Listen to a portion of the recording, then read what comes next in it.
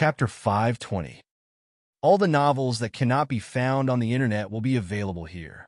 On the other side, the man with the silver fox walked towards Gu Jiao with a murderous look.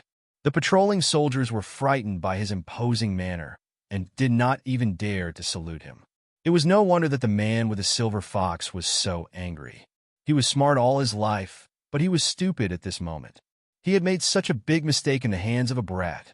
He was unwilling to admit his stupidity and did not want to regret. If he had not been obstinate and self-opinionated and listened to his uncle, what would have happened? But there were no ifs in this world, only consequences and results. He could not deceive himself. He regretted that he did not meet that soldier from the Zhao kingdom. If he was given another chance, he would definitely kill him without hesitation. It was too late to kill him now, but he had nowhere to vent his anger. He had to do something, but the man with the silver fox did not expect that when he kicked open Gu Jiao's door, what awaited him was an empty room. "Where is she?" "Doctor." There was no doctor. "Sir." The soldiers who were patrolling nearby walked towards the source of the sound and cupped their fists at the man with the silver fox. The man with the silver fox pointed at the room and said coldly, "Where is the person inside?" The soldier said with a strange look, "Sir, are you asking about Dr. Tong? Didn't you ask Dr. Tong to treat the princess?" "When did I?" The man with the silver fox wanted to say something, but stopped. He looked at the empty room and thought of something. His expression changed. He pushed the soldier away and walked towards his own courtyard in big strides. When he was near his courtyard, he heard a commotion. Then he saw thick smoke and fire not far away. "Quick, quick, quick! Water!" A corporal ordered the soldiers to fetch water. The scene was in a mess. The man with the silver fox grabbed a soldier who was fetching water and said sternly, "What happened?" The soldier said in shock, "Sir, your courtyard is on fire." His courtyard? The silver fox man's expression changed again. He abandoned the soldiers and rushed over. The fire started from the inside of his study. At first, the soldiers didn't notice it, but by the time it reached the outside, the fire was already quite big. Almost all the documents and important objects in the study were burned to ashes. Jade Disc, the imperial jade plate of the Great Li Dynasty. That was the genealogy of the Huangfu clan. Every heir of the imperial family was recorded on the jade disc. It was the only thing that could trace their identities. Without the jade disc, who knew what kind of descendants the Huangfu family had left? Who knew what kind of relationship Huang Fuzheng had with the previous dynasty? If the imperial jade seal was lost, it could be found. If it was broken, it could be repaired. However, if the genealogy of the royal family was lost, it would be irretrievable. This fire didn't burn the jade disc of the Great Li Dynasty, but the fate of the Huangfu clan. The Huangfu clan was done for. Huang Fuzheng stared in disbelief at the fire that seemed to be burning the Huangfu family's fortune. His heart was boiling with anger. His body was on the verge of collapsing. He refused to accept the thought that flashed through his mind. His hand that was holding the sword began to tremble slightly. "Is the princess all right?" He suppressed his anger and asked the soldier beside him. The soldier said, "The princess went out." Huang Fuzheng frowned and asked, "What do you mean?" The soldier replied, "The princess said that she went out for a walk." Huang Fuzheng had never restricted Princess Ning An's freedom to leave the courtyard. As long as she was on the mountain, she could go anywhere she wanted. However, she didn't leave the courtyard a few days ago. Why did she go out today? Only then did Huang Fuzheng remember that Princess Ning An had summoned Dr. Tong to treat her illness. He had hurried over because he felt that something was wrong. However, when he saw the fire, he forgot about the important matter. No, the fire burning the jade disc was the most important thing. However, it was already burning. Could he still grab the ashes of the jade disc and put it together? Huang Fuzheng went to Ning An's room. Nothing seemed to have changed. However, when he looked carefully, he found that Princess Ning An's token was missing. The snacks and dry food on the table were also gone. Huang Fuzheng narrowed his eyes coldly. "Ning, you'd better not betray me." In the forest behind the mountain, Princess Ning, who was wearing a sable cloak, slipped and fell heavily. "Princess!" Lian hurriedly supported her. Princess Ning and shook her head. I'm fine. There were 4 of them. Princess Ning and Lien Dr. Tong, and Gu Jiao. The 4 of them put on masks and braved the biting cold wind as they shuttled through the forest behind the mountain. Princess Ning and was actually not as delicate as the rumors said in the capital. At least she wasn't now. She had lived in the bitter cold of the frontier fortress for so many years, often mingling with the herdsmen. She had herded the sheep, farmed the fields, and done the dirty and tiring work. Her hands were no longer the slender jade-like hands that had lived a pampered life. Her face had also lost its fair and translucent skin due to weathering and exposure to the sun. However, she still had the noble aura of a royal family. Princess Ningen fell again. Soon, Dr. Tong also fell down. There was no other way. The snow was too deep. Princess, let me carry you, Lien said. Princess Ning and waved her hand. You can't carry me. I'm too heavy. As she spoke, she turned back to look at the path they had come from. Even though it was night, the moonlight reflected off the snow made the entire back mountain appear very bright. Their mottled footprints could be seen all over the ground. Let's go quickly. They'll catch up soon, Princess Ningen said, panting. Gu Jiao focused and asked Princess Ningen, where's the secret passage? Princess Ningen raised her sore hand and pointed to the back of the forest. Through this forest, there is an old well. Underneath the well is the secret passage, if I remember correctly. The last sentence made Dr. Tong's eyelids twitch. Princess, what do you mean by if you remember correctly? Do you know the secret passage or not? Princess Ningen said awkwardly. I only saw the blueprint of the secret passage in the study. I roughly remember. Dr. Tong was mute. If she remembered incorrectly and they were cornered, wouldn't they die even more miserably? Let's go, Gu Jiao said. Dr. Tong gritted her teeth and followed. They had already escaped. There was no way they could go back. Lien and Dr. Tong supported Princess Ningen, while Gu Jiao held the red-tasseled spear and tried to keep a safe distance from them. They passed through the forest and arrived near the ancient well. The ancient well was covered by a thick layer of snow. It took them a long time to find the cover. It's locked, Dr. Tong said in despair. Gu Jiao reached out with her red-tasseled spear and easily broke the lock. Dr. Tong was dumbstruck. Gu Jiao lit a match and threw it into the ancient well. She used the light to see the walls and bottom of the well. There was a rope ladder hanging from the wall of the well. The bottom of the well was empty. There was no danger at the moment. I'll go down first, Gu Jiao said. Be careful, Princess Ningen said. Gu Jiao turned back and nodded slightly. She jumped into the well with her red-tasseled spear. Seeing that she didn't use the rope ladder and directly jumped down, they couldn't help but be surprised. Gu Jiao picked up the match and looked around. She looked up and said, There's a passage below. There's no danger at the moment. Come down. Princess, you go down first, Lien said. Princess Ningen nodded and slowly went down the rope ladder. Lien was next. She was carrying a bundle and almost got stuck at the mouth of the well. Throw the bundle down, Gu Jiao said to her. Okay, little brother Gu, you catch it? Lien threw the bundle to Gu Jiao. Gu Jiao caught it. Lien carefully climbed down. After she steadied herself, she looked up at the mouth of the well. Dr. Tong, you should come down too. Dr. Tong had one foot on the mouth of the well, but the other foot didn't move. Aye, I'm afraid of heights. It's not high. There's a ladder, Lien said.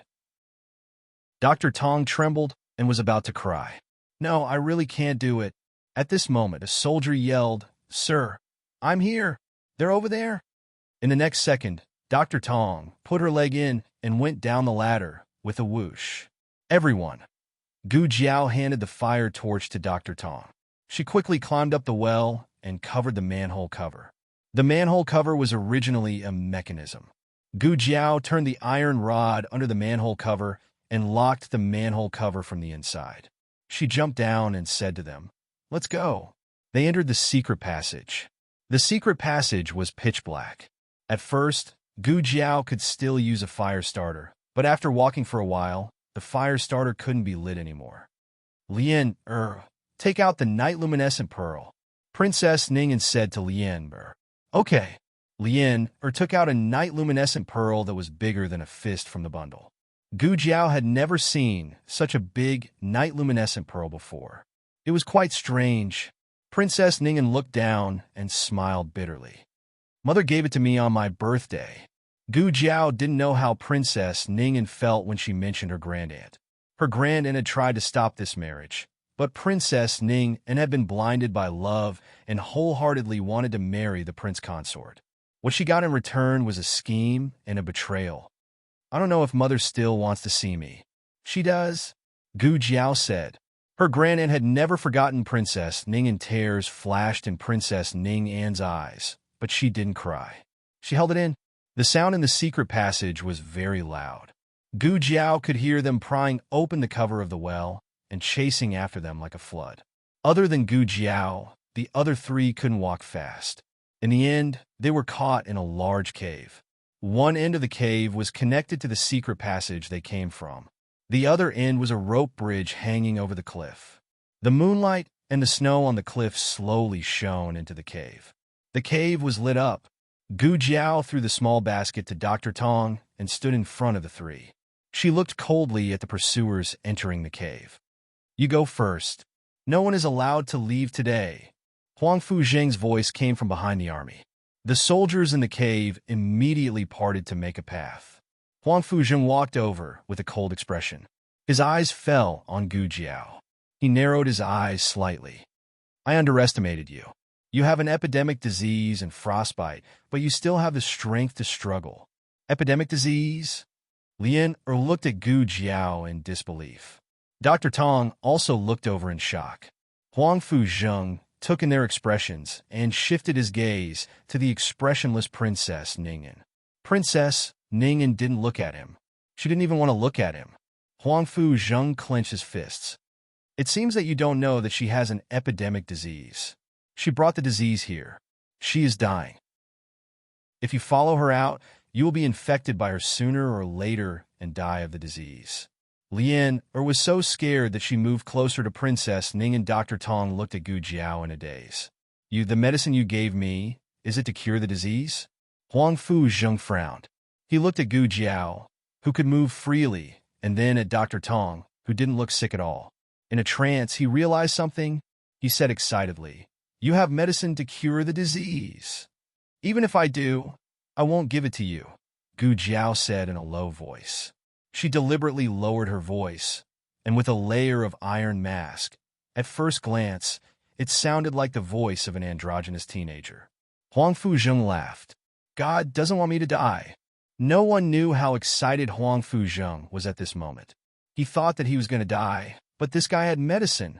It was a medicine that could really cure the disease. He and his uncle could be saved. Gu Jiao didn't bring anything with her. Instead, Dr. Tong carried her own medicine box and Gu Jiao's small basket. Huang Fuzheng smirked coldly. Leave this brat to me. You guys go and stop them. Yes. He looked at Princess Ning and don't hurt the princess. Yes. The soldiers swarmed forward. Gu Jiao raised her red spear. Huang Fuzheng jumped up and fought with her. Huang Fuzheng snorted. Boy, I saved you. If it weren't for me, you would have frozen to death in the snow. It's fine if you don't thank me, but you repay my kindness with ingratitude. You hurt me and my uncle, and you even tried to kidnap the princess. Not kidnap, rescue. Gu Jiao swung her spear. Huang Fuzheng raised his sword to block. The two sides fought fiercely in the cave. Huang Fuzheng sneered. Boy, you are no match for me. Gu Jiao was still sick, so her strength was reduced. However, Huang Fuzheng was infected with the disease. He was not much stronger than Gu Jiao. When Gu Jiao stabbed at Huang Fuzheng again, Huang Fuzheng couldn't block it. His long sword was broken. Gu Jiao's red tasseled spear pierced through his shoulder. Then Gu Jiao kicked him to the ground. Huang Fuzheng spat out a mouthful of blood. He didn't expect this boy to be so good at fighting. No wonder he could kill Sky Wolf. Gu Jiao's kung fu was not as good as Huang Fuzheng's. However, If Gu Jiao wanted to die, would Huang Fuzheng dare to? Gu Jiao's eyes were like a ferocious wolf. She took a few steps forward and attacked Huang Fuzheng fiercely. She was running out of energy. She had to solve this problem before that happened. Chapter 5:21. However, just as Gu Jiao was about to cut off Huang Fuzheng's neck, a soldier on the other side grabbed Dr. Tong and held a knife to her neck. "Stop, or I'll kill him." Gu Jiao turned around and looked at him coldly. The soldier trembled under her murderous gaze. Before the soldier could threaten her, Gu Jiao's red-tasseled spear flew out and pierced the soldier's head. Dr. Tong felt a hot wave of heat shoot towards his face. He closed his eyes and froze. He didn't dare to think if it was blood or brain matter. Huang Fuzheng was shocked by the scene in front of him.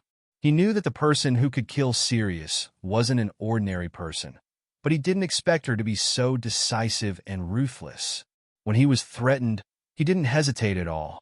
At that moment, Huang Fuzheng's blood was boiling. He was excited, fearful, and looked up to an expert. Huang Fuzheng looked at Gu Jiao in disbelief. Gu Jiao stepped on his chest. His ribs broke instantly, and he spat out a mouthful of blood. He trembled in pain. Gu Jiao looked down at him from above, her emotionless eyes filled with coldness. Killing someone wasn't scary. What was scary was how calm she was when she did it. Huang Fuzheng felt his soul tremble. Gu Jiao only needed a little more force to step on his ribs and into his lungs. At this critical moment, Huang Fuzheng still didn't give up and looked at Princess Ningyan. Princess Ningyan turned her face away. "Ningyan," he said, enduring the pain. Princess Ningyan's throat moved. He didn't know if she heard him or not, but she didn't turn to look at him. Huang Fuzheng suddenly smiled. "My uncle has no son. He once said that if he became the emperor, he would make me the crown prince. At that time, I thought that if I became the crown prince, you would be my empress." "Ningyan, what's wrong with being the empress? Why don't you want it? They killed your mother. They are your enemies. You would rather return to their side than be my empress." "Ningyan, are you done?" Gu Jiao asked calmly. Huang Fuzheng coughed out a mouthful of blood. He withdrew his gaze from Princess Ningyan and looked at Gu Jiao mockingly. "Do you really think you can leave after killing me? Do you know how much effort I put into building this secret passage? If I don't want you to leave, none of you can leave." "Including the princess?" Gu Jiao asked. Huang Fuzheng recognized that she was a girl. Unfortunately, his attention was not on Gu Jiao's voice. He said, "Yes, including her." Gu Jiao said again, "You are dying, but you don't let her leave. Is this how you treat her?" Huang Fuzheng gritted his teeth. "As long as you are willing to give me the medicine, I won't die, and Ningyan won't lose her husband." "Oh, you mean it's my fault?" Gu Jiao tilted her head coldly and looked at him. "You are the one who caused the epidemic." Huang Fuzheng's confidence was completely crushed by her words. In the end, it was all about harming oneself. Huang Fuzheng was seriously injured. He was so angry that his intestines turned green with regret. He coughed out another mouthful of blood. Let him die on his own. Princess Ningyan suddenly turned around, her voice trembling uncontrollably. "Anyway, he has the epidemic. He can't live." Huang Fuzheng's eyes lit up when he heard Princess Ningyan pleading for him. However, the next second, he heard Princess Ningyan say, "When we cross the bridge, cut it off." This was the only secret passage. If the bridge was broken, they would never be able to get out. Huang Fuzheng's expression froze. "Ning, why are you forcing me? Miss Gu, let's go." Princess Ningyan walked out of the cave without looking back. Gu Jiao walked over and pulled out her red-tasseled spear. Huang Fuzheng looked at Princess Ningyan's back and said, "I told you, you can't get away. Only I can get out of this secret passage. If you don't believe me, you can try." Princess Ningyan had one foot on the cable bridge. She paused for a moment, but did not pay attention to it. She walked forward. Something incredible happened. The moment the cable bridge swayed, the cliff on the other side suddenly shook. It was as if something was splitting open, and then a stone door was revealed. With a loud bang, the stone door opened, and a death warrior full of murderous aura walked out from inside. The man was as tall and strong as Sky Wolf, and his aura was almost the same as Sky Wolf's. Gu Jiao's eyes turned cold. This was Huang Fu Zheng sneered. Yes, it's Sky Wolf, the second Sky Wolf. Do you think I only have one Sky Wolf? Although he is not as powerful as Sky Wolf, he is not much weaker. He is more than enough to deal with you. Gu Jiao was so exhausted that it was difficult for her to breathe. She could barely kill Huang Fu Zheng. If Sky Wolf came, she would have no chance of winning. Huang Fu Zheng said arrogantly, "Give me the medicine, and I'll leave your body intact. Don't hurt her." Princess Ning and walked quickly to Gu Jiao. "Do it," Huang Fu Zheng said to the man of sacrifice. The man of sacrifice was incredibly fast. He crossed the cable bridge in an instant, passed Princess Ning and came to Gu Jiao's back. He grabbed Gu Jiao's neck, intending to lift Gu Jiao up high. But before he could exert his strength, another strong figure came from the cable bridge. A sharp sword chi cut the man of sacrifice's back. The man of sacrifice did not have time to dodge. He was hit and the armor on his body cracked. Almost at the same time, Gu Jiao blocked his shoulder with the red tasseled spear. She lifted her foot and kicked him in the chest, using the force to break free from his hands. The man of sacrifice was not injured by this kick, but after being hit twice, he was really angry. He raised his hand to grab Gu Jiao, but Gu Changqing quickly flashed to Gu Jiao and stabbed the man of sacrifice's wrist. The man of sacrifice's wrist armor cracked. Gu Changqing held Gu Jiao's waist. He stepped back a dozen steps and gently put his sister down at the entrance of the cave. His hand holding the sword was full of murderous intent. He looked at Gu Jiao with gentle and loving eyes. "Can you still walk? Cross the bridge first and wait for me there." Gu Jiao nodded. The soldiers in the cave were not a threat. They had been scared silly by Gu Jiao's headshot. Almost no one dared to stop her. Gu Jiao, Princess Ning, and the others got on the cable bridge. "Stop them!" Huang Fu Zheng shouted. Gu Changqing blocked the entrance of the cave with his long sword. He looked coldly at the man of sacrifice charging at him. He said to Gu Jiao, "Get on the bridge and don't look back." "Okay." She did not look back. Gu Jiao led the way onto the bridge. Princess Ning and then Lian followed closely behind. Dr. Tong brought up the rear, but he really was afraid of heights. This time, it was not an ancient well under his feet, but a bottomless abyss, and the cable bridge would shake. Sob, sob, sob. It was too difficult for him. "They're coming," Gu Jiao said. "Ah!" Dr. Tong waved her arms and leaped over with a whoosh. He was the first to reach the cliff on the other side. The sounds of fighting came from behind them. Cold wind blew from the cave towards the cable bridge. Gu Jiao smelled the thick scent of blood. She didn't know if it was the man of sacrifices or Gu Changqing's. She was obedient. She did not look back. The group crossed the bridge and entered the cave on the other side of the cliff. Snow fell from the sky again.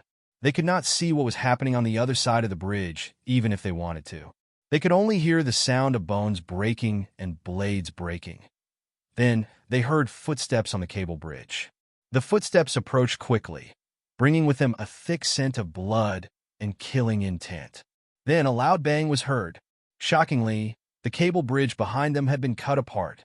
Gu Jiao quickly turned around. The figure with the scent of blood and killing intent came over and gently pulled her into his embrace. But he did not let his blood-stained arm touch her. "Didn't I tell you not to look back? You're not obedient at all." His murderous aura dissipated in an instant. Gu Jiao's little head was against his chest. She pointed behind her. "That's behind me. I didn't look back." Gu Changqing couldn't help smiling. His lips curled, twisting words. Gu Jiao sniffed. "You're injured." Gu Changqing said, "No, it's his blood." "Is he dead?" Gu Jiao asked. He would not let off a single person that bullied his little sister. The snow that filled the sky poured into the cave. The death warrior was stabbed in the chest by a huge broken ice pillar. Beside him, the prince consort was stabbed in the heart by a sharp sword. He turned his head and looked at the cave on the other side of the rope bridge. Not only did Gu Jiao not look back, Ningen didn't look back either. Princess Ningen only saw half of the map. They had to figure out the rest of the way by themselves. They passed through countless caves in the mountain range. Even they weren't sure where they were at the end. Gu Chongqing carried Gu Jiao on his back, and her red-tasseled spear hung in front of him. "I'm sick," Gu Jiao said. "It's an epidemic, so you have to put me down," Gu Jiao said in a doctor's tone. It was very serious. However, to Gu Chongqing, it sounded like his sister was seriously ill and his sister felt wronged. "It's my fault." Gu Chongqing apologized sincerely. "I didn't take good care of you." Gu Jiao. "What was going on?" Gu Jiao said, "I don't want you to carry me."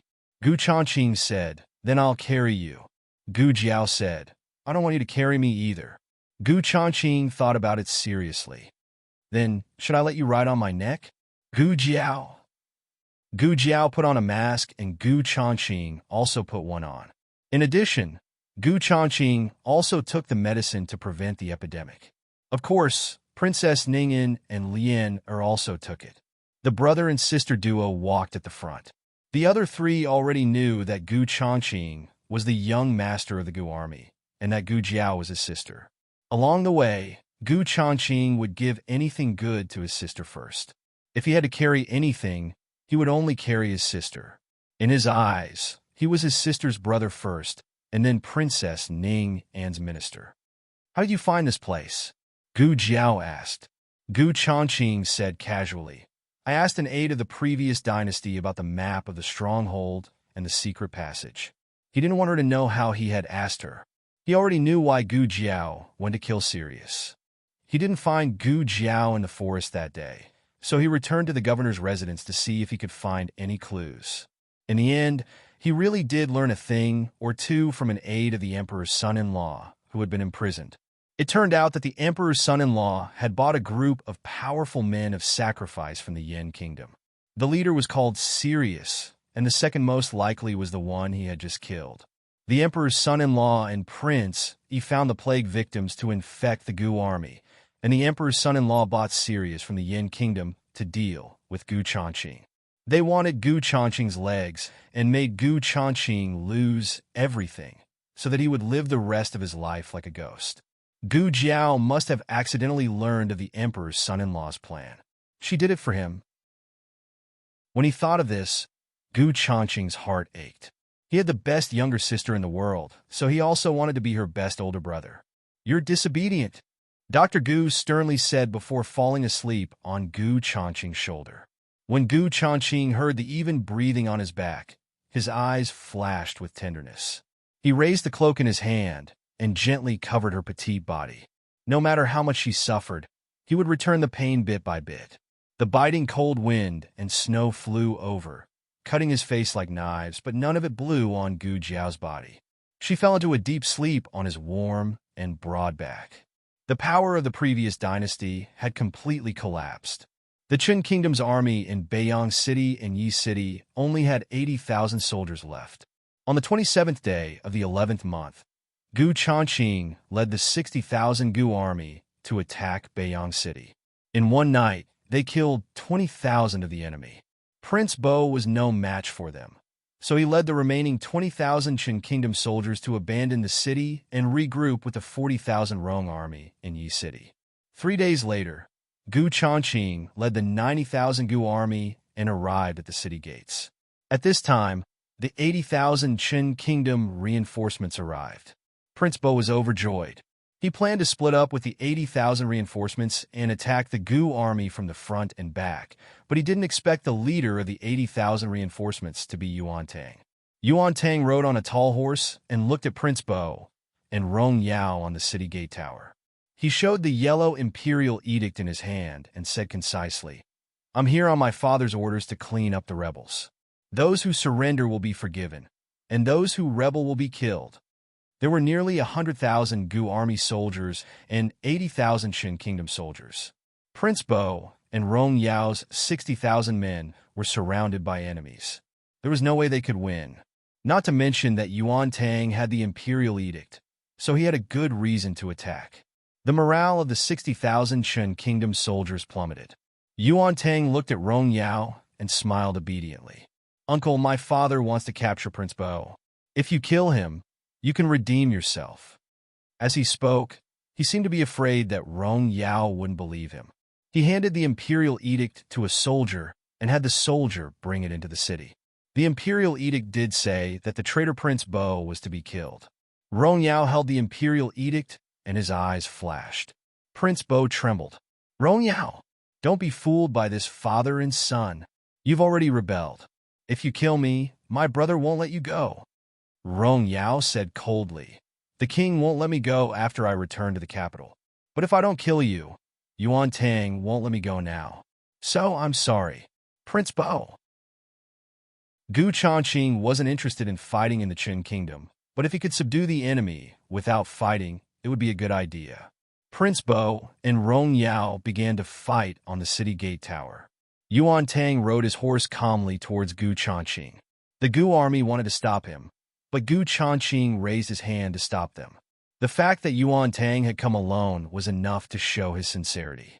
Yuan Tang stopped in front of Gu Chongqing's horse, raised his eyebrows, and introduced himself. Dr. Gu's friend, Yuan Tang. Gu Chongqing looked at him deeply, straightened his back, and said with a rare boastful tone, Zhao Zhao's older brother, Gu Chongqing. The Gu army was speechless. Isn't this introduction a bit wrong? Shouldn't it be the sixth prince of the Qin kingdom and the young master of the Gu army? In your eyes, these two identities can't compare to Dr. Gu's friend and Zhao Zhao's older brother? Chapter 522. Prince Bo is a member of the royal family. Although he can be considered a martial artist, he can't be compared to Rong Yao, who is a famous general on the battlefield. In the end, Prince Bo was seriously injured by Rong Yao and died. I was reckless. I wanted to capture him alive, but this person was too difficult to deal with. I accidentally killed him. Please punish me, Your Highness. This is what Rong Yao said when he walked down the tower and came to Yuan Tang. Yuan Tang was still by Gu Chongqing's side, riding a tall horse. He looked down at his own uncle, Rong Yao. He laughed coldly in his heart.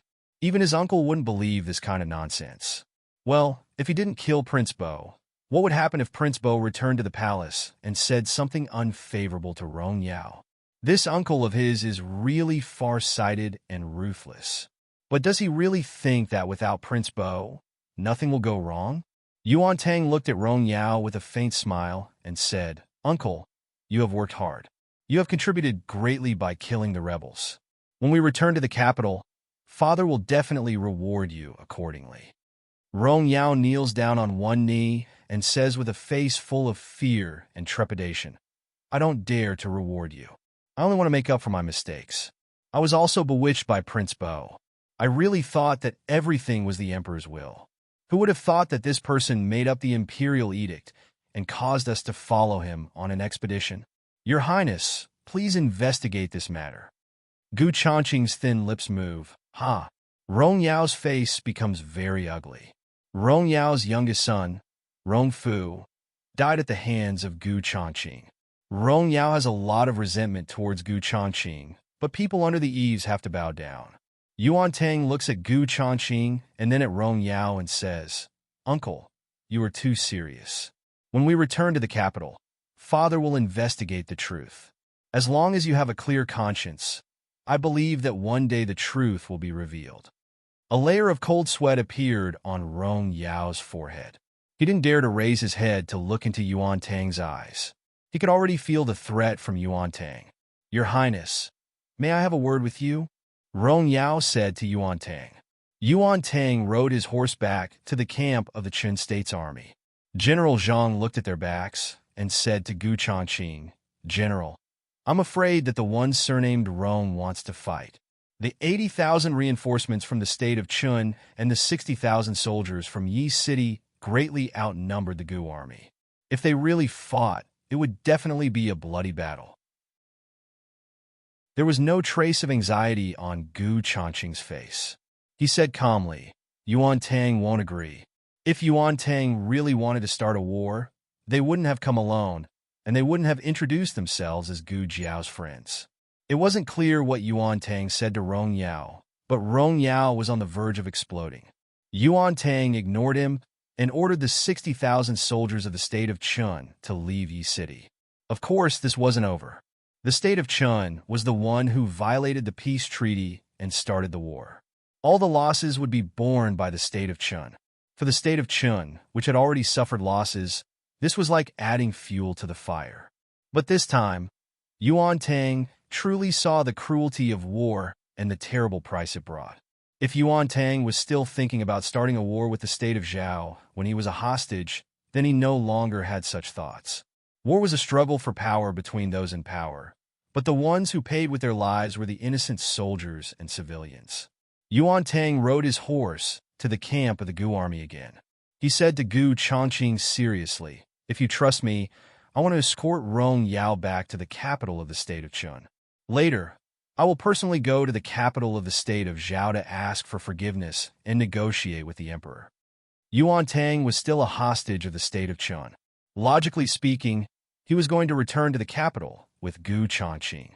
Letting him go was like letting a tiger return to the mountain. Without waiting for Gu Chongqing to answer, Yuan Tang said again, "But before that, I hope to go to Yuegu City with you and pay a visit to the Grand Marshal and the old Marquis." "Okay," Gu Chongqing said. Yuan Tang had followed Gu Chongqing to ancient Moon City alone. This magnanimity and courage made people look at him in a new light.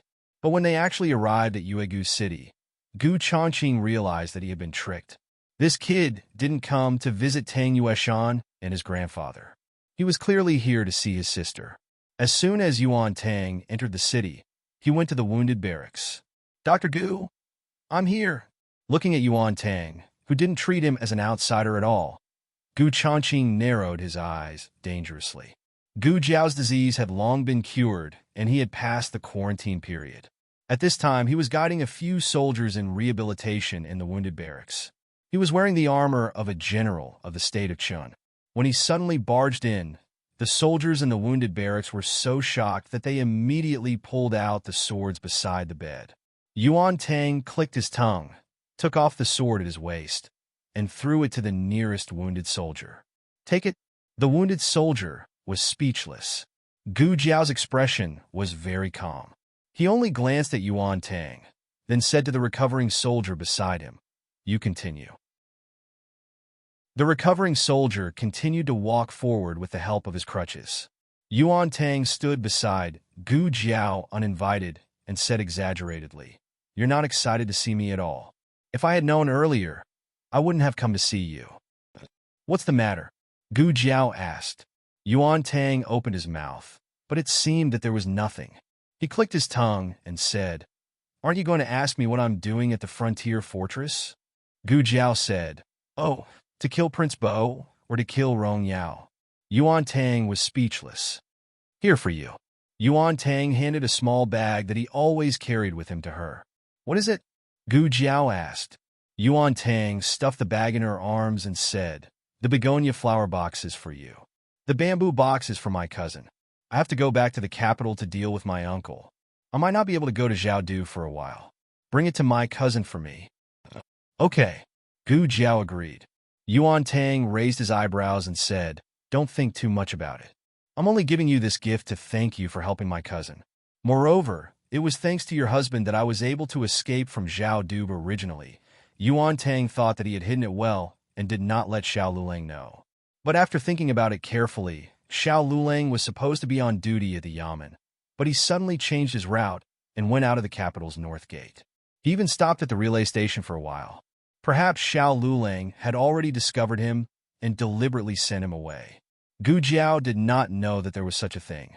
It was really fortunate that Xiao Heng let Yuan Tang go. Otherwise, this battle would not have ended so quickly. Moreover, both sides would have suffered a lot of casualties. Yuan Tang said, "Okay, I've said everything that needs to be said. I should go now. Remember to tell my cousin to miss me."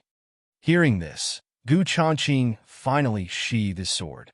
Yuan Tang spurred his horse and left Yuegu City. Looking at his receding figure, General Zhang asked, "General, are we really letting him go just like that? The state of Chun has 140,000 soldiers. If he starts a war with us now—" "He won't," Gu Chongqing said. Zhao Jiao believed in him, so he believed in him. Gu Jiao came out of the wounded barracks and saw Gu Chongqing waiting at the door. "Are you here to change your bandages?" Gu Jiao asked. Gu Chongqing said seriously, "Yes." Gu Jiao took him to the tent next door and cut the gauze on his hands with scissors. This was not the injury he got when he held the red tasseled spear to protect Gu Jiao when she lost control when he first came to Yuegu City. It was the injury he got when he went to the nest of the remnants of the previous dynasty to find Gu Jiao. Gu Chongqing skimmed over the incident that day, but the process was far more difficult and complicated than he imagined. He learned from his advisor that the map of the previous dynasty's army's nest and the secret passage was not fake. Unfortunately, the map was incomplete, and the wooden bridge leading to the nest was destroyed by Huang Fuzheng. Gu Chongqing stood on the cliff for a long time. He was sure that unless he grew wings, it was impossible for him to fly over with his qinggong. He planned to go down the mountain first, go around the foot of the mountain, and then climb to the top of the opposite mountain. The hardships were self-evident. Fortunately, although the map was incomplete, the general direction was correct. He climbed the cliff with great difficulty and almost fell into the bottomless abyss several times. At that time, he only had one thought in his mind. He wanted to live and find his sister alive. The injury on his hands was from climbing the cliff, and it had not healed yet. He also led troops to fight, and it was torn repeatedly. In Gu Chongqing's eyes, this injury was nothing. If Gu Jiao was not here, he would not have bothered to change his dressing. "You can't get injured again, or your hands will be crippled," Gu Jiao said seriously as she changed his dressing. Gu Chongqing smiled gently. "Yes, I won't. The war is over. The thread here can be removed," Gu Jiao said as she looked at the wound on the back of his left hand. Gu Chongqing obediently stretched out his hand. Gu Jiao took out a sterilized pair of scissors. "It will hurt a little," Gu Chongqing said. "It won't hurt. It won't hurt even if you get stitches." There was no anesthetic, so it would be strange if it didn't hurt. At the mention of this, Gu Jiao's hand paused. After escaping from the mountains, she had stitched up Gu Chongqing's wounds. At that time, there happened to be a wounded soldier who also needed stitches. However, there was only one anesthetic in the small medicine box. Gu Chongqing gave the anesthetic to the wounded soldier because he did not need it. He was a martial artist, so it was inevitable for him to get injured. Occasionally, when his injuries were serious, he would need to drink a little anesthetic soup. However, no matter what kind of anesthetic soup it was ineffective on him.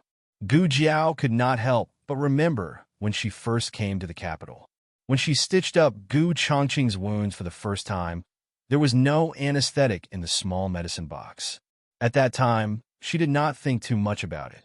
Now that she thought about it, perhaps the small medicine box had already determined that the patient could not tolerate anesthesia. So, all the big and small wounds on his body were stitched up without anesthesia at all. Gu Chongqing stared at Gu Jiao and smiled gently. "It doesn't hurt, really." Gu Jiao answered seriously, but her movements were much lighter. The war was over, and the plague patient had recovered. Now, it was time for Gu Jiao's group to return to the capital. Tang Yueshan left behind a portion of the garrison. Gu Chongqing also left behind 20,000 Gu clan soldiers to assist in the reconstruction of the three cities after the disaster. After the governors of Beiyang City and Yi City were killed, the imperial court issued edicts overnight to appoint 2 new governors. When the new governors arrived at their respective residences, the Gu clan army and the imperial court's garrison were ready to go. Princess Ning was going to return to the capital with them. It was the old Marquis's task to bring Princess Ning back to the capital. Currently, the old Marquis was still recovering in bed, so Gu Chongqing came forward to ask Princess Ning for instructions. In the governor's residence, Gu Chongqing met with Princess Ning in the study. Ever since Princess Ning came down from the mountain, she had been staying in her room. She did not go out or speak to anyone. Gu Chongqing understood that the matter of the remnants of the previous dynasty had a great impact on her, so he never mentioned the war or the prince consort in front of her. Gu Chongqing cupped his hands in greeting and said seriously, "We'll be returning to the capital tomorrow morning. Does the princess have any other orders?" Princess Ning stared blankly at the snowy scenery outside the window. After a while, she muttered, on the way back to the capital, "Can we go to G City to pick up someone?" As she spoke, she seemed to be afraid of troubling Gu Changqing, so she added, "There's no need for too many people. A few people will be enough. It won't be hard for him to pick up." Gu Changqing roughly understood who they were going to pick up. He said, "I will go personally." "I want to go too." In another room in the governor's residence, Gu Qingfeng, who had already taken off the splint on his arm and was back to full health, exploded. He had finally recovered from his injuries and planned to go to the battlefield to fight to his heart's content. But in the end, he was told that the Chun kingdom had surrendered. He had just become a part of the Gu clan's army and had assumed the title for nothing. The main reason was that he wanted his eldest brother to witness his strength. "Okay," Gu Changqing agreed. Gu Qingfeng was excited the entire night. Finally, he could go on a mission with his eldest brother. Unexpectedly, when he walked out of the military camp fully armed, he saw Gu Jiao by his eldest brother's side. Gu Qingfeng's face instantly darkened. "She's going too? Wasn't it just him?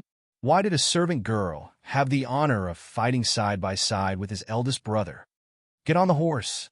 Gu Changqing patted his horse and said, "That's more like it." Gu Qingfeng curled his lips and walked towards his eldest brother's horse.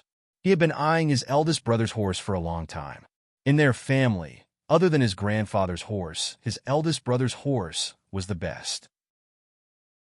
It was even better than the horse he had stolen from the prince consort. "Not you." Gu Changqing blocked him mercilessly. He carried Gu Jiao by the waist and gently placed her on the horse's back. He said gently, "Sit tight." Gu Jiao nodded. Gu Changqing flipped over and sat on Gu Jiao's horse. Then, the two of them left like a cloud of dust. Gu Qingfeng was left behind with a dumbfounded expression. "Hey, have you all forgotten something?" Chapter 5:23. The person Gu Changqing and Gu Jiao were going to pick up was the son of Princess Ning and Huang Fuzheng. He was 13 years old this year. When Princess Ning mentioned him, she didn't say much. She only said, "He's not in good health." But when the three of them arrived at the address Princess Ning provided, they realized that they had underestimated the meaning of "not in good health." It was a young man sitting in a wheelchair. His cheeks were thin and his skin was pale.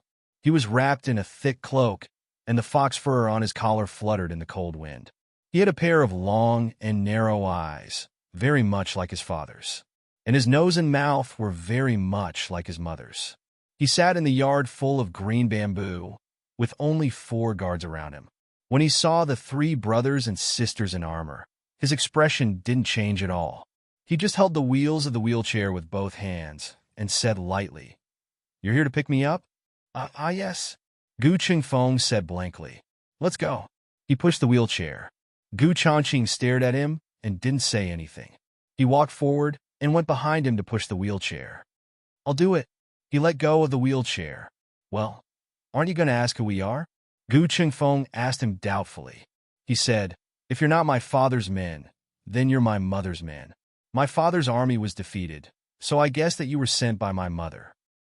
"Quite smart," Gu Qingfeng muttered. To be honest, Gu Qingfeng was a little disappointed. He thought that they were here to save someone, but who would have thought that they were really here to pick him up? He wanted to fight and show his brother his kung fu, but it was a waste. Gu Changqing pushed the young man out the door. Gu Jiao stood at the door, leaning against the door frame with her arms crossed. When Gu Changqing pushed the wheelchair over, Gu Jiao glanced at his leg. It was not out of any offense or curiosity. It was purely a doctor's diagnosis of a patient. Unfortunately, his legs were covered with a thick blanket, so Gu Jiao couldn't see anything. In the house, there was a special carriage for the young man. The door at the back could be opened, and when it was lowered, it would be a landslide. Gu Changqing pushed the wheelchair up, and Gu Qingfeng helped to close the door. "Are they leaving together?" Gu Changqing looked at the 4 guards in the house. The young man said indifferently, "Does the capital lack people to serve me?" There was nothing wrong with his words, but it made people feel that he was not easy to get close to. However, Gu Changqing originally had no intention of getting close to him. On the way back to the capital, They were lord and minister. Perhaps after returning to the capital, they would become strangers who would never see each other again. There was something on the floor of the carriage to secure the wheelchair, but Gu Changqing was not familiar with it, so the young man did not remind him. When the coachman was about to start the carriage, Gu Jiao said, "Wait." The coachman stopped. Gu Jiao lifted the curtain and got into the carriage. She pulled out a few wooden buckles hidden in the floor and stuck them on the wheels of the wheelchair.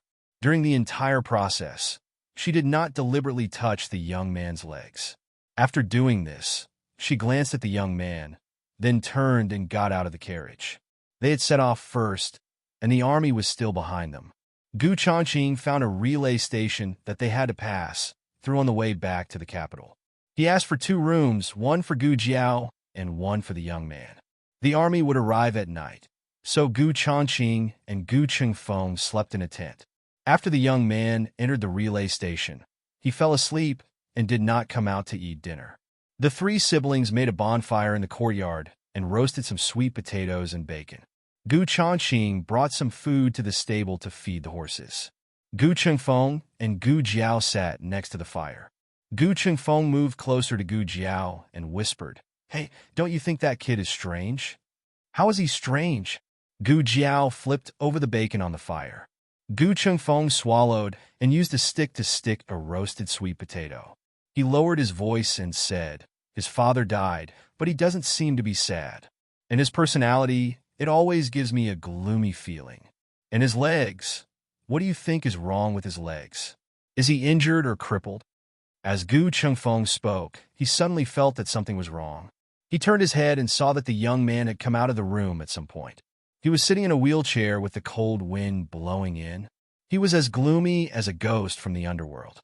Gu Chengfeng had always been bold, but this time, he could not help but feel his hair stand on end. The sweet potato in his hand dropped. Gu Jiao looked at him calmly, then looked away and continued to roast the meat. "What are you roasting?" the young man asked. "Bacon." Gu Jiao said, "I want to eat too." The young man said. Gu Jiao flipped the meat. "I'll send it in when it's done." The young man refused. "No, I want to eat here." There were steps from the house to here. He could not go down by himself. Gu Chengfeng composed himself and walked over. He carried him down the steps with his wheelchair and pushed him to the fire. "It's windy here. You can go in after a while," Gu Chengfeng kindly reminded him. The young man did not respond. Instead, he looked at Gu Jiao, who was seriously roasting meat. "Why are you wearing a mask? Are you ugly? Can't you see people?" Gu Chengfeng straightened his back. "Hey! How can you say that? Who's ugly?" The young man mocked. "If you're not ugly, why are you covering your face?" Gu Chengfeng wanted to beat him up. Gu Chengfeng's face turned cold, and he snorted. "We like to. If covering your face means you don't have the face to see people, then are you sitting in a wheelchair without legs?" As soon as he finished speaking, Gu Chengfeng felt the young man's expression stiffen. Gu Chengfeng suddenly realized that he might have said something wrong. He opened his mouth to say something, but it was too late.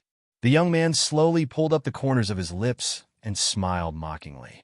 Then, under Gu Chengfeng's somewhat guilty and shocked gaze, he raised his pale hand and pulled away the blanket covering his legs. A gust of cold wind blew past, blowing up his empty trousers. The military report of the victory at the frontier fortress arrived at the palace as early as the beginning of December. The emperor and the civil and military officials all breathed a sigh of relief.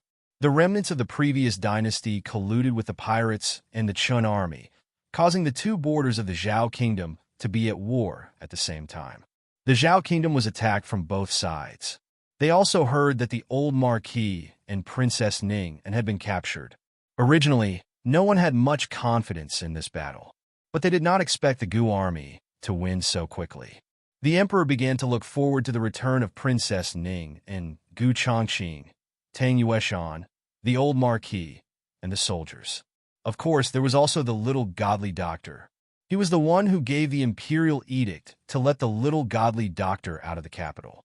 At that time, he really did not expect the little godly doctor to go to the frontier fortress. If it were not for the news from Yuegu City that there were 2 officials sent by Empress Dowager Zhuang with the token of Rinshou Palace, he would still be in the dark. If he had known that she was going to such a dangerous place, he would not have given her the imperial edict to leave the city. Only the heavens knew that his imperial mother hated him to death. He had not seen her for 3 days. Not here yet? Not here yet? The emperor sat restlessly in the imperial study. Soon. They said that they will arrive in a few days. Eunuch Wei said with a smile. The emperor looked at him with hidden bitterness. You said that last time? Eunuch Wei smiled embarrassedly. Isn't it because the mountain was blocked by heavy snow and they suddenly could not leave? The weather was colder than when they left, and the mountain was blocked by heavy snow more often. Originally, according to the speed of the army's rapid march, they should have arrived in the capital on the 20th. But day after day, even after the new year, there was still no sign of the army. The emperor slumped back in his chair. If the little godly doctor does not return, I fear that Imperial Mother will ignore us for the rest of her life. The emperor was wrong. Zhao Jiao did not return. Empress Dowager Zhuang did not want to pay attention to this foolish son of hers. He actually took her Zhao Jiao to the frontier fortress. How did she not suffocate him with a blanket? In Bai Shui Alley, the family was also waiting for Gu Jiao to return. Each day felt like a year. The night that Gu Jiao left, they all went to sleep. It was only the next day that Xiaoheng told them that Gu Jiao had gone to the frontier fortress. Yao Shi almost fainted on the spot. The frontier fortress was at war. How could her daughter go to that kind of place? Gu Yin was used to Gu Jiao's existence. When she suddenly left, Gu Yin felt as if he had been cut in half and taken away. Gu Xiaoshan was also very worried and sad. He grew up with Gu Jiao.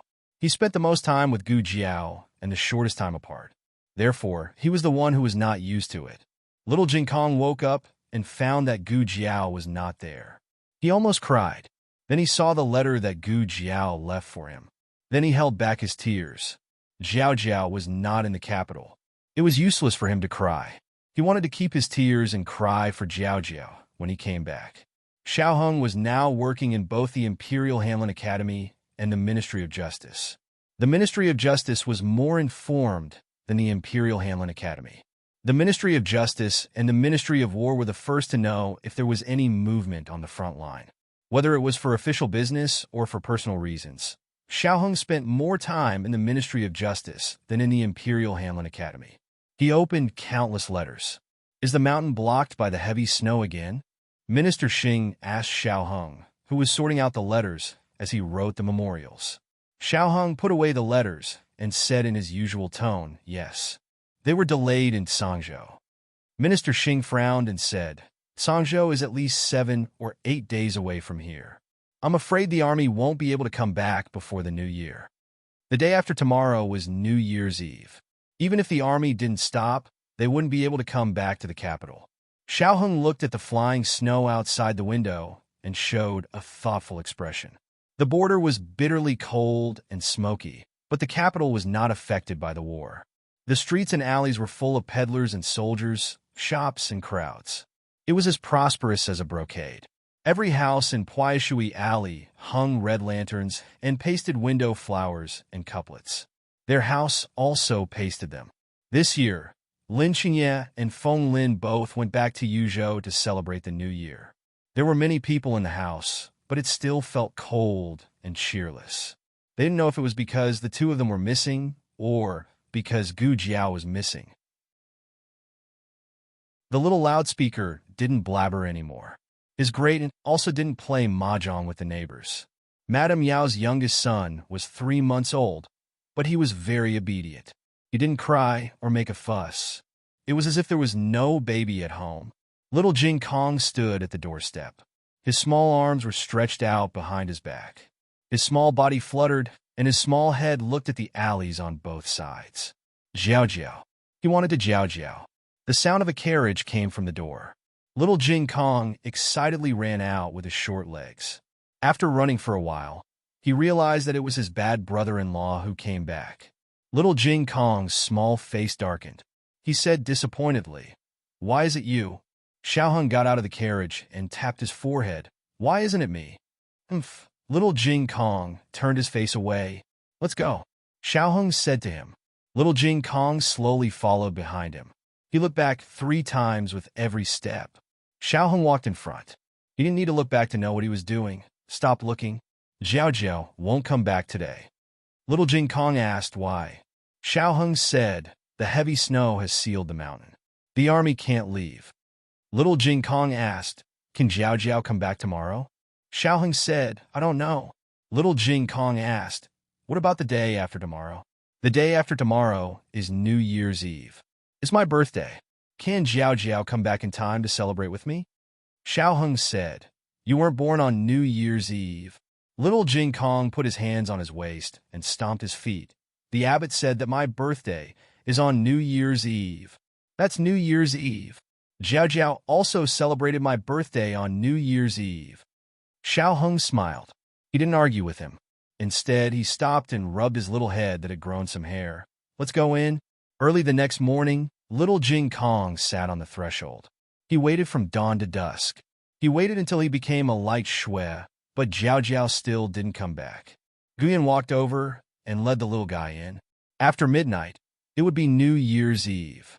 The army was still trapped in the snowy mountains of Sangzhou. It was destined that they wouldn't come back this year. At night, the family sat by the fire in the central room. Suddenly, there was a knock on the door in the front yard. They were all startled. Jiao Jiao. Little Jing Kong was the first to rush out. However, it wasn't Gu Jiao Jiao who came.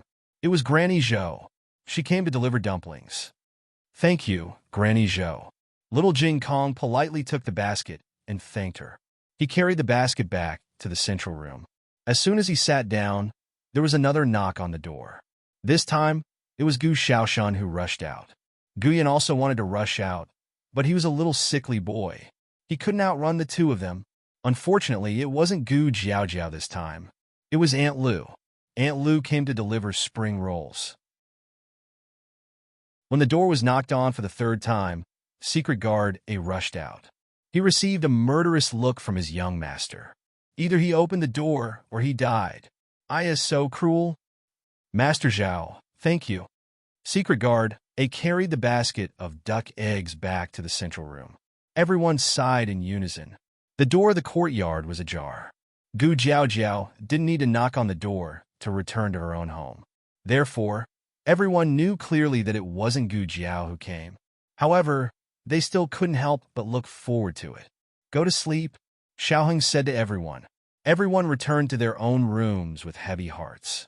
It seemed that this New Year's Eve, Jiao Jiao really couldn't come back. Xiao Lulang tidied up the central room. He wasn't sleepy for the time being, so he went to the study to read for a while. It was still the letter of credence from the Yin Kingdom. He was almost halfway through it. However, he couldn't continue reading tonight. New Year's Eve used to be the most important day in his life. It was the day he came to this world, and it was also the day he died in that fire. Coincidentally, it was also midnight. Xiao Lulang looked at the hourglass on the wall. It was midnight again. He closed the book in his hand and went to the quiet courtyard. He looked at the swing that Gu Jiao personally made and was a little lost in thought. Dong! Something hit the door of the courtyard. Xiao Lulang came back to his senses. He frowned and walked towards the door. Senior Servant Fong bolted the door before going to bed. Xiao Lulang paused for a moment and then took down the bolt. He opened the vermilion door, and a biting cold wind and snow poured in. After the wind and snow filled the sky, a small figure dressed in green sat against the wall on the threshold. One of her slender legs was bent, and the hand holding the horsewhip was on her knee. Her black hair was messed up by the wind and snow, and her lips were dry and cracked. She was covered in wind and rain and looked a little embarrassed. She leaned against the corner of the wall and gasped for breath. She raised her head and looked deeply at him with her eyes that were still clear despite being covered in wind and sand. The corners of her lips curved, and she said, "Happy birthday, Lord Xiao." Chapter 5:24. When she said this, her chest rose and fell slightly. Although she tried her best to calm her breathing, she was still out of breath. It could be seen how hard she had been running all the way here. She didn't even have the strength to stand up, which was why she bumped into the door with a loud thud. She didn't want Xiao Hung to see her in such a sorry state, so she sat on the hard threshold with a calm look. She leaned against the cold corner of the wall, but she didn't know that her tiredness was written all over her face. Even so, when she looked at him, her eyes were still shining. The wind and snow were raging between heaven and earth, and the cold wind was whistling. Xiao Hang's heart seemed to be filled with a boiling heat wave. His blood was rushing rapidly, but he held his breath. He looked at her in disbelief, and his deep eyes clearly reflected her sorry figure. The snow in Ji City sealed the mountains, and the 100,000 soldiers were unable to advance. However, she crossed the mountains alone, braved the strong wind and cold snow, and appeared in front of him on his birthday. Xiao Hung was well-read and had a belly full of classics, but at this moment he couldn't find the right words to describe his feelings. He suddenly felt a little upset and even a little painful. He didn't say anything, but the look in his eyes said it all. It was just a birthday that he didn't care about. Why did she rush back? Why didn't she wait for the wind and snow to pass? Why didn't she go with the imperial court's army? Why, what else could it be? It was just something that he didn't care about, but someone cared about it for him. Xiao Hang's heart was moved, but there was no change in his expression. He quickly took off his outer robe, squatted down, and wrapped the outer robe with his body temperature around Gu Jiao's body. Gu Jiao's body was enveloped by a huge wave of warmth, followed by his unique manly aura and delicate fragrance. She sniffed and said with a little nasal voice that was frozen, "You smell so good." Xiao Hung looked at the tip of her nose, which was red from the cold. "You're so cold. Can you still smell my fragrance?" "Yes, it smells good," Gu Jiao said with certainty. Xiao Hung was originally looking at her disheveled appearance and thinking about the risks and hardships she had faced along the way. His mood was a little complicated and heavy, but after her interruption, he didn't know whether to laugh or cry. Xiao Hung brought in the red tasseled spear that she had placed beside her leg. He also untied her small basket. With one hand around her back and the other around her knees, he gently lifted her up. "I can go," Gu Jiao said. She didn't forget that he was still lame. When they were at home, she didn't even let him carry her in little Jing Kong. "I can leave too," Xiao Hung said. Gu Jiao blinked and looked at him. Xiao Hung stood up with her in his arms. She could feel the strength in his arms. Compared to when she left the capital, he was stronger and had the strength of a grown man. Gu Jiao looked at his legs again and was surprised to find that he could walk very well. Gu Jiao made a sound of surprise. "Your legs aren't lame anymore?" "No." A certain person turned back into a little lame in a second. In reality, he had recovered a long time ago. After resolving the misunderstanding with Princess Xianyang, he was able to walk freely the next day. He had originally planned on giving her a pleasant surprise on her birthday, but a certain girl had turned around and ran away. Very good. She had to pay the price. When Gu Jiao left the capital, it was autumn and she didn't wear much. Now that it was late winter, her cotton clothes didn't weigh much. Xiao Hung hugged her even tighter. The little guy at home was already 3 months old and didn't need to drink milk at night. The wet nurse didn't need to live here anymore. Yao Shi brought the little guy back to their original room and left the east room for Gu Jiao. Yi came every day to clean it and change the bedding. Xiao Hung carried her into the room and placed her on a cushioned chair. "Sit for a while. I'll go burn a charcoal brazier for you." After saying this, he turned around and went to the kitchen. He lit some straw and firewood in the hearth. After they were burning, he put in the silver charcoal. The silver charcoal had been sent from the palace. It was all high-quality, smokeless charcoal. It was very easy to light and was very resistant to burning.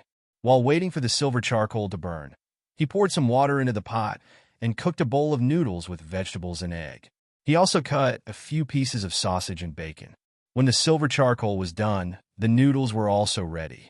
He carried the noodles to the east room. Gu Jiao lay on the table drowsily. She wasn't just tired. She was completely exhausted. Xiao Hung gently touched her forehead. It wasn't hot. He was slightly relieved and said, "Eat something first before you sleep." Gu Jiao vaguely replied. She hadn't eaten anything for a day and night and was indeed hungry. She gave a small yawn and picked up some vegetables with her chopsticks to put into her mouth. Then, With a shudder, she woke up. After Xiao Hung brought the brazier in, he remembered that there was still a horse outside. He went to lead the horse in and tied it to the old chancellor's stable. His movements were very light and didn't wake anyone up. When he returned to the east room, he saw that Gu Jiao was no longer sleepy. There was nothing that could be done. Her husband's dark cuisine was too refreshing. The effect was comparable to essential balm. Gu Jiao looked at her husband's handsome face. Adhering to the principle of being a feast for the eyes, she finished a bowl of noodles that tasted indescribable. There wasn't even a drop of soup left. Xiao Hung poured her a cup of warm water to dispel the grease. Was the journey hard? It wasn't hard. I'm not going to war. I'm just going to be a doctor. As soon as she finished speaking, a dagger fell out of her sleeve with a clang. It was the dagger of the Chun Guorong family. It was one of the spoils of war in ancient Moon City. Gu Jiao blinked. If I'm not embarrassed, it's others who are embarrassed. She bent down to pick up the dagger without changing her expression. With another clang, a sleeve arrow fell out. It was the hidden weapon of the Tang family's archers. It was one of Tang Yueshan's personal treasures. Her face didn't turn red, and her heart didn't skip a beat. She calmly picked up the sleeve arrow. Just as she put the arrow and dagger on the table, she accidentally touched the small basket. The small basket fell on the table, and the things inside fell out. Darts, battle axes, meteor hammers, 9-section whips. Xiao Hang's eyes became very dangerous. Gu Jiao rolled her eyes. Would you believe me if I said I picked them up? Xiao Hang, huh? I have something for you. Gu Jiao changed the topic in a second. She took out something tightly wrapped in cloth from the small basket and handed it to him. Open it and take a look. Xiao Hung still wanted to pursue the matter of her going to the battlefield. He originally thought that she went to the border to rescue the old duke who had fallen into the enemy's hands. However, it seemed that she had robbed the entire army of the Qin state. It was obvious that she had been on the battlefield a lot. Gu Jiao didn't give him a chance to pursue the matter. She decisively opened the bundle and handed him a book that exuded a historical aura. Xiao Hang's eyes were immediately attracted. The book was written in the language of the previous dynasty. The language of the current dynasty evolved from the language of the previous dynasty. The font and interpretation were slightly different. Gu Jiao opened the book. Xiao Hung took a closer look. It was filled with the names of the Huangfu family. His eyes paused. A jade disc from the previous dynasty? Yes. Gu Jiao nodded. She had burned down the prince consort's study. The prince consort thought that she had burned the jade disc as well, but she hadn't. She had stolen it. The Great Li dynasty had ruled for 300 years. After that, it had been secretly inherited for another 200 years. This Huangfu family genealogy recorded every member of the imperial family of the previous dynasty. It had great research and archaeological value. This kind of ancient book was as attractive to Hanlin officials as a divine weapon was to peerless experts. Xiao Hang's eyes moved slightly. How did you get it? Gu Chengfeng stole it. Gu Jiao immediately threw the blame to him. Gu Chengfeng, who was sleeping with his sword in the snow mountain, sneezed fiercely. Do you like it? Gu Jiao looked at him. Xiao Heng nodded. Yes, I like it. This book might have been exchanged with her life. How could he not like it? The book was very light, but it felt like it weighed 1,000 pounds in his hands. Gu Jiao looked at him with a pair of clear and bright eyes. She looked somewhat obedient. If the soldiers of the Qin kingdom who had been killed by her were here, their jaws would drop. Was this still the cruel and cold-blooded god of death? This was a little white rabbit. And this? Gu Jiao took out a small metal box the size of a palm from her purse. I heard that the pine smoke ink of the Qin kingdom's imperial family is the best ink in the world. Try using it to draw. Green ink is not bad. Unfortunately, there are only 2 pieces. Prince Bo has a master who makes brushes. He made a new one for me. Gu Jiao continuously took out small gifts from the small basket on her back. He didn't know how many things she had in there. Xiao Hung stared at her deeply. Every time she took out a small gift, his eyes would deepen. After she took out a small gift for the umpteenth time, he finally couldn't hold it in anymore. He gently clasped one of her wrists and pulled her into his arms. Gu Jiao was caught off guard. Her small head bumped into his warm chest. His drumming heartbeat passed through the thick material of his clothes and into her ears. Her ears were burning from the sound of his thumping. The surroundings suddenly seemed to be quiet. Only each other's breathing and heartbeat could be heard. "Are you hurt?" he asked in a hoarse voice. Chapter 5:25. If she wasn't injured, would he let me see the pentacle? Gu Jiao's eyes widened. She shook her head in his arms. No, absolutely not. Being sick doesn't count as being injured. She didn't lose a single hair. Xiao Hung felt the furry little head in his arms turn around, tickling his heart. He took a deep breath and held Gu Jiao's little shoulder to help her sit up straight. Then he looked into her eyes without blinking. "You really aren't injured?" Gu Jiao met his gaze calmly. "I'm really not injured." She would never admit that she had almost died several times. She had even been frozen into a small ice sculpture on the ice field and had fallen seriously ill. Didn't Xiao Hung know her well? Even if she poked a hole in the sky, she would never feel guilty. But she had changed the topic too quickly. It was impossible that nothing had happened on the frontier. Xiao Hung asked directly, "Where are you injured?" Xiao Hung asked directly. Gu Jiao wouldn't be tricked by him. "I'm not injured anywhere. If you have the ability, you can guess that I was almost frozen into a small ice sculpture, or that I almost died from a small epidemic. How could you guess?" If she hadn't experienced it herself, Gu Jiao wouldn't have guessed it herself. Gu Jiao saw that he still didn't believe her. She simply spread her arms and leaned against the back of the chair. She used her trump card. "Why don't you check it?" Xiao Hung looked at her deeply. Suddenly, he stood up from his chair and leaned over her. He had one hand on the armrest of the chair, and his tall body pressed down on her. His other hand held on her soft waist, and with a trace of a man's danger, he said, "Are you sure you want me to check, Jiao Jiao?" That sound of Jiao Jiao made Gu Jiao's ears go limp. She stared blankly at his handsome face that was inches away from hers, feeling his scorching breath. The warmth of his palms was transmitted to her waist through the fabric of her clothes, and her originally cold waist seemed to be on fire in an instant. He didn't have much strength, but it was this kind of domineering and restrained feeling that made it hard for people to resist. Gu Jiao blinked her eyes. She suddenly reached out her hand and hugged his waist that was filled with masculine strength. He took a deep breath. "Jiao Jiao Jiao Jiao." Gu Jiao whispered, "Jiao Jiao wants it." "What?" He Jiao Jiao's voice. Gu Jiao hugged his waist tightly and used the strength of her arm to gently lift her body. Their breaths were almost touching. Xiao Heng's large hand that was holding her slender waist suddenly tightened. He hugged her soft body. His arm supported her back, and his palm held the back of her head, not letting her feel any force. "Jiao Jiao, what do you want? Why aren't you saying anything? Are you shy?" Xiao Hung didn't wait for Gu Jiao's reply.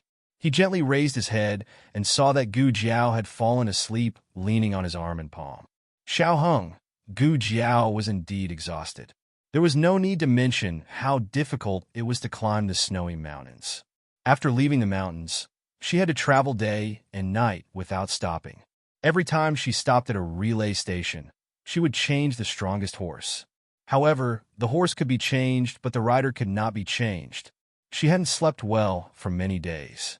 Xiao Hung slowly carried her and carefully placed her on the bed. In fact, she was so exhausted that she wouldn't wake up no matter what. Xiao Heng's movements were still gentle. Xiao Hung took off her shoes and coat, took off her hair tie, and pulled the quilt over her. He tucked in every corner of the quilt and wrapped her small body tightly. Then, he looked at her emotionally, bent down, and gently kissed her forehead. At dawn, little Jing Kong woke up as usual. Bad brother-in-law wasn't around. This wasn't strange, as his bad brother-in-law woke up earlier than him. Today was New Year's Eve. It was a pity that Jiao Jiao didn't come back. He was so listless that he didn't even bother to wear his new clothes. He slowly put on a set of old clothes and walked out with his head drooping. He habitually walked around Gu Jiao's room first before going to wash up. He was like a soulless puppet as he slowly walked into the room. He walked around the bed, turned around, and went out, He picked up a small toothbrush made of a ponytail in the backyard. As he brushed, his slow mind suddenly had an image. There was someone on the bed. Jiao Jiao. Yeah. Little Jing Kong didn't even want his small cup and toothbrush. He turned around and ran towards Gu Jiao's east room. At this time, Yao Shi, Gu Yin, and Gu Xiaoshan also came over from the east room's door. It wasn't strange for Yao Shi and Gu Xiaoshan to wake up early, but Gu Yin, who always liked to sleep in, also woke up. Probably because of the twins' reaction, Gu Yin actually woke up in the middle of the night. Then he went to Gu Jiao's side and lay down. Smelling his sister's scent and holding his sister's hand, he finally felt that the half of him that was cut off and taken away had returned to him. Jiao Dash, little Jing Kong had just opened his mouth when Gu Yin covered his mouth. Little Jing Kong anxiously looked at Jiao Jiao, who was sleeping soundly on the bed. He grunted a few times and gave up struggling. Although he really wanted to Jiao Jiao, he couldn't make a fuss about Jiao Jiao. Let's go out first? Yao Shi whispered. Everyone nodded and reluctantly went to the central room to sit down. Nanny Fong excitedly walked in from the back door of the central room and asked in a low voice, I just heard the young master and Master Hui say that eldest miss is back. The old chancellor had been very worried about Gu Jiao. So after dawn, Xiaoheng first told Yao Shi the news of Gu Jiao's return, and then went to report to the old chancellor that she was safe. Yao Shi also couldn't hide the excitement in her heart. She nodded with a smile and said in a low voice, She's back. Nanny Fong put her hands together and said, Amit Ba, thank the heavens. Before Gu Jiao left, she left a letter for the family. In the letter, she said that she was going to be a doctor. Except for Xiaoheng and Gu Yin, everyone else believed her. However, even if she was going to be a doctor, it was still very dangerous. In the land of war, even the old marquis was captured. Gu Jiao was only a girl, so protecting herself was the most worrying problem for everyone. Now that they saw that she was back safely, everyone's hanging hearts finally returned to their stomachs. Gu Jiao slept all the way until the afternoon. After running around for so long, she was in a trance when she opened her eyes. She almost thought that she had transmigrated again. Otherwise, how could she wake up in such a warm place? Then she saw 1, 2, 3 little heads sticking in through the crack of the door. They were little Jing Kong, Gu Xiaoshan, Gu Yin, and Gu Xiaobao, who just turned 3 months old. Gu Xiaobao was held in front of Gu Yan's chest with both hands. His pair of black grape-like eyes were rolling around, and he was sucking on his fingers. The whole room was filled with the sound of his fingers sucking. Gu Jiao sat up. Little Jing Kong's eyes lit up. He pushed open the door with a bang and was the first to rush to the bed. Jiao, you're awake. Gu Yin snorted and said, Jiao didn't wake up. She's sleeping. The stinky little monk ran so fast. Little Jing Kong ignored Brother Yin. Jiao was back, and he only talked to Jiao. Little Jing Kong came to the bedside and plunged into Gu Jiao's arms. He shook his little head cutely and said, Jiao, I missed you. I missed you so much. He just wanted to act cute, but as he did, he felt a lump in his throat. He felt wronged. He hadn't seen Jiao for so many days, and he felt that he had wasted his childhood. He wanted to start all over again in these 3 months. Your hair has grown long, Gu Jiao said. When he left, he still had a buzz cut. Now, he had a small mushroom hairstyle. After the new year, he should be able to get a small ponytail. Yes, little Jing Kong replied pitifully. He didn't want to talk about his hair now. Jiao, remember to bring me along the next time you go out. I want to go with you. Gu Yin walked in with Gu Xiaobao. He glanced at the little guy and said, What do you think that is? Can a child go there? Little Jing Kong stood up from Gu Jiao's arms and looked at Gu Yin with his hands on his hips. I will grow up. Gu Yin loved to bicker with the little guy. You can't go there even if you grow up. It's a war zone, and it's very dangerous. A weak scholar, like you can only stay in the capital. These words successfully silenced little Jing Kong. Gu Yin thought that she had finally won the argument with the little fellow. Who would have thought that after a long while, little Jing Kong suddenly said in a hurt tone, So, did Jiao go to a very dangerous place? He was a child, and his family wanted to protect him. Naturally, they wouldn't tell him that Gu Jiao went to a war zone. They only said that it was a frontier fortress. Gu Jiao also said so in the letter. Little Jing Kong thought that it was a very, very far-away visit. Gu Yin didn't expect that his bickering with the little fellow would make a slip of the tongue. He cleared his throat and said, okay, Jiao Jiao has returned safely. You don't have to worry anymore. He said it as if he wasn't worried. Jiao Jiao. Little Jing Kong looked at Gu Jiao solemnly. Yes? Gu Jiao was a little confused by this sudden reaction. She wondered if the little guy was frightened. War was a very scary thing for such a young child. She was about to touch his little head to comfort him and tell him that she was really fine. Just like Gu Yin said, he didn't have to worry about her. Little Jing Kong suddenly looked at her and said very seriously, Jiao Jiao, don't go to dangerous places in the future. If you must go, I'll go for you. If you must go to war, I'll fight for you.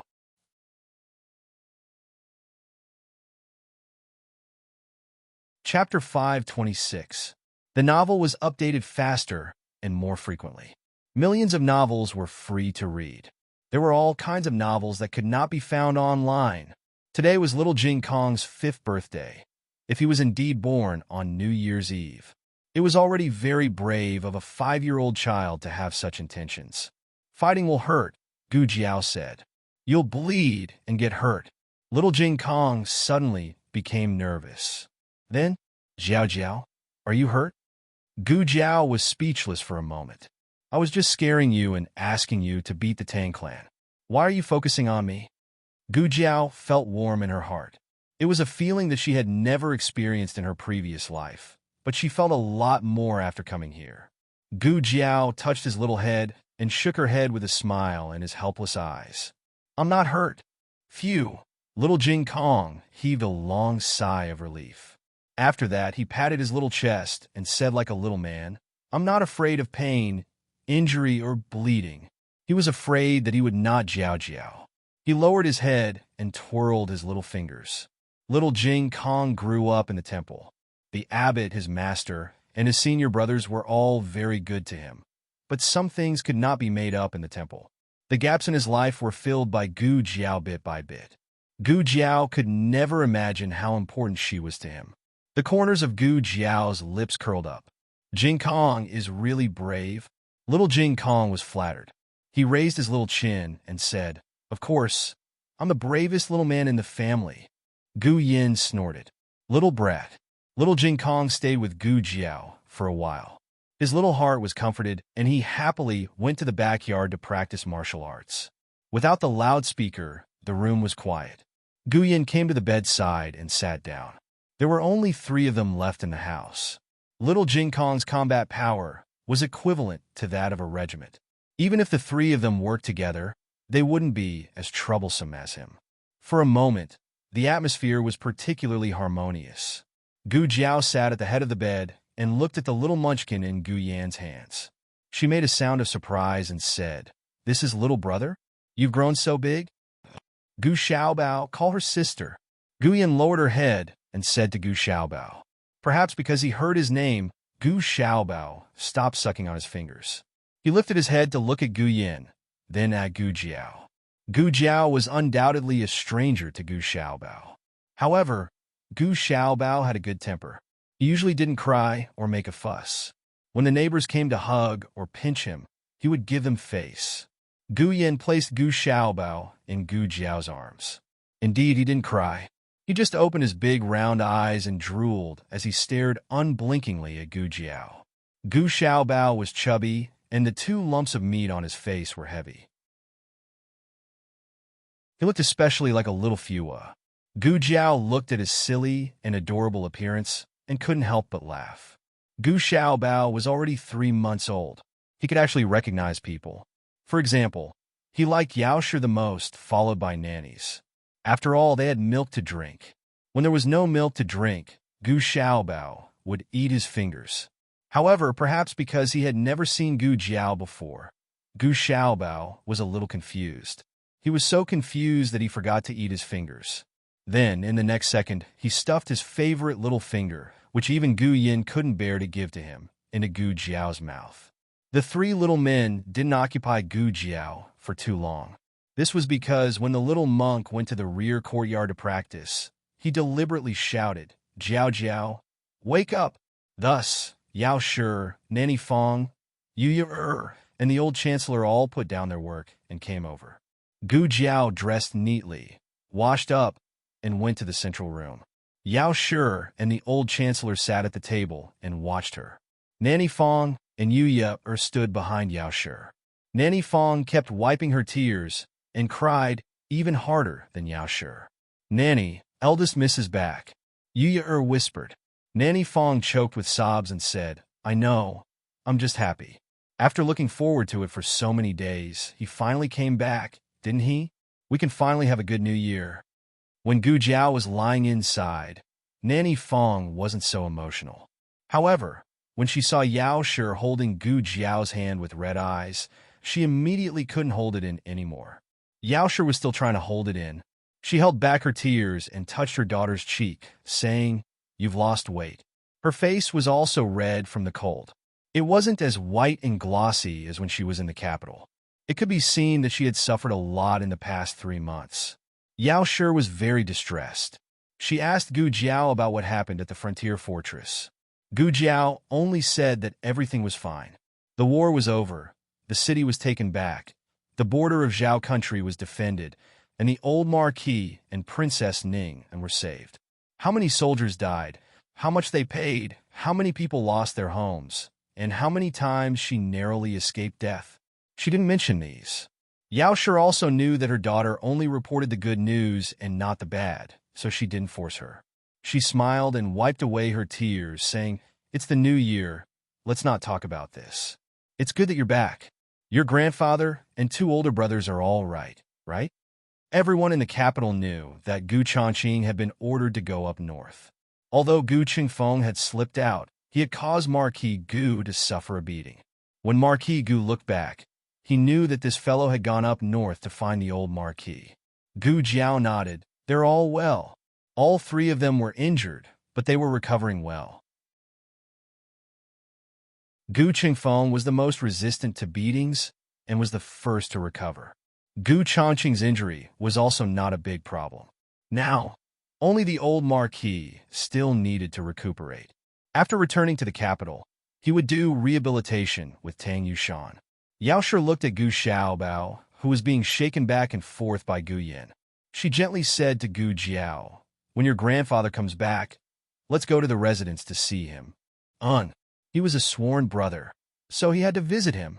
Yao Shi and her daughter had endless things to talk about.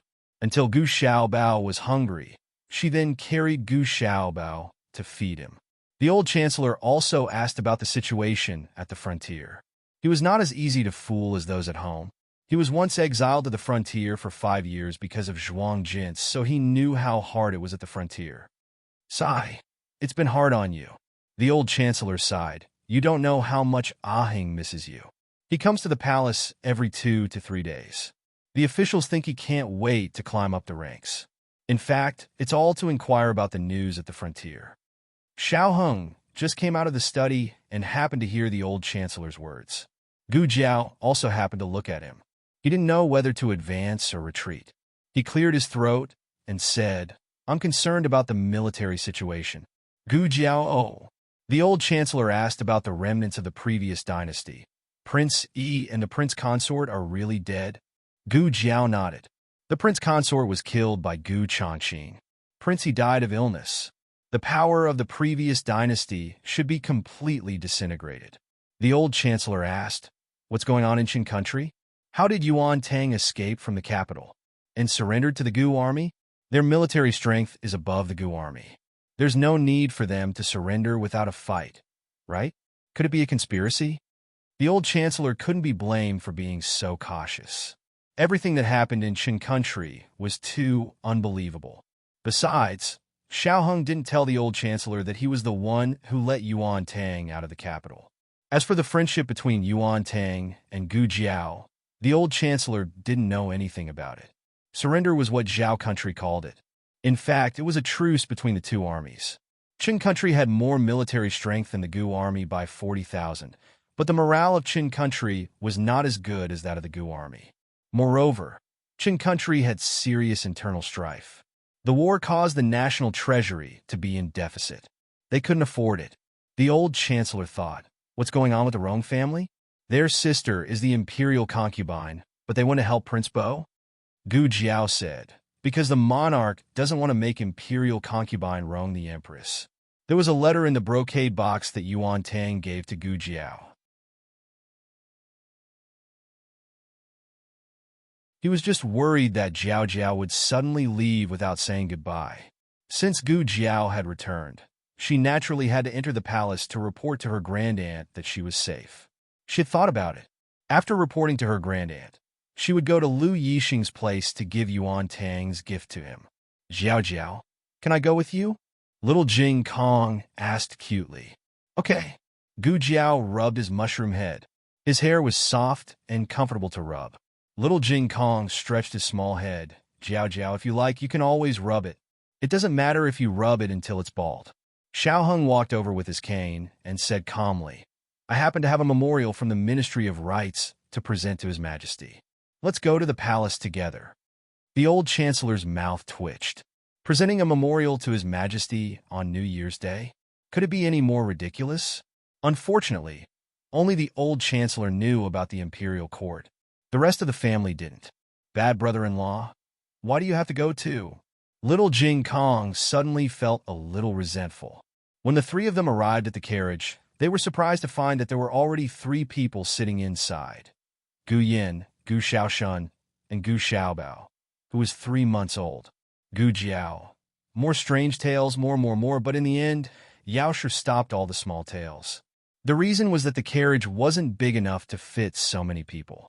But it was unfair to let any of the small tales come down, so she decided not to let any of them go. And Xiao Hung perfectly avoided the fate of being kept at home by Yao Shi because of the official excuse of the memorial. The 4 small faces expressionlessly watched the 2 of them get into the carriage. But what no one expected was that before Gu Jiao and Xiao Hung set off, Grandaunt's carriage arrived. Grandaunt hadn't received the news that Gu Jiao was back. She came to celebrate Xiao Hung and Little Jing Kong's birthday. Without Gu Jiao, the 2 little brats must be very sad. So, she used illness as an excuse to cancel the palace banquet. It's Grandaunt. Grandaunt is here. As soon as Little Jing Kong's voice was heard, Xiao Hung and Gu Jiao got off the carriage. Eunuch Qin also got off the carriage. He lifted the curtain for Empress Dowager Zhuang. Empress Dowager Zhuang bowed and walked out. Halfway, Eunuch Qin's hand shook and the curtain fell with a bang, slapping Empress Dowager Zhuang's face. Empress Dowager Zhuang? Qin, slapping my face on New Year's Day. You and your group of little bastards don't want to live anymore. Empress Dowager Zhuang wanted to see blood today. Miss Gu. Eunuch Qin was stunned. Empress Dowager Zhuang lifted the curtain with a whoosh. She was so angry that she wanted to sacrifice Eunuch Qin and his group of little bastards to the heavens. However, the moment she saw Gu Jiao, her anger was extinguished. Qin Huai. Her gaze fell on Gu Jiao's face, and she called Eunuch Qin's name. Ah, Empress Dowager. Eunuch Qin came back to his senses. Empress Dowager Zhuang gave him a slap on the forehead. Eunuch Qin. Does it hurt? Empress Dowager Zhuang asked. I don't dare to hurt, Eunuch Qin said in fear and trepidation. Empress Dowager Zhuang dusted her sleeves and sighed. Then it hurts. Very good. You're not dreaming. Eunuch Qin. Gu Jiao walked over. Empress Dowager Zhuang always dressed up like an old lady when she came to buy Shui Alley. She didn't look extravagant at all. Even her carriage was no different from a commoner's carriage. But the stool was a little steep, so someone had to hold it. Eunuch Qin hurriedly stretched out his arm. Empress Dowager Zhuang looked at him with disgust. Eunuch Qin's eyes flashed, and he tactfully retreated to the side. Gu Jiao helped Empress Dowager Zhuang down. Empress Dowager Zhuang didn't wait to enter the courtyard. She looked at Gu Jiao at the door. Gu Jiao's change was obvious. She wasn't a girl who was pampered in the boudoir. She suffered a lot in the wind and rain. Even so, When she came back from the frontier fortress, Empress Dowager Zhuang almost didn't dare to recognize her. Needless to say, she was thin and tanned. Her cheeks were red from the cold, and her lips were a little chapped. She was in the best age of a young girl. In Empress Dowager Zhuang's eyes, she was still beautiful and heroic. Moreover, she had a strength that was not inferior to the men of Zhao country. Empress Dowager Zhuang thought of countless words that she would say to Gu Jiao when she came back. But when she saw her, Empress Dowager Zhuang found that she couldn't say a single word. Thousands of emotions were stuck in her heart. She took a deep breath, held back the tears in her eyes, and patted Gu Jiao's hand. "It's good that you're back. It's good that you're back." Gu Jiao took her grandaunt's hand. Empress Dowager Zhuang didn't say anything. She just held Gu Jiao's hand tightly. Just as Empress Dowager Zhuang was immersed in the strong emotions of regaining Gu Jiao, another carriage suddenly came into the alley. The curtain of the carriage was lifted, and a figure with an impressive dragon aura bowed and walked out. He saw Empress Dowager Zhuang at the door and was startled. "Mother? Mother, aren't you recuperating in Rinshou Palace? Why did you secretly come to buy Shui Alley?" Empress Dowager Zhuang choked and squinted at him. "Didn't you say that you were in seclusion to pray for the soldiers? Then why did you come to buy Shui Alley?" The emperor was just about to say that he secretly came out to get some fresh air when he saw the small figure hidden behind Empress Dowager Zhuang. He opened his eyes wide and walked over. "Little magic doctor, you're back?" "Yes, I'm back.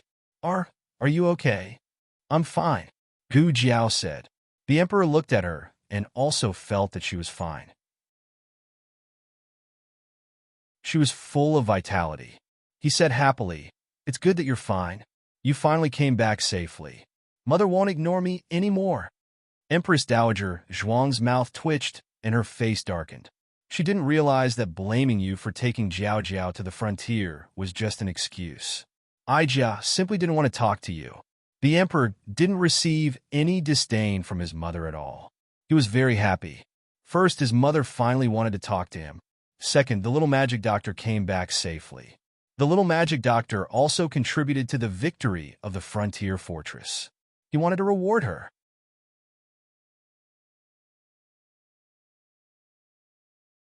Chapter 5:27. Novels with content that can't be found on the internet are available here. At the palace banquet on New Year's Eve, the emperor and Empress Dowager Zhuang left together, leaving only Empress Xiao and the crown prince to preside over the situation. They invited Princess Xinyang and other members of the royal family to celebrate the victory at the border and welcome the new year. This was really the first time since the beginning of the world. The emperor entered the courtyard without any psychological pressure. Wherever his mother was, he would be there. Eunuch Wei looked at his emperor with a complicated expression. Ever since His Majesty believed that he had taken the knockout drug, His Majesty had gone on the road of self-indulgence, never to return. Should he remind His Majesty that he had only taken a hair growth pill? "Mother, I'm coming." The emperor immediately became Empress Dowager Zhuang's little tail. Eunuch Wei covered his eyes. "Damn it, I can't look anymore." Gu Jiao originally wanted to go to the palace to tell her grandaunt that she was safe. Since her grandaunt was here, she didn't have to go through so much trouble. Gu Jiao and her grandaunt entered the central room. She didn't observe carefully before. Now that she accompanied her grandaunt to walk around the house, she found that the house had changed a lot in the 3 months that she had been away. The vegetable garden in the front yard was expanded and planted with shallots and radishes. The small fish pond opposite the vegetable garden was filled and replaced with a big fish tank. This was proposed by little Jing Kong. He said that he had a younger brother in the house and that his younger brother should have a place to play. Even though his younger brother was still so young, he still contributed his small fish pond without hesitation. Also, the passage from the backyard to the next house was no longer a passage. The wall had been completely pushed down. Now the backyard of the 2 houses was connected and became a large courtyard. Granduncle bought that house. Seeing Gu Jiao look at the connected courtyard in astonishment, Xiao Heng whispered to her. "It's not cheap," Gu Jiao murmured. Xiao Heng nodded. "Yes, it cost 1,000 taels. It wasn't so expensive before, but since a new top scorer appeared, Puishui Alley gained the title of Top Scorer Alley. The land price and housing prices soared. This 1,000 taels was a friendly price. Gu Jiao asked curiously, "Young master, where did you get so much money?" If she remembered correctly, the salary of the Imperial College's chancellor wasn't that high. Xiao Heng pursed his lips. "Just selling an official position." Gu Jiao, "Great uncle is doing this kind of thing?" The old chancellor's operation of selling his official position was like this. First, he would release the news that he wanted to buy a residence. Then, there would be people with bad intentions who would come to his door and bribe him with a huge sum of money.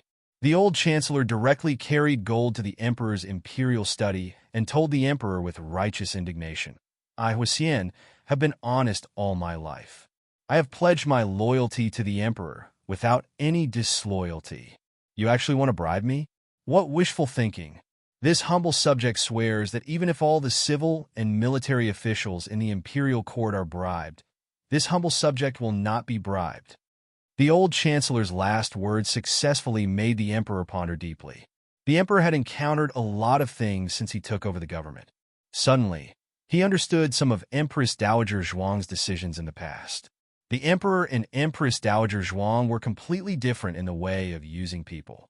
The emperor couldn't tolerate sand in his eyes. He needed to use people with integrity, such as the old duke and the old chancellor. Only Marquis Xinping was a bit dissolute, but he never violated the law and ethics. Empress Dowager Zhuang was more open-minded. She paid attention to using people's strengths and tolerating their shortcomings. The most typical example was Tang Yueshan. Tang Yueshan was a person who liked to achieve great things. His uncle and sister-in-law were not good. If it were the emperor, he would never put him in an important position. However, after the battle at the frontier fortress, the emperor suddenly felt that Tang Yueshan was more good than bad. The emperor began to think about Empress Dowager Zhuang's way of regent and found that there were many things that he could learn from her. When the water was too clear, there would be no fish. For example, it was impossible to get rid of the system that had been passed down from their ancestors. It had shaken the interests of too many nobles and scholar officials. However, Empress Mother had used a 6-part assessment system to easily solve the problem. Although there would still be officials, it would reduce the mediocre qualifications of the officials and the length of time they would be in office. This was a perfect balance. The emperor felt that the matter of buying officials would exist no matter what. The old chancellor refused, but it was hard to guarantee that the other party wouldn't find another one. Instead of finding an unknown official, it was better to have the old chancellor agree. This way, at least he would know which officials were bought. Everything would be under his control. When the court was completely stable, he would catch this group of people in one fell swoop. Therefore, with the emperor's permission, the old chancellor openly accepted bribes and bought the big house next to the top scholar's house. Empress Dowager Zhuang and the emperor sat down in the central room. Both of them had many things to say to Gu Jiao. The old chancellor quietly went to the kitchen to make brown sugar glutinous rice cake. Xiao Heng planned to help his teacher, but he was mercilessly rejected by the old chancellor. Did he not know how good his cooking skills were? Heng, come and help put up the couplets, Yao Shi said with a smile. Okay. Xiao Heng walked out, carrying a bucket of paste. He brought a few young men from the family to put up the couplets at the door. Empress Dowager Zhuang did not bring up the matter of the battlefield. Those matters could be brought up after the new year. She talked about the matters in the village. The eunuchs and guards she sent to Qing Quan village saw Xuanningsiang. The matter of Zhou Er Zhuang and Headley asking to marry Xuanningsiang at the same time caused a huge commotion in the surrounding villages. Xuanningsiang was a young widow. Many people in the countryside looked down on her, but there were some with bad intentions who wanted to taint her. Originally, when Gu Jiao's family and Mother Zhou were all present, those vile people could still restrain themselves. Later on, Gu Jiao's family left. Mother Zhou passed away. Gu Yan's 2 hidden guards also returned to the capital. Xuanningsiang's situation became difficult. There was once when she was sleeping in the middle of the night. A ruffian from the neighboring village actually climbed over the wall and entered her room. He pressed her down on the bed and bullied her. It was only when Gowal woke up and cried too loudly that the villagers came that the ruffian did not succeed. There was no way to hide news in the countryside. What happened in the night spread throughout the village the next day. That ruffian was called Li Dezhu. His wife went to Xue Ningxiang's house the next day and had a big argument. She cursed Xue Ningxiang as a fox spirit, a lowly hussy, a little whore. She stripped naked in the sorghum field and seduced her man. She even told her man to go find her in the middle of the night. Xue Ningxiang went from being a victim to a fox spirit who seduced people. It was hard to explain. There were many similar incidents. Xue Ningxiang never mentioned it in the letter. If Empress Dowager Zhuang's people didn't go to the countryside, they wouldn't know that Xue Ningxiang had suffered so many grievances. Luo Li was protecting Xue Ningxiang. But the more he protected her, the more gossip there was. In the end, he, as Li Zheng, became an outsider. After Dean Li learned of this matter, he wanted to bring Xue Ningxiang to town. At this time, Zhou Erzwang came back. It was unknown how the matter became known to everyone. In short, the whole village knew that Xue Ningxiang was fancied by their brother-in-law and the dean of Tianxiang Academy. To be exact, they believed that Xue Ningxiang had seduced them. Xue Ningxiang was scolded miserably. Her maternal family, who was 100 li away, also received the news. They came to catch Xue Ningxiang and scolded her. Sometimes human nature was like this. After seeing Xue Ningxiang struggle in the mire, they didn't want to see her climb out of it. In many people's eyes, a widow who cursed her husband to death should be spurned by others. What right did she have to live a life above others? Of course, there was a way to solve all of this. People dared to scold a stone that blocked the road, but almost no one scolded the mountains in front of and behind the village. Empress Dowager Zhuang directly turned Xue Ningxiang into the tallest mountain in the village. My family's Empress Dowager wants to invite Lady Xue to the capital. As soon as the eunuch said this, the people in the surrounding villages directly knelt down. The highest official they knew was the county magistrate. What was the Empress Dowager? She was a bodhisattva, a Buddha, in the heavens. She was a powerful existence that could take the lives of their entire village with a single finger. No, she didn't even need to use a finger. Everyone's gaze towards Xue Ningxiang changed from jealousy to fear. They couldn't afford to be jealous. Of course, Empress Dowager Zhuang didn't really want to force Xue Ningxiang to the capital. She just said that to support her. The people sent by Empress Dowager Zhuang told Xue Ningxiang that with the Empress Dowager's support, she didn't need to be afraid of anything. Even if she wanted to marry 8 to 10 husbands, no one would dare gossip about her. Xue Ningxiang was frightened by these rebellious words. What 8 to 10 husbands? She didn't have such thoughts. However, after such a conversation, Xue Ningxiang's courage grew by quite a bit. Zhou Erzwang and Headmaster Li were both very outstanding men. In another 10 or 20 years, perhaps Xue Ningxiang would choose the high-spirited young man, Zhou Erzwang. However, she was only 2 years older than Gu Jiao. At this age, she was carrying a bumpy experience, so she was more inclined towards Headmaster Li, who was like a father to her. He was mature and steady, he was considerate and meticulous, he treated people with tolerance, and he also had money. Moreover, Zhou Erzwang was Xue Ningxiang's younger brother-in-law. Xue Ningxiang couldn't get over this hurdle in her heart. Finally, and most importantly, she was a mother. Sometimes, it wasn't the man who restrained a woman, but the child. Gowal liked Headmaster Li and confusedly recognized him as her father. What else could she do as her mother? Old Madame Li's love for Xue Ningxiang and Gowal was a plus. To put it bluntly, Xue Ningxiang was tired and wanted to find a man she could rely on to live the rest of her life peacefully. Empress Dowager Zhuang understood Xue Ningxiang's choice. In this world, not everyone could be as strong as Gu Jiao. Gu Jiao was unique. She never sought a sense of security from anyone. Her heart was strong enough and full of strength. Of course, this came with a price.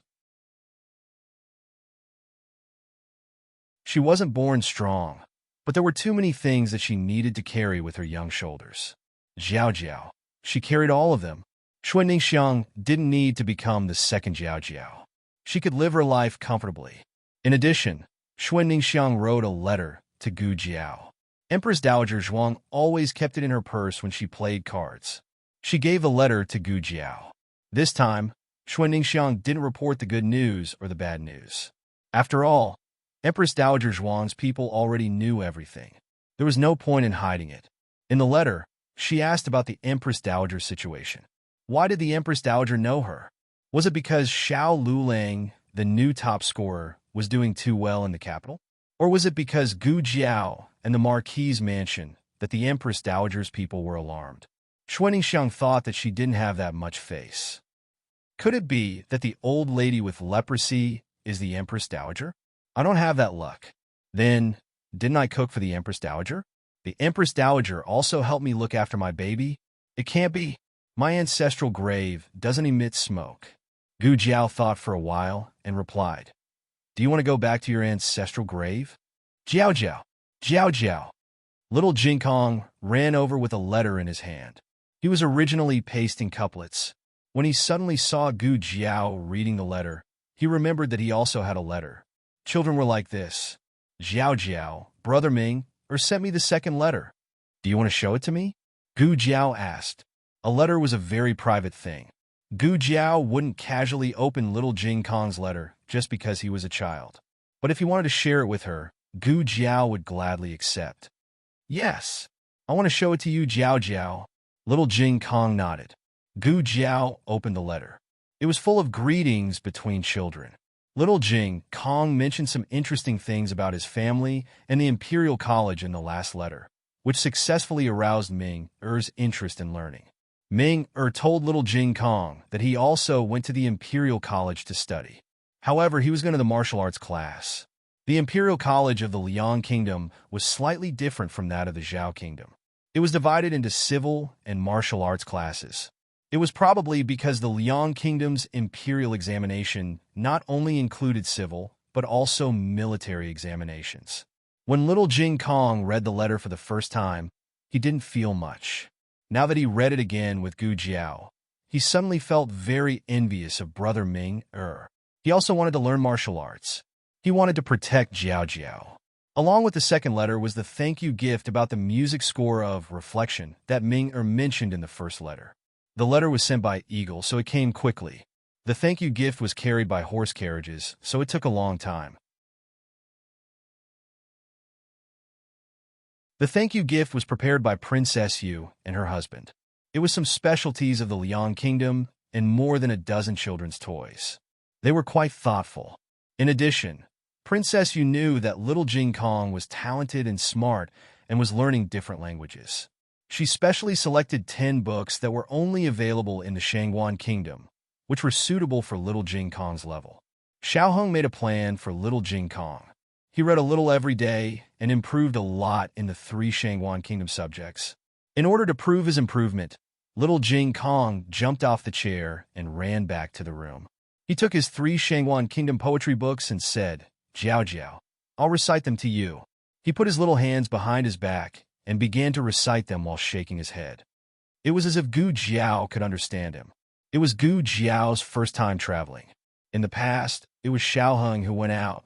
Every time he came back, Xiao Heng could feel the changes at home. This time, it was Gu Jiao's turn to feel the changes. Gu Xiaobao had grown up, Gu Yin and Gu Xiaoshun had grown taller. Little Jing Kong had grown hair, and he could recite many Shangguan Kingdom poetry books. This feeling was quite novel. Dinner was not ready so quickly, but the hot water was ready first. Yao Shi asked the children to bathe. Quickly finish bathing and wash your clothes. There's no need to wash clothes on the first day of the Lunar New Year, Yao Shi said. I'll go bathe first. Little Jing Kong turned into an obedient baby who loved bathing. He had forgotten how much he hated bathing during the 3 months when Gu Jiao was not around. Jiao Jiao, go bathe too, Yao Shi said gently to Gu Jiao. Okay, Gu Jiao agreed. The hot water was only enough for 2 people to bathe. The rest of them had to wait for the next batch. Brother-in-law, thank you. Please help me bathe. Little Jing Kong came to the door and said politely to Xiao Heng, who was pasting the couplets. Xiao Heng's mouth twitched. That's not what you said the last time. If I dare to catch you to bathe again, what are you going to do? Run away from home? Cough. Little Jing Kong cleared his throat, spread his hands, and said helplessly, who hasn't been young and frivolous. Xiao Heng. Xiao Heng brought little Jing Kong to the west room to bathe. The charcoal fire in the west room was burning brightly, so it was not cold. Gu Jiao also went to bathe. She realized that there was a new wooden bucket at home. It was big and deep. When she sat down, her whole body could be submerged in the water. Phew! It was too comfortable. Her little toes bounced under the water. After bouncing for a while, she suddenly thought of something. She came back and scathed. Shouldn't her husband fulfill his promise to her? When Xiao Heng came out of the west room, he saw that Gu Jiao had finished bathing and washing her hair. She was sitting warmly in the central room. Xiao Heng was slightly surprised. So fast. Little Jing Kong was still playing with water in the wooden bucket. The water was a little cold, so he went to the kitchen to get some hot water for little Jing Kong. Gu Jiao looked at him with her eyes wide open. Empress Dowager Zhuang went to the kitchen to eat brown sugar glutinous rice cake, and the emperor followed her. Only Gu Jiao was left in the central room. The sky was a little dark, but Gu Jiao's eyes were so bright that it was impossible to ignore them. "Why are you looking at me like that?" Xiao Heng asked. "I'm not hurt," Gu Jiao said. "Yes, I know." Xiao Heng nodded. After saying that, he realized something. He was startled, his eyelashes trembled, and his cheeks began to heat up. Gu Jiao looked at him with her hands on her cheeks. It was an expectant look.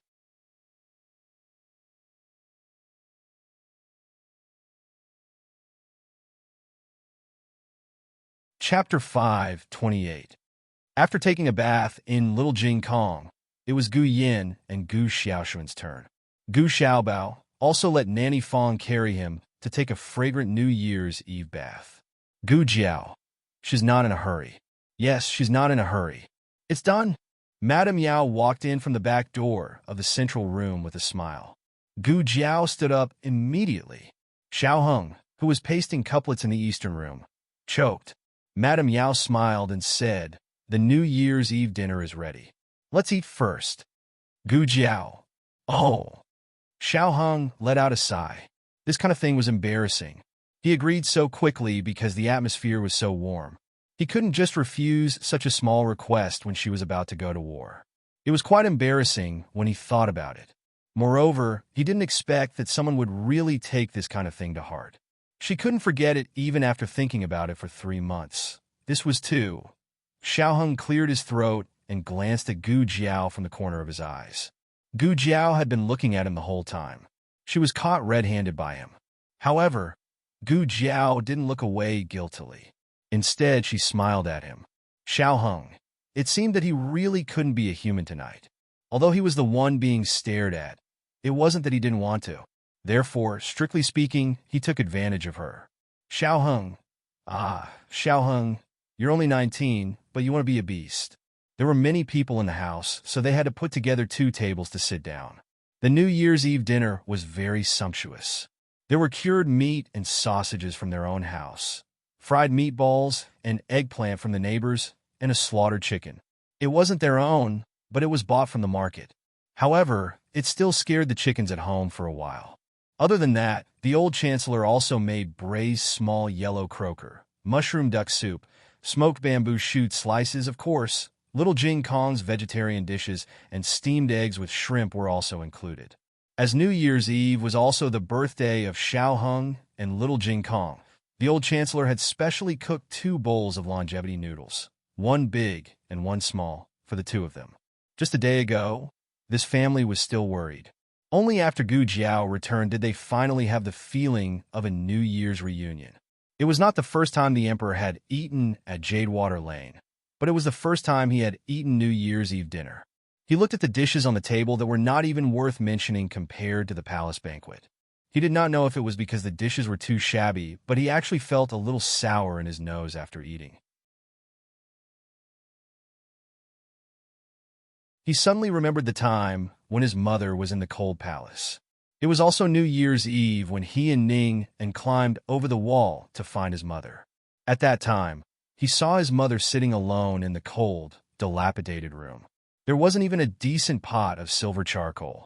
He took out the pastries and chicken legs that he had stolen with great difficulty and handed them to his mother. Unexpectedly, the pastries were crushed and the chicken legs fell to the ground. He did not cry when he climbed over the wall and fell, but when he was chased and beaten by the palace servants and realized that his mother might have to starve on New Year's Eve, he cried out loud. He had forgotten all these things after being bewitched by concubine Jing, but he remembered more and more recently. He felt more and more guilty towards his mother. "Your Majesty?" Eunuch Wei, who was helping to carry the dishes, looked at the emperor with a panicked expression. The emperor's tears could not be stopped. He stubbornly choked and said, "I'm fine. It's the effect of that white medicine acting up again." Eunuch Wei, everyone. After eating the New Year's Eve dinner, the emperor remembered many things from his childhood. He deeply understood how much damage he had done to his mother during those years when he and his mother became enemies. He had even caused his mother to contract leprosy. What kind of crazy behavior was that? Fortunately, his mother met the little divine doctor. If it wasn't for the little divine doctor's miraculous hands and benevolence, he might have regretted it for the rest of his life. After the New Year's Eve dinner, he found Gu Jiao chopping firewood and boiling water in the kitchen. "I've thought about it. I want to thank you properly," the emperor said solemnly. Gu Jiao looked at the emperor strangely. The emperor said sincerely, "If it wasn't for you, I wouldn't have been able to reunite with my mother. Also, if it wasn't for you, the war at the border wouldn't have gone so smoothly."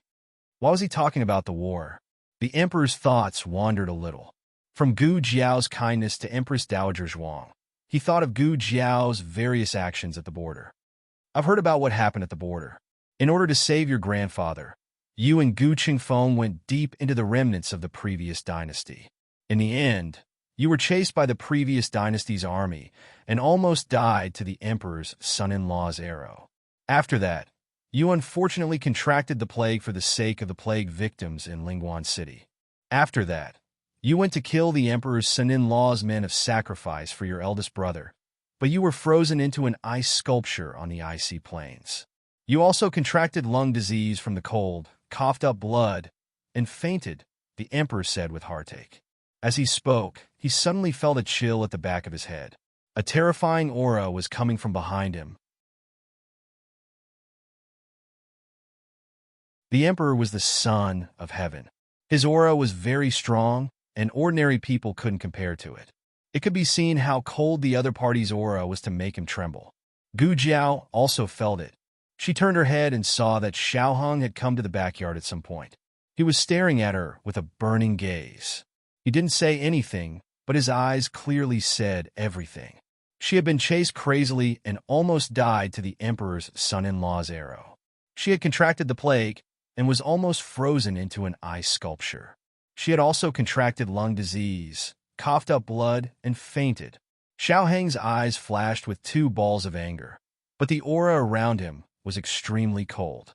Gu Jiao heard Little Fuli's small voice saying goodbye in her ear. She decided to make a final struggle. "I didn't." The emperor didn't know that he had caused Gu Jiao to lose her horse. He patted Gu Jiao's small shoulder and said, all right, don't deny it. This one has already seen the military report from the border. This one knows that you don't have a flamboyant personality. Don't worry, this one won't tell anyone." Gu Jiao clenched her small fists. "You've already said it to the person you shouldn't say it to the most."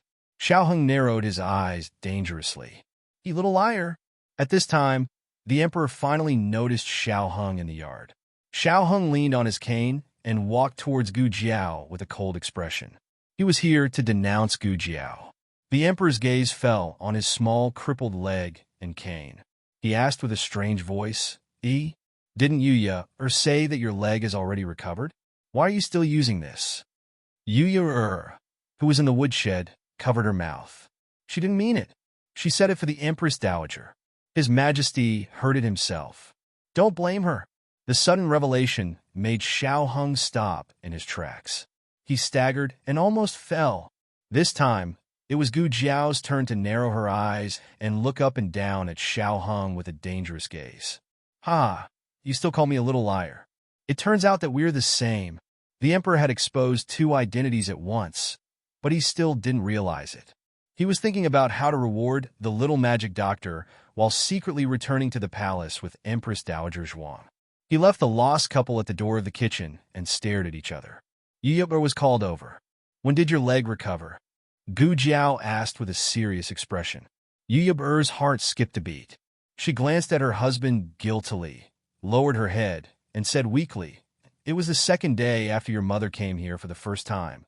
Gu Jiao had an impression. The first time Princess Xinyang had visited was not long after Prince Ning's accident. At that time, Xiao Hung had been harmed by Prince Ning and had injured his right hand. She had gone to Vermilion Bird Avenue and told Princess Xinyang that Xiao Hung had been living in the shadow of being abandoned by Princess Xinyang and his unbearable past and self-loathing. Princess Xinyang came to Xiao Hung. With the help of his great-aunt, Xiao Hung learned that Princess Xinyang had never abandoned him. The mother and son's worries were solved. So, after his heart disease was cured, his leg was no longer crippled. But when he went to Hamlin Academy for duty the next day, it was clearly not like that. "By the way, how's your hand? Does it still hurt? Can you write? It doesn't seem very good. I don't have much strength. Is my hand like my leg? Does it need—" At that time, he had sighed and wanted to say something but stopped himself. He really looked like a little cripple who could no longer walk. She comforted him and told him to strengthen his rehabilitation and massage more. He would definitely recover. Then, she massaged him the entire way. Gu Jiao now seriously suspected that not only had his leg healed, but his hand had also healed. He was faking it. Gu Jiao crossed her arms and looked at Xiao Hung. Her small eyes were a bit fierce. Xiao Hung also did not expect that he would fall again and again. Not only was his act of faking a cripple exposed, even his act of faking a crippled hand was exposed. This was great. He did not even know who was blaming whom. "What is it?" Yao Shi saw that the three people's expressions were not quite right. Gu Jiao and Xiao Hung did not speak. Yu Yuber pointed at Gu Jiao and quietly said to Yao Shi, "Eldest young miss fell seriously ill at the border and almost froze to death. When she came back, she lied that nothing had happened to her." Yao Shi's expression changed. Yu Yuber then pointed at Xiao Hung. "There's also son-in-law's leg. In truth, it was healed a long time ago, but he also lied that he was still crippled."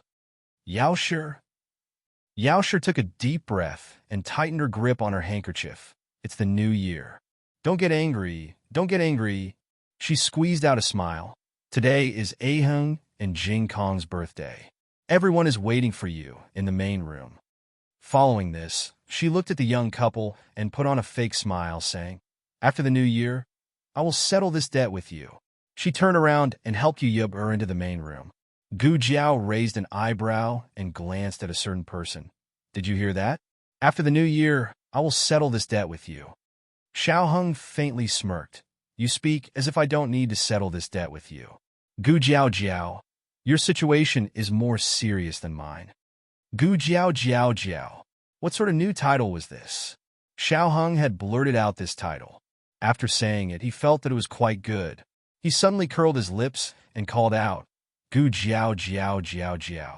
Gu Jiao opened her mouth and pondered for a few seconds.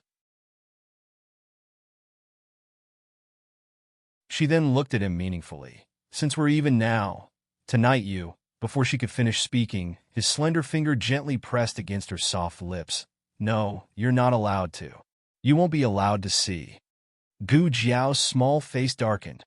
Since the matter had been exposed, Xiao Hung might as well not hide it, and openly entered the main room. It was just that everyone's attention was not on his legs for the time being. Glancing around, they faintly felt that something was off, but they could not figure it out for a while. Yao Shi had also learned bad things, so she did not remind them. She just waited for them to scare themselves. "Brother-in-law, sit." Gu Xiaoshan had Xiao Hung sit. Xiao Hung and little Jing Kong were the birthday stars, and they sat next to each other on a bench. In fact, they did not have the habit of celebrating their birthday. It was little Jing Kong who celebrated his birthday every year. Thanks to him, everyone in the family had started celebrating their birthday. The only thing they missed was Gu Jiao and Gu Yan's birthday. Gu Jiao was on the way to the frontier fortress.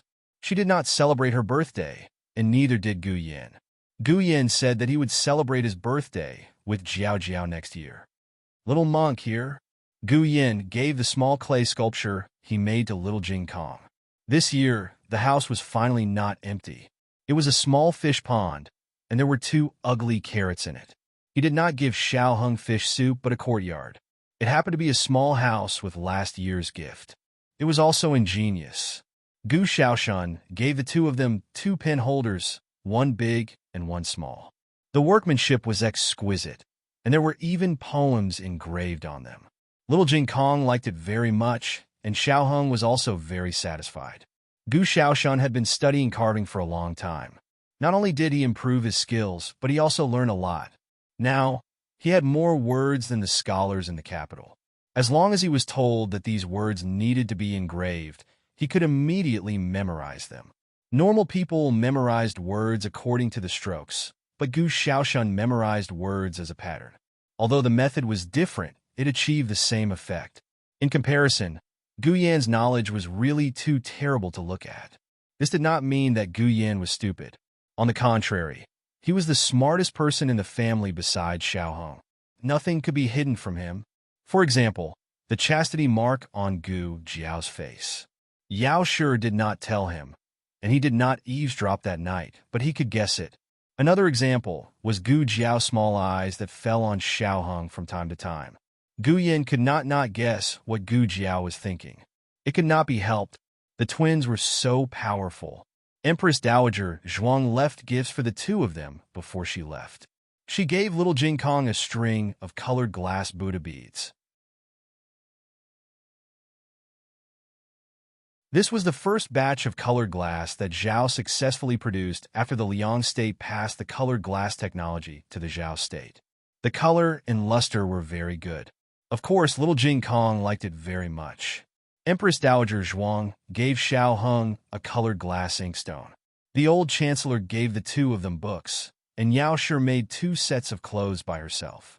Gu Jiao also prepared a gift. She gave little Jing Kong a rattledrum from the frontier fortress. After the victory, the 4-year-old child from Yueqing City gave the only rattledrum to her. You are right. The army did not leave. This is your reward. This was the most sincere intention that a child could have during the war. Little Jing Kong soon found a problem.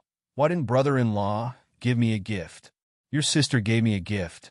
Xiao Hung looked at Gu Jiao meaningfully. She was the best gift for his birthday. I want to see it, little Jing Kong said. Since it was the little guy's birthday, Xiao Hung did not discourage him. He only picked a brush from the pile of gifts. Here, a brush. Little Jing Kong shook his little rattledrum. My gift is still the best. Jiao Jiao likes me the most. They went to the backyard to light firecrackers. Brother-in-law, Gu Yan suddenly came to Xiao Hung and said mysteriously, Come here. I have something good to show you. Xiao Hung followed Gu Yan to the central room. At this moment, everyone was watching little Jing Kong and Gu Xiaoshan light firecrackers in the backyard. The central room was deserted except for Gu Yan and Xiao Hung. Gu Yan sneakily took out a small porcelain bottle from his arms. It's freezing. It's freezing. What is this? Xiao Hung asked, puzzled. Wine. Gu Yan raised his eyebrows and said, It's not ordinary wine. It's a double brew, pear blossom brew, and osmanthus brew. It took me a lot of effort to get it from my son-in-law. Why did you get it? Xiao Hung asked. Gu Yan said without changing his expression, I want to drink it. Brother-in-law, let's drink it together. Once you're drunk, Jiao Jiao will be able to do whatever she wants. Gu Yan was going all out for Jiao Jiao. You can't drink. Xiao Hung firmly objected. Gu Yan had a heart condition, and he was too young. He definitely couldn't drink alcohol. Gu Yan looked at him pleadingly. 1 cup is fine. Xiao Hung said, Not even half a cup. Gu Yan pursed her lips. But I'm here to drink with you. I've never drunk wine in my life. I heard that this kind of wine doesn't make people drunk. Brother-in-law, let me have a taste of it. Xiao Hung, no. Gu Yin lowered his head, feeling wronged. To be honest, it was hard for people to resist him like this, but Xiao Heng was sober. He wouldn't condone Gu Yin drinking. As if he could see Xiao Heng's unwavering determination, Gu Yin took a step back. Then, brother-in-law, why don't you try it for me and tell me what it tastes like? Okay. It was the new year, so Xiao Heng couldn't spoil the child's mood. When Gu Yin saw that he agreed, his eyes lit up again. He was as happy as a child.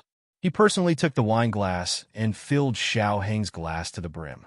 He knew that his brother-in-law had a good tolerance for alcohol, but this kind of wine wasn't an ordinary double brew. He stole it from his son-in-law. 1 cup was enough to make him drunk. Get drunk, brother-in-law. Xiao Heng took the glass. Just as he was about to drink, little Jing Kong and Gu Xiaoshan unexpectedly rushed in. Little Jing Kong bumped into Xiao Heng on the spot. Xiao Heng's hand trembled and spilled the entire glass of wine. Gu Yin clenched his little fists. Shang. Brother-in-law, I'm sorry. Little Jing Kong apologized and made a face at Gu Xiaoshan. Ha! Come and catch me. After he said that, he ran out. Gu Xiaoshan chased after him. Gu Yin suppressed his anger and poured a second glass for his brother-in-law. He said with a smile, "It's okay, there's more." Xiao Heng took the second glass. In the end, the 2 troublemakers ran back. This time it was Gu Xiaoshan. He directly knocked over Xiao Heng's glass. The glass fell to the ground with a bang. Gu Xiaoshan. Ha! Broken and safe? Gu Yin was furious. Broken your head. The wine was almost gone. Gu Yin was about to die from anger because of these 2 guys. They were really bad at everything, but they were number 1 at causing trouble. I'm fine, Xiao Heng said. Let me do it. You guys go out first. Don't prick your feet. As he spoke, he took a broom and came over to clean up the mess on the floor. It was also at this moment that Gu Xiaoshan noticed that Xiao Heng's walking was different from usual. He didn't limp. Brother-in-law. Gu Xiaoshan looked at Xiao Heng's right foot. Brother-in-law? What brother-in-law? Hurry up and light the firecrackers. Gu Yin pushed Gu Xiaoshan out of the living room. Gu Xiaoshan, I just saw. Okay, you saw it. I know. Don't delay my business. Jing Kong, Xiaoshan is here. Gu Yin decisively waved at little Jing Kong. Little Jing Kong grabbed a firecracker and pounced on Gu Xiaoshan. The 2 childish guys played together again. Gu Yin returned to the living room. Wasn't it just brother-in-law's foot? It was healed long ago. Idiot, you only noticed it now. Brother-in-law, let me help you. Gu Yin eagerly snatched the broom from him and cleaned up the mess on the floor. Then he shoveled it out with the bucket. When he returned to the living room excitedly, he didn't see his brother-in-law. Instead, his sister was sitting at the table with a flushed face. He walked over in a daze and asked Gu Jiao, "Sister, where's brother-in-law?" Gu Jiao looked at him with her misty eyes and pointed at the study room. Gu Yin saw that Gu Jiao's reaction was not right. He looked at Gu Jiao and then at the porcelain bottle on the table. His heart skipped a beat. He picked up the porcelain bottle and shook it. It was empty. He lifted the porcelain bottle and poured the wine out. There was not a drop of wine left. No, it can't be, Gu Yin. It's not you who drank it. Say it's not you. Bang! Gu Jiao's little head hit the table. Gu Yin, he wanted his brother-in-law to get drunk and send him to his sister's room. However, his brother-in-law didn't get drunk, but his sister passed out first. It's over, it's all over. Gu Yin sat down on the chair, dejectedly. He let out a long sigh and also hit his head on the table. When Xiao Heng came out, he saw the 2 little heads on the table. Senior servant Fong was changing the bedding in the east room, so Xiao Heng had to send Gu Jiao back to the west room first. He would move her over later. Gu Yin said sullenly, "I'll ask Beansprout to make some hangover soup." The hangover soup was quickly sent over, but before he could feed her, Gu Jiao knocked it over and spilled it all over Xiao Heng. Looking at his sister's drunken appearance, Gu Yin knew that there was no way to save the situation. He shook his head helplessly and went to the backyard to light the firecrackers. Xiao Heng's body was covered in hangover soup. His clothes were thick enough so they weren't hot, but they were wet and uncomfortable. Moreover, when the cold wind blew, he would feel cold. He could only change his clothes first. He looked at Gu Jiao and said with amusement, "You're so drunk." Gu Jiao was indeed drunk. She didn't know that the little benefit she had been longing for was right in front of her. Xiaoheng stretched out his slender hand and gently untied his belt, then took off his winter coat and inner clothes. His plain white inner clothes were also wet and stuck to his firm muscles. He slowly took them off, revealing his fair skin, exquisite collarbones, broad shoulders, tight chest, and smooth waist and abdomen, which were full of masculine strength. Gu Jiao suddenly woke up. She opened her eyes in a daze. Looking at a certain someone's firm muscles and attractive body, she couldn't help but whistle in her heart. Wow!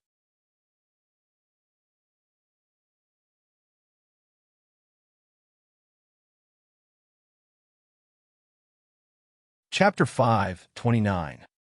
Xiaoheng's shirt and pants were wet from the hangover soup, so he had no choice but to change out of them. When he finished changing and turned around, he subconsciously glanced at Gu Jiao, who was a drunken mess on the bed. Gu Jiao's sleeping posture was it was hard to explain. Her face was flushed, the quilt was kicked, and the pillow was crooked. She spread out her arms and legs and lay on the mattress with her head tilted to the side. "Young master, I've cleaned up." Outside the door, senior servant Fong said. "Okay, I know." Xiaoheng agreed. Xiaoheng came to the bedside and looked at Gu Jiao, who was sleeping in such a strange posture for the first time. He inexplicably felt strange in his heart. Then he looked at Gu Jiao's lips. Wait a minute. Is this girl drunk? Or is she dreaming? Why does it feel like she's drooling? Xiaoheng took out a handkerchief and gently wiped her clean. Why does it feel like this girl is smiling even in her dreams? Gu Jiao was drunk and couldn't stay up late, but the rest of the people played until midnight. Then little Jing Kong and Gu Xiaoshan lit firecrackers. Not only their house, but the entire Hudong was lit. Even so, Gu Jiao didn't wake up from her beautiful dream. Her husband is so beautiful and has such a good figure. It's the best I've ever seen in my 2 lifetimes. So good looking, so good looking. In her dreams, Gu Jiao hugged the small quilt and rolled around on the bed. The next day, Gu Xiaobao woke up the earliest. He was hungry and wanted to drink milk. Madame Yao fed him milk, so he didn't want to sleep anymore. A 3-month-old baby couldn't sit or crawl, so he could only accept his fate and lie down. His clothes were especially thick. However, Gu Xiaobao was used to it. He did not cry and just licked his fingers, letting Yaoshi sleep a little longer. Last night, when the firecrackers were burning and crackling, he had been obedient. Later, when he fell asleep and was woken up by the firecrackers, he did not make a fuss. He ate his fingers and coaxed himself to sleep.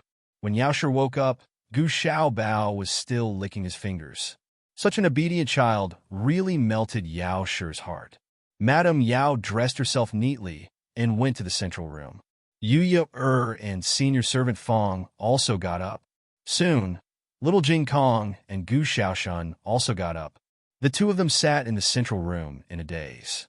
They did not know what Gu Xiaoshan and little Jing Kong were talking about. Both of them looked at the door of the west room. After a while, Xiaoheng came out of the west room. The 2 of them stared at his right foot. Gu Xiaoshan used his elbow to nudge little Jing Kong's arm and said in a low voice, "I didn't lie to you, right? Look, it's healed." He had discovered it yesterday, but he forgot about it because of Gu Yan's interruption. This morning, he pulled little Jing Kong along to verify it. Little Jing Kong stared at his bad brother-in-law's right foot and carefully observed it for a while. He nodded and confirmed seriously, "Yes, it's really healed. See, brother-in-law is healed as soon as Jiao Jiao came back." Gu Xiaoshan and Gu Jiao would call each other elder sister when they were together, but with little Jing Kong, they would call each other Jiao Jiao. Little Jing Kong's address was never affected by Gu Yin and Gu Xiaoshan. It could be said that he was strong alone. "Brother-in-law," little Jing Kong called out to Xiaoheng. He walked over and raised his hand to touch Xiaoheng's body. When he realized that he could not reach it, he moved a chair and climbed up. He stood on the chair, but he still could not reach it. You come down a little," he said. "What?" Xiaoheng asked. Come down a little. I have something to tell you, little Jing Kong said. Xiao Hung decided to give the little monk some face. He bent down slightly and looked at the little monk at the same level. What's wrong? Little Jing Kong reached out his small hand and patted his shoulder solemnly. Brother-in-law, you've finally overcome the obstacle and become a normal person. I'm really happy for you. One who was unaccountably solicitous was hiding evil intentions. Xiao Hung squinted at the little guy and asked, What exactly do you want to say? Little Jing Kong thought for a while and said, Honestly, I want to increase the rent. Xiao Hung was speechless. When Gu Jiao woke up, the whole family knew that Xiao Heng's legs had returned to normal. They all thought that Xiao Hung only recovered this morning. Madame Yao and Yu Ye did not say anything. After all, it was a happy occasion. Madame Yao also calmed down after thinking for a whole night. When she first learned that her daughter had married a crippled scholar from the countryside, her heart was filled with pain. Her daughter was the daughter of the Marquis. If she had raised her daughter since she was a child, she would not have married a crippled and poor boy. She had once had such thoughts as well. The reason why she accepted it was because she had never raised her daughter, so she had no right to criticize her daughter's choice. Secondly, she liked Xiao Heng's character and character. She comforted herself that her daughter might not have a better life after marrying a better man. As long as her daughter was happy, she had no regrets. However, this son-in-law of hers gave her a big surprise. Not only did he become the top scorer in Yuzhou and enter the Imperial College, but he also came out on top in the Imperial examinations and became the youngest top scorer in Zhao country. His only regret was his legs, but now, even this regret had disappeared. How could Madame Yao be ruthless enough to find Xiao Hung to settle accounts? As for her daughter hiding the fact that she had escaped death several times at the frontier fortress, she was more distressed than harshly scolding her. The young couple did not know that their crisis had quietly passed. Gu Jiao came out of the east room and found little Jing Kong sitting alone on the threshold of the front yard. He was small, and his mushroom hair was neat and tidy. At first glance, he looked like a lonely mushroom growing in the snow. Gu Jiao walked over and bent down to look at him. Jing Kong, what are you doing here? Little Jing Kong turned around and looked at Gu Jiao. I'm waiting for Shifu. When he said this, Gu Jiao remembered that little Jing Kong Shifu would celebrate his birthday with him every year. He also came last year, but he did not meet with the others. He left little Jing Kong's birthday gift, a deed to a house in Liang country, and then left. Gu Jiao sat down next to little Jing Kong and asked, Your Shifu didn't come last night? Yes. Little Jing Kong nodded, but he was a little depressed. Gu Jiao rubbed his little head and said, It snowed heavily in Zhao country this year. Your Shifu is old, so it might not be convenient for him to go out, or he might have been delayed on the road. Because little Jing Kong always called his Shifu, Gu Jiao's impression of him was that he was a little old man with a white beard and a hunchback. In this kind of weather, even a strong man would have a hard time traveling, let alone an old man. Little Jing Kong thought about it seriously and felt that it was not impossible. Compared to him, his Shifu was indeed quite old, so his Shifu might really have been delayed by the heavy snow. Do you miss your Shifu a lot? Gu Jiao asked. Yes, a little. Little Jing Kong was an honest child. Gu Jiao paused and asked, Why don't you write another letter to your Shifu? Little Jing Kong curled his lips in disdain. No, he didn't reply to the letter I wrote to him last time. The more he talked, the more it showed that he cared about his Shifu. He was a very affectionate child. His Shifu picked him up and raised him until he was 3 years old. In his heart, his Shifu was like a father, right? Gu Jiao said to little Jing Kong, How about this? When I reply to Ningxiang's letter, I'll ask her to go to the temple and ask if your Shifu is well and if he went out. Okay. Little Jing Kong did not refuse. Gu Jiao curved her lips. What's your Shifu's name?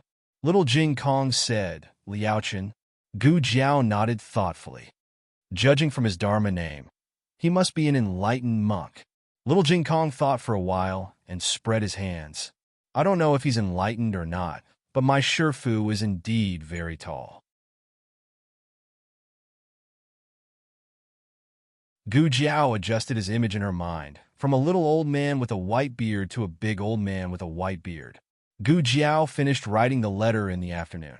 The courier station in Zhao country was open all year round, but the letter was sent slowly during the Lunar New Year. Gu Jiao could send it to the courier station every few days. On the 7th day of the Lunar New Year, the long-awaited news of the Gu army's return to the capital finally came. The weather was beautiful. It snowed heavily for 3 days, but it cleared up on the 7th day of the Lunar New Year. The golden light shone on the earth, and the imperial city was an auspicious sign. When the people heard about the return of the army, they waited on the streets and at the city gate. For a moment, the crowd was surging and the crowd was boiling. The imperial guards had to use their bodies to block the excited people. The people could not rush out, so they could only stretch their necks.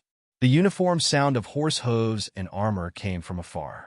Under the bright sky, it was deafening, as if they could see the golden spears and armored horses on the battlefield. It's the Gu army. The Gu army is back. A tall and strong man shouted loudly. The crowd became restless. The people who were not satisfied with being stopped by the roadside pushed each other forward. The imperial guards used a lot of strength and gritted their teeth to prevent the people from rushing out. Although the war did not spread to the capital, the people still got a lot of news from the frontier fortress through the official reports of the imperial court.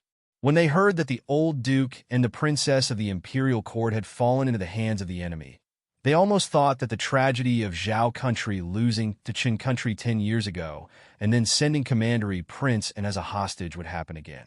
But the Gu army won. Not only did they win against the remnants of the previous dynasty and the army of Qin country, but they also protected the princess of Zhao country. They took back the lost cities as quickly as possible and annihilated the invading enemy forces at the smallest cost. They were the soldiers of Zhao country, the heroes of Zhao country. Tang Yueshan's leg injury had basically recovered. He took the lead and walked in the front. Before leaving the capital, he still had some fat on his belly, but after the war it was gone. He lost a lot of weight, but he was very energetic. He wore dark armor. He had a strong back and a bare waist. He had a powerful aura. Behind him was Gu Changqing, who was also riding a horse. Gu Changqing wore a silver armor that flashed with cold light. The white cloak behind the silver armor fluttered in the wind. He wore a helmet, and the iron visor of the helmet was lowered. The commoners could only see his eyes that were as cold as knives and his valiant figure. Who in the capital didn't know that the Ding and Marquis Shitzi was handsome and elegant. But when he was a military officer in the army, he was too unreasonable. So he gained the reputation of being a cold-faced Yama. But it was this cold-faced Yama that protected their Zhao country's mountains and rivers. The crowd burst into fierce cheers. I heard that Gu Shitzi is not married yet. What? You want to marry your daughter over? It's not impossible. Your daughter is only 3 years old. Eh? Who is that person? A young man pointed at the young man wearing silver armor behind Gu Changqing.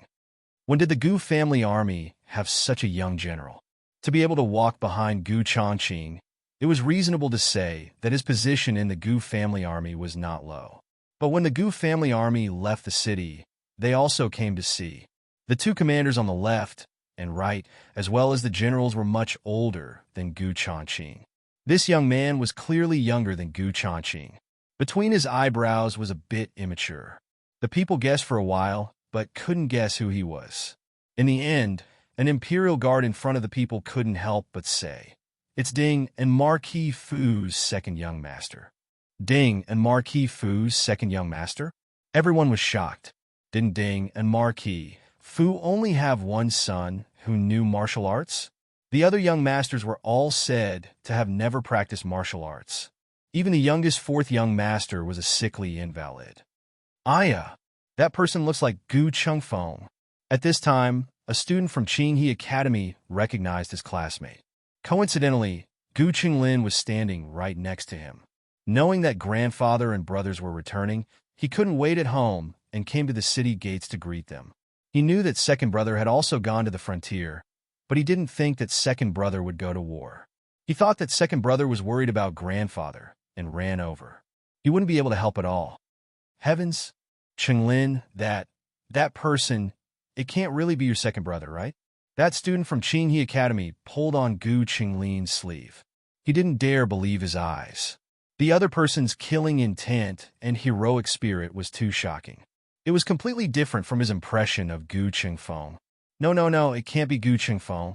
It must be his eyes that were playing tricks on him. Gu Qingfeng wasn't that powerful.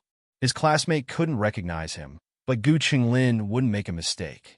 That young soldier who had the qualifications to walk with his eldest brother and receive the praises of the people was clearly his second brother. Gu Qinglin's heart received 10,000 blows. So his eldest brother and second brother were this powerful. Only he was a good-for-nothing.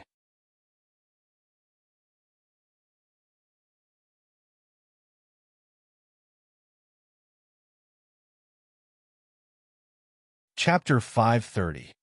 The old Duke's carriage and Princess Ning Anne's carriage returned with the three armies. The old Duke's limbs were broken. Even if Gu Jiao reconnected them, he wouldn't recover so quickly. He went straight to the Duke's mansion after entering the capital. Gu Changqing and Tang Yueshan escorted Princess Ning Anne's carriage into the palace. The emperor was very excited.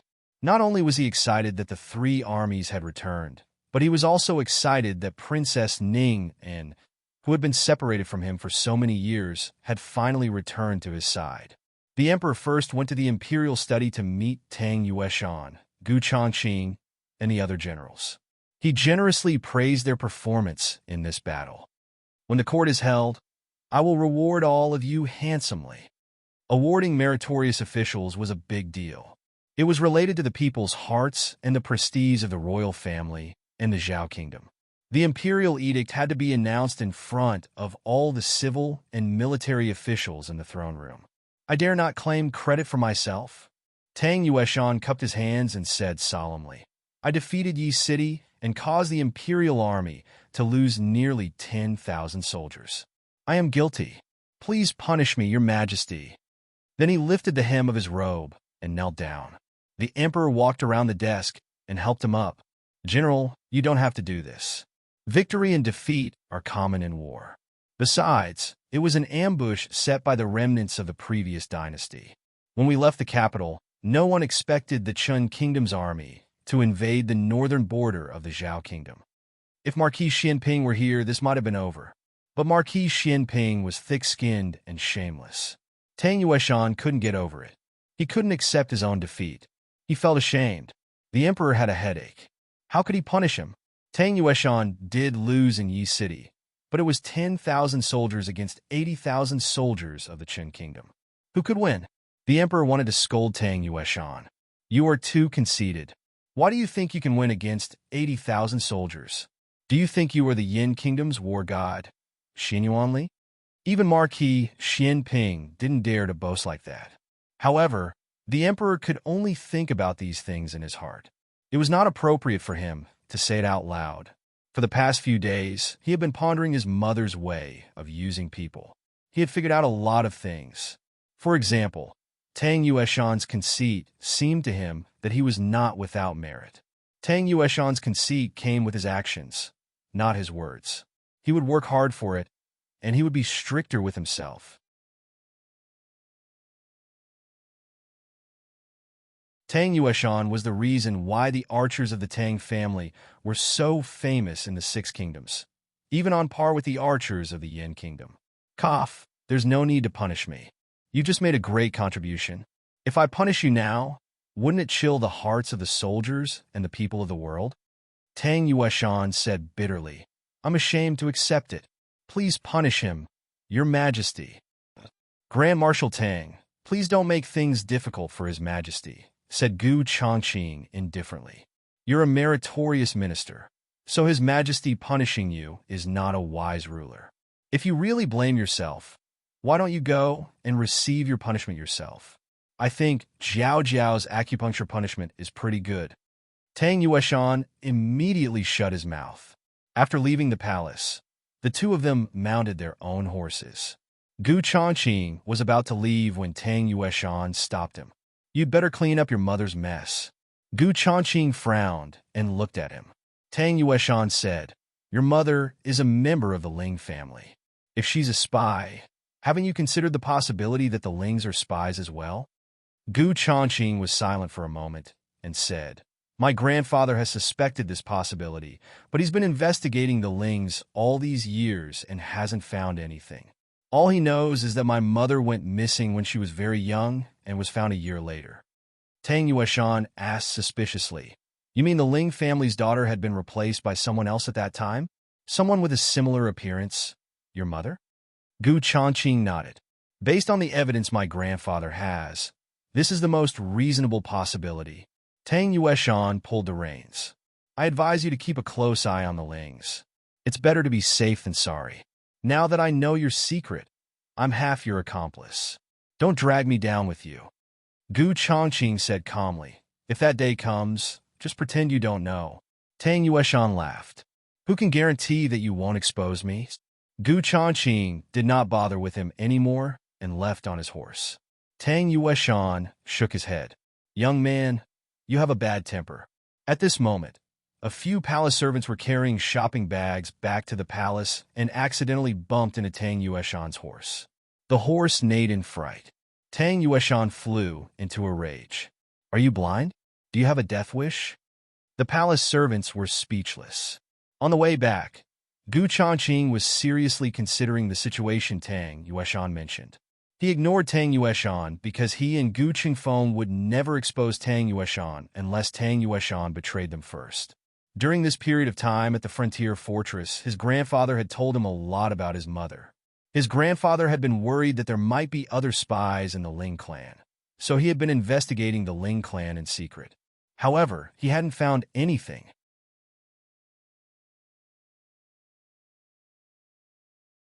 There were a few servants and maids in the residence who had been found out by his grandfather after old concubine Jing's affair was exposed, and they were dealt with one by one. In his opinion, the possibility of the Ling clan being suspicious was slim. However, it was better to be safe than sorry. Tang Yueshan was right. It was never a bad thing to be cautious. After returning home, Gu Changqing ordered a few secret guards to keep an eye on the Ling clan. Then, he went to pay his respects to old Madame Gu and Marquis Gu.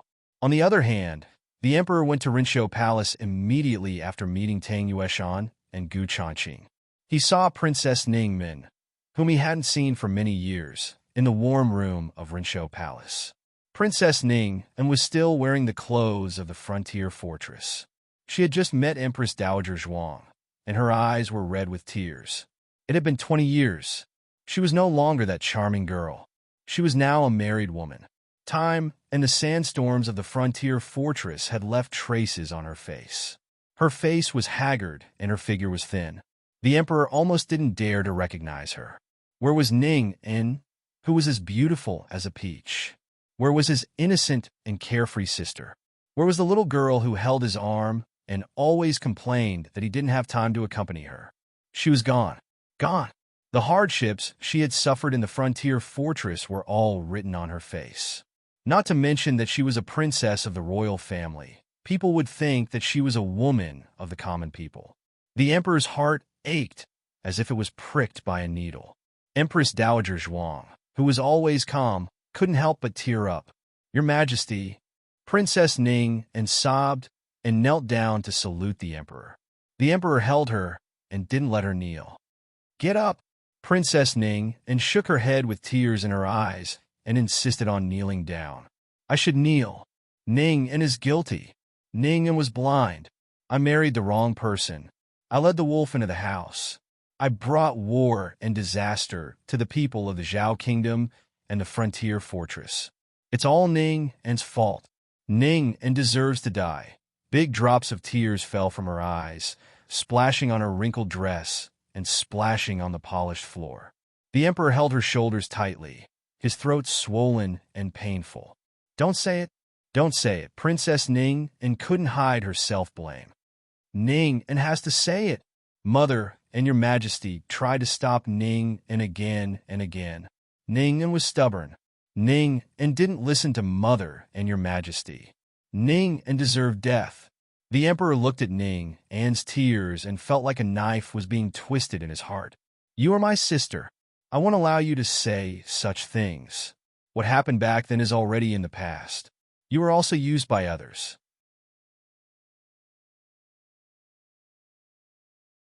It wasn't your fault. You mustn't blame yourself. Imperial Mother and I have never vented our anger on you. Don't belittle yourself. Quickly get up. The Emperor pulled Princess Ning and up by force. Princess Ning and was sobbing. The Emperor looked at the 12 or 13-year-old boy sitting in the wheelchair. His eyes moved slightly, and he asked, "This is Princess Ning," and turned her head and said to the boy, "Xian, quickly greet your uncle." Compared to Princess Ning, Anne's breakdown, Huangfu Xian was much calmer. He didn't shed a single tear, nor was there a trace of sadness or excitement at the reunion. He just stared straight at the Emperor, as if he didn't know that such a direct gaze was very rude. "Uncle," he called coldly. This greeting was neither warm nor respectful. Whether it was as an uncle or as the ruler of a country, the Emperor couldn't possibly be satisfied with this greeting. However, the Emperor had always been endlessly tolerant of Princess Ning, and so he didn't care about Huangfu Xian's rudeness.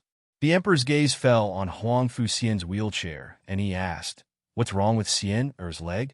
Are you injured? Have you called for the imperial physician?" Huangfu Xian laughed coldly. "Xian, Princess Ning," Anne's expression became serious. "Don't be rude to His Majesty."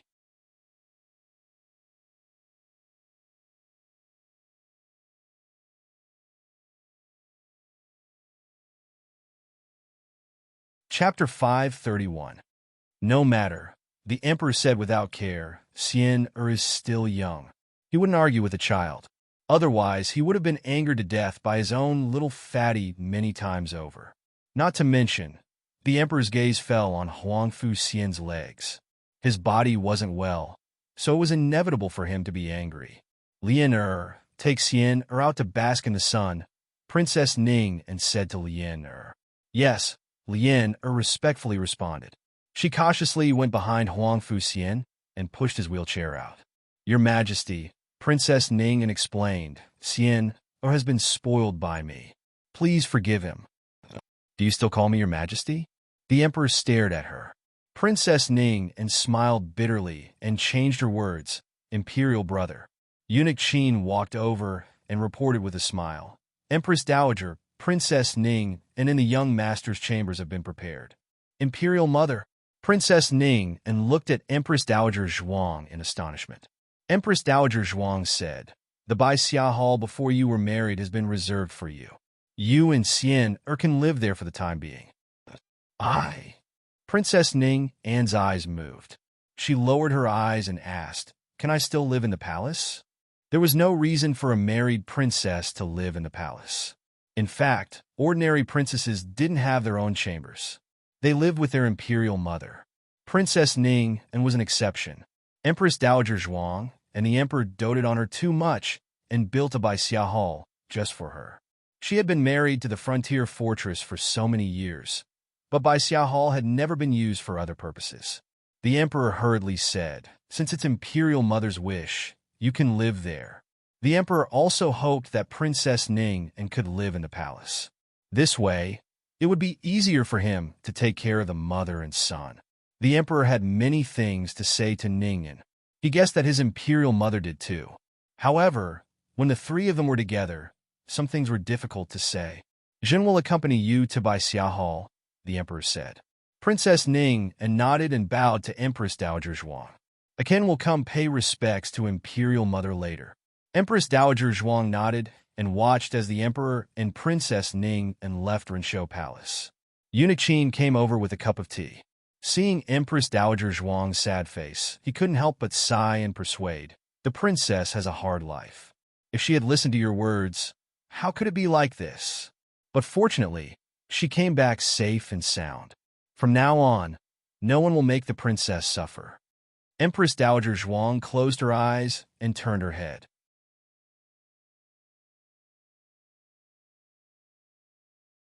A tear slid down her cheek. The Emperor and Princess Ning walked side by side towards Iridescent Cloud's hall. Lian pushed Huangfu Xian and followed behind at a distance. Princess Ning and turned to look at the indifferent Huang Fuxian and sighed helplessly. The emperor sensed her gaze and asked softly, "What happened to Xian, or his leg? Were you injured in the war?" Princess Ning shook her head with difficulty and said, "It was when I was young. When Xianer was 5 years old, the frontier fortress encountered a great snowstorm." The emperor nodded thoughtfully. "I have an impression of this." The court also sent disaster relief funds to the frontier fortress.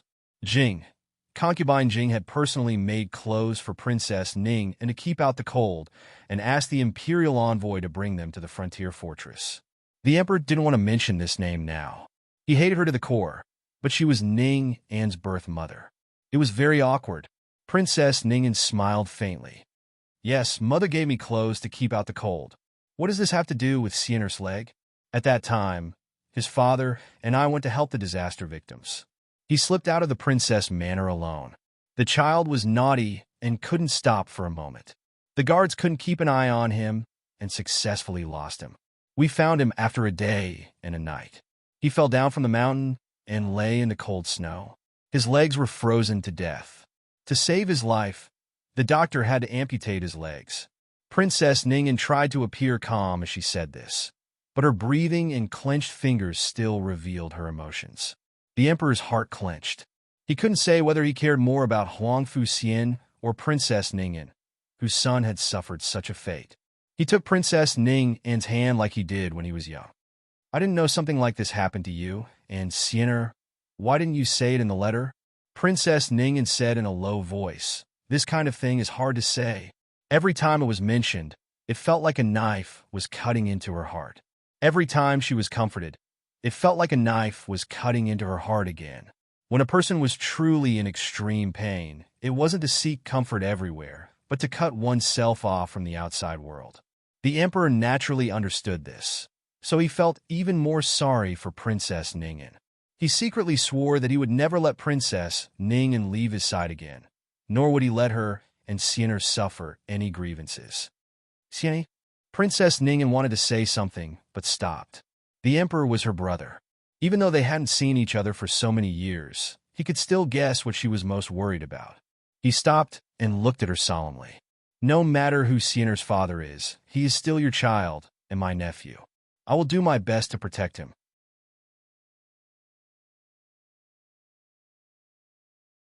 Not many people objected to Princess Ning's return to the capital, but that might not be the case for Huang Fuxian. After all, the blood of the previous dynasty flowed through his veins. Those radical civil and military officials would probably use Huang Fuxian's bloodline as an excuse. Princess Ning said in shame, "I'll have to trouble you, royal brother." "It's no trouble," the emperor said. "If Huang Fuxian had a healthy body, perhaps it would indeed be a little troublesome. However, what was there to be afraid of with his damaged body?" Those officials had nowhere to vent their anger, so they wanted to make fun of a child. Once the truth was revealed, the controversy would lessen. The emperor said, "Ningen, I still want to talk to you about concubine Jing's matter." Princess Ningen smiled faintly. "Royal brother, there's no need to say more. Ningen understands. Mother, she is a spy from the previous dynasty. From the moment she worked for the previous dynasty's imperial family, her fate was sealed." "Do you resent her?" the emperor asked. Princess Ningen said, "There's no point in talking about this now." The emperor said, "She sent the Dragon Shadow Guard to the frontier fortress to find you. Did she want to kidnap you?" Princess Ningen shook her head. "They wanted to take me away. They came with a shadow guard. That shadow guard said that something had happened in the capital and that the frontier fortress might not be safe. So he wanted me to leave with him first. But they couldn't beat Huang Fuzheng's men of sacrifice and were all injured in the end. That shadow guard even died." The emperor hadn't expected Du Zheng. No, Du was a fake surname.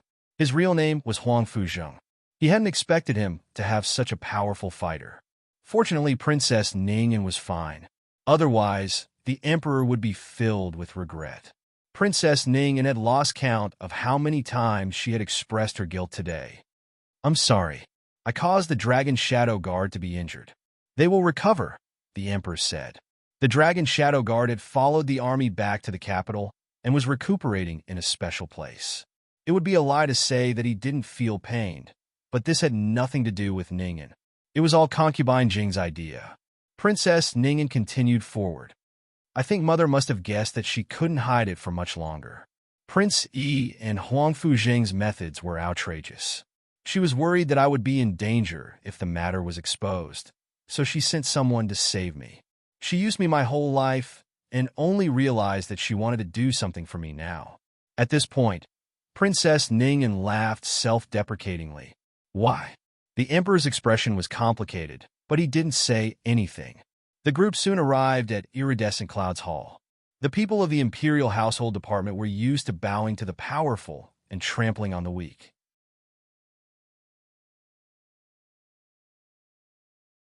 Princess Ningen might be a widow, but she was doted on by the Emperor and Empress Dowager Zhuang. Everything they bought for her was the most luxurious, exquisite, and priceless.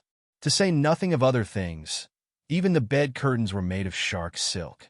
Even Empress Xiao and Princess Xinyang didn't receive such treatment. The servants serving her were also carefully selected by the Imperial Household Department. There was a manager eunuch, a manager nanny, for senior court ladies, 10 junior court ladies, and 10 junior court eunuchs. This was no longer a standard that a princess could enjoy. Imperial brother. A complicated look flashed through Princess Ning An's eyes. She sighed. I don't need such expensive things, and I don't need so many people. The Emperor's face darkened. You are my most beloved sister. If I say you need it, then you need it. Princess Ningen wanted to say something, but stopped. The Emperor held her shoulder and stared fixedly at her weather-beaten face. He said with heartache and self-blame, I didn't protect you well back then and cause you to suffer for so many years. I will make it up to you in the future. You don't have to worry about anything. Just leave everything to me. No one will dare to criticize you. If there is, I will cut off their heads. Princess Ningen wanted to say something, but before she could refuse, a child's chattering came from outside Iridescent Clouds Hall. A trace of confusion appeared on Princess Ning An's face. The Emperor smiled and said, It's little Qi and his little classmate. Little Jinkong had just entered the palace. He was a child, so he didn't know who had come to the palace. He had come purely for the rent increase. That day, he had asked his brother-in-law for a rent increase, but his brother-in-law had said that his request was unreasonable. So he wanted to ask his great-aunt how to reasonably increase the rent. Unfortunately, his great-aunt's mood seemed to be a little down. He was an understanding child, so he decided to temporarily put aside the matter of the rent increase. He tried his best to act cute for a long time, but in the end, he was thrown out by his great-aunt with an expressionless face. It was too noisy. Then he went to find Qin Shiyu. Qin Shiyu had recently raised a puppy. The two chased the puppy everywhere. The puppy probably smelled the Emperor's scent and ran to Iridescent Clouds Hall. When Qin Shiyu and little Jing Kong arrived outside Iridescent Clouds Hall, they happened to see Huangfu Xian sunbathing at the entrance. They had never seen a wheelchair before, so they were quite curious. Little Jing Kong walked over, looked at Huangfu Xian's wheelchair, and said, Wow, what kind of chair is this? And it has wheels. Compared to the strange chair, Qin Shiyu's attention was more on the person. He asked in confusion, Who are you? How come I've never seen you before? The palace was Qin Shiyu's home.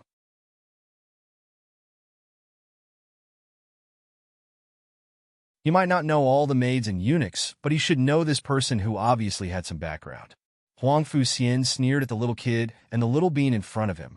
Who are you? Qin Shiyu introduced himself seriously. I'm Qin Shiyu, and he's my classmate, Jing Kong.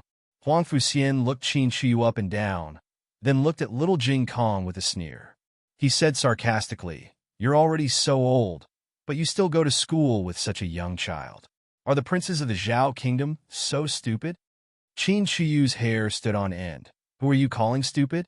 I'm not stupid. I'm in the prodigy class of the Imperial College. Huangfu Xian sneered. You stuffed it in, right? You. Qin Shiyu's face turned red. Little Jing Kong was completely attracted by the big wheels of the wheelchair, so he didn't pay attention to their conversation.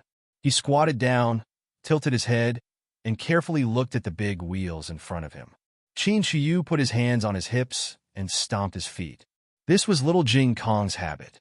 After spending so much time with little Jing Kong, he unconsciously picked up some of the little Jing Kong style. He said angrily, "How dare you talk to me like that? Do you know who I am? I'm the 7th prince of the Zhao Kingdom. If you continue to be so rude, I'll get someone to beat you up." Huang Fuxian wasn't scared by his words. Instead, he coldly reached out his hand and pushed Qin Shiyu to the ground. Unfortunately, little Jing Kong was squatting on the ground looking at the wheels. When Qin Shiyu fell, he was knocked down as well. Ouch! Little Jing Kong cried out in pain. His little foot was squashed by Qin Shiyu's butt. When the Emperor and Princess Ning'an walked over, they saw the two children fall to the ground. Eunuch Wei also came out.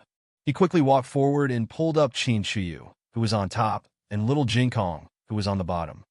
"Are you okay? Are you hurt anywhere?" he asked worriedly. Little Jing Kong's right foot hurt a little. Qin Shiyu had a lot of meat, so he didn't hurt, but he was very angry. He turned around and was about to pounce on Huang Fuxian. "Stop!" the Emperor shouted. Eunuch Wei immediately held Qin Shiyu. Qin Shiyu immediately complained and pointed at Huang Fuxian. "Father, he pushed me." The Emperor looked at Huang Fuxian in the wheelchair. Huang Fuxian slowly leaned against the back of the wheelchair and raised his eyebrows. "I didn't push you. You fell down yourself." Qin Shiyu widened his eyes. "Nonsense. I wouldn't fall down myself. It was you who pushed me. Jing Kong, you saw it, didn't you?" "Huh?" Little Jing Kong was confused when he was suddenly called out. He was too focused on studying the big wheel and didn't see anything. At this moment, Lien came back with a bouquet of flowers. She didn't know what happened and handed the peony flowers to him.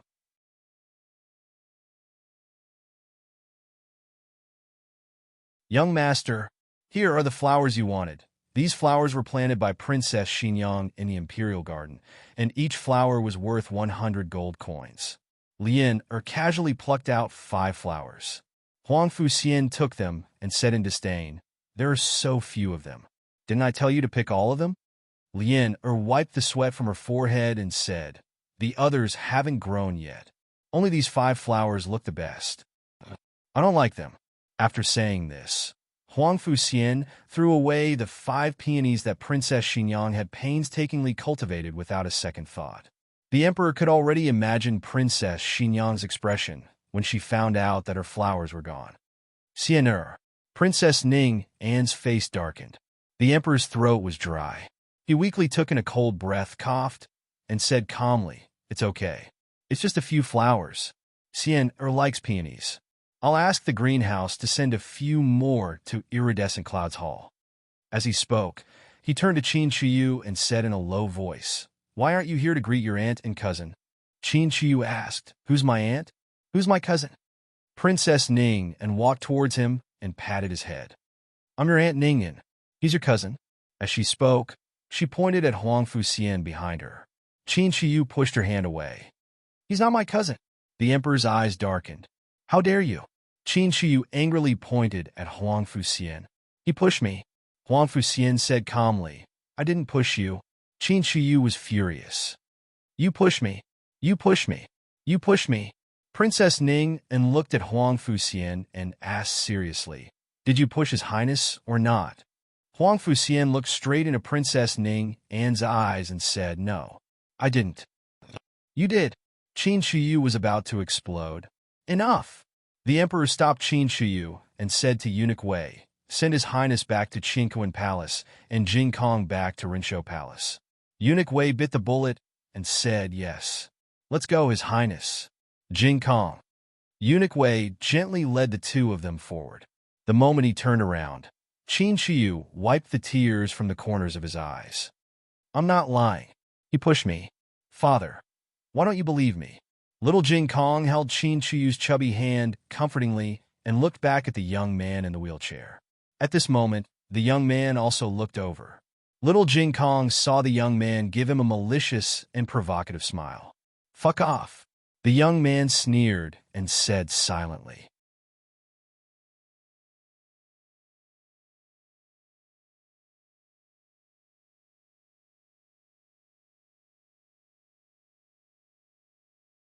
Chapter 532. Iridescent Cloud's palace was closer to Rinshou Palace. So Eunuch Wei sent little Jing Kong back to Rinshou Palace first before taking the aggrieved Qin Shiyu to Cunning Palace. As soon as Qin Shiyu saw Empress Xiao, he couldn't help but cry as a little man. Seeing his tears fall down, Empress Xiao didn't understand. She hugged her son and wiped his tears with a handkerchief while asking, "What's wrong?" Qin Shiyu cried until he was out of breath.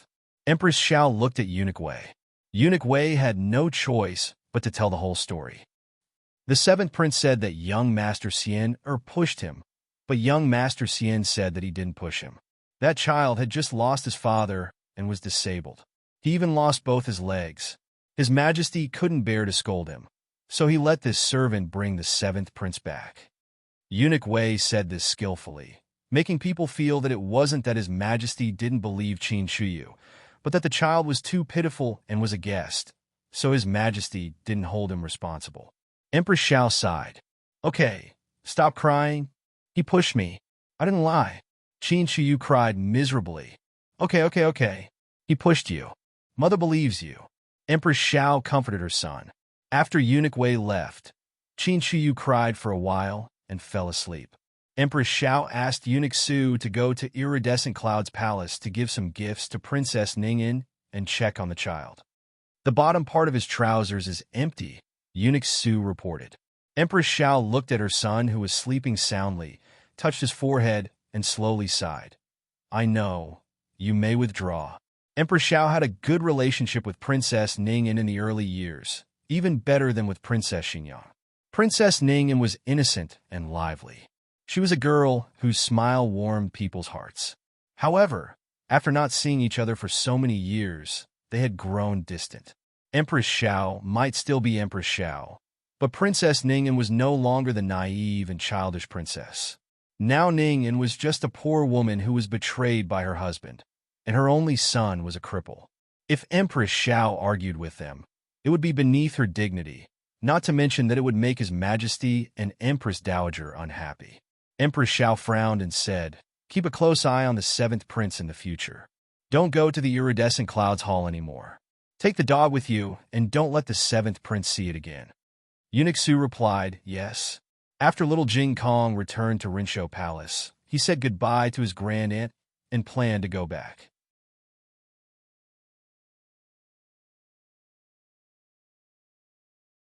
Because he was a year older, he firmly believed that he could come and go as freely as his bad brother-in-law.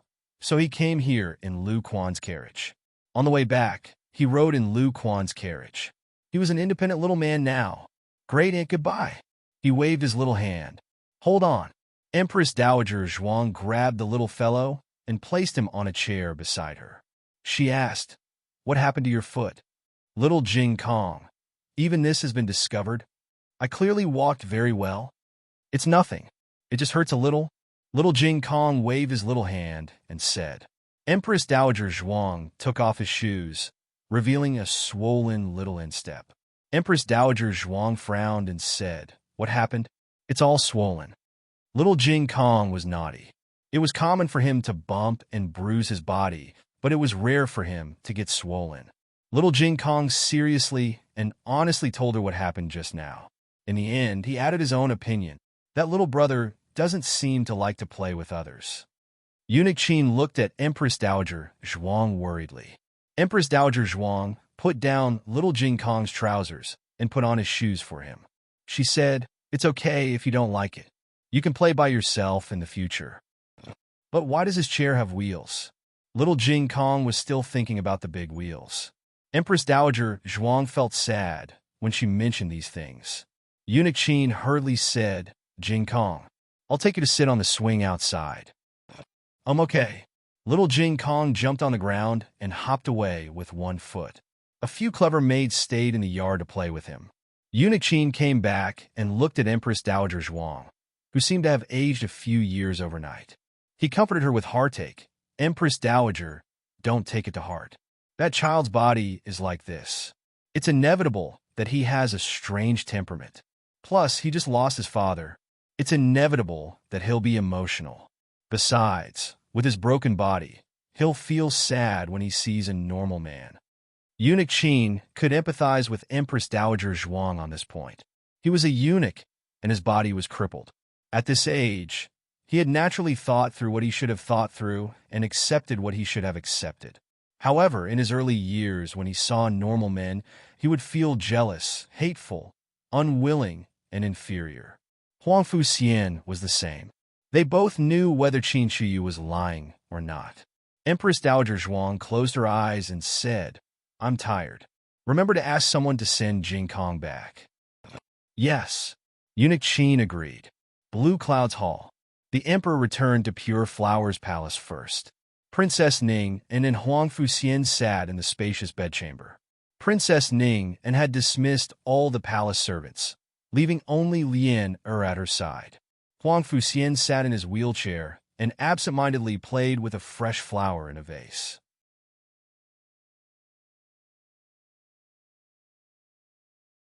Princess Ning and sat down across from him and stared at him. "Xian'er, why did you do this?" "I like it." Huang Fuxian looked at the flower in his hand. Lian looked at her princess in fear. Princess Ning and took a deep breath and suppressed her anger. She said seriously, "Huang Fuxian, this isn't the border fortress. This is the imperial palace. Even the smallest thing can make you lose your head." Huang Fuxian pinched a petal. "Oh, is that so? Who dares to go past His Majesty and the Empress Dowager to chop off my head?" Princess Ning and stared at him for a long time. "Huang Fuxian, no one owes you anything. His Majesty and the Empress Dowager won't always favor you.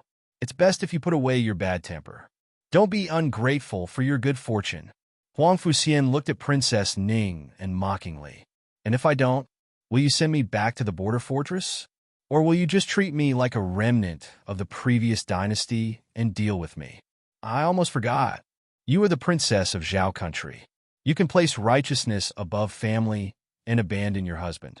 What is a crippled son in your eyes? Why don't you get rid of this burden as soon as possible so that you can find a husband to marry?" Slap! Princess Ning and slapped him across the face. Huang Fuxian's head turned to the side from the slap. Lian paled in fright. She rushed over to hug Huang Fuxian and said to Princess Ning, "Princess, don't be like this." Scram! Huang Fuxian didn't appreciate her kindness and pushed Lian away. Lian staggered a few steps and bumped into the table behind her. Her back was bruised. Huang Fuxian wiped the blood from the corner of his mouth with his slender fingers. He looked at the drop of blood, and his lips curled. A trace of mockery flashed through his eyes. "That was a good hit, my mother." Gu Jiao went to the medical hall today. When the second master saw her, his tears almost fell. He didn't care about the many doctors and patients in the hall. He held Gu Jiao's hand tightly and looked her up and down for a while. "Little Gu, are you really okay?" "I'm fine," Gu Jiao said. "You're lying. You didn't tell me that you had such a serious illness. You were also kidnapped by the prince consort." The people from the medical hall also went to the border fortress so they could bring back some news about Gu Jiao. For example, after Gu Jiao came back from Lingguan City, she isolated herself for 7 days. Dr. Song knew that she had contracted an epidemic. Dr. Song would not hide it from the second master. But Dr. Song didn't know that she was kidnapped by the prince consort. She didn't say anything. Gu Changqing also didn't say anything. She didn't say anything because she was too lazy to say anything. Gu Changqing didn't say anything because he was considering her reputation. Gu Changqing only reported everything truthfully in a letter to the emperor.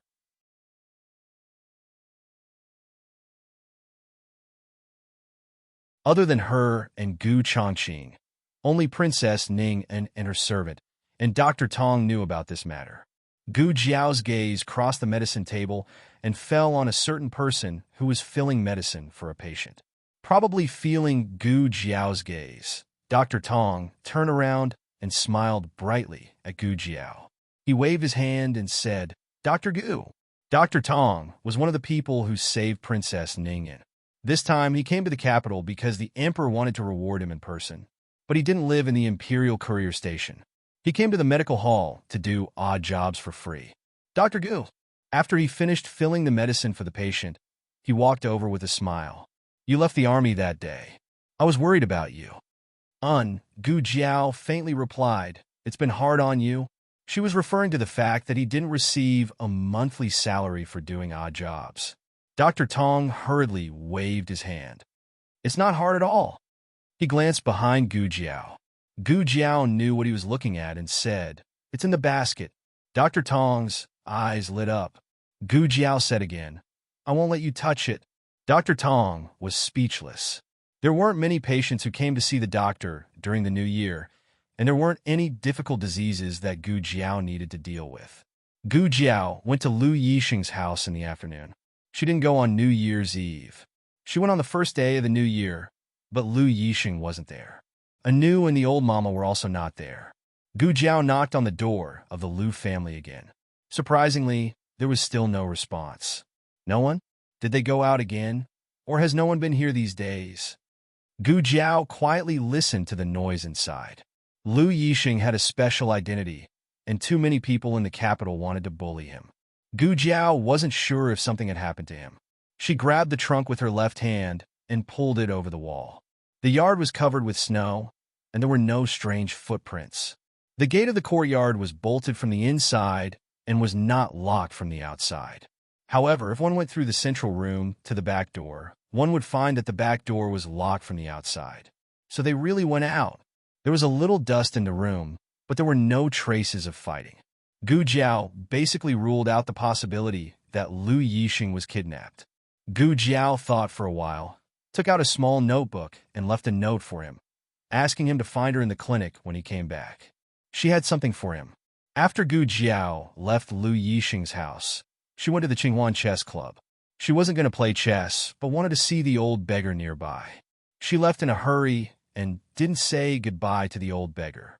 She didn't know how he was doing recently. She looked around the street where the old beggar used to be, but didn't meet the old beggar.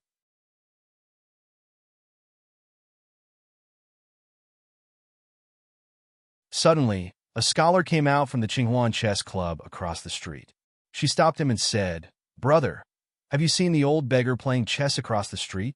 Gu Jiao was used to dressing as a man in the frontier fortress, so she also dressed as a man today.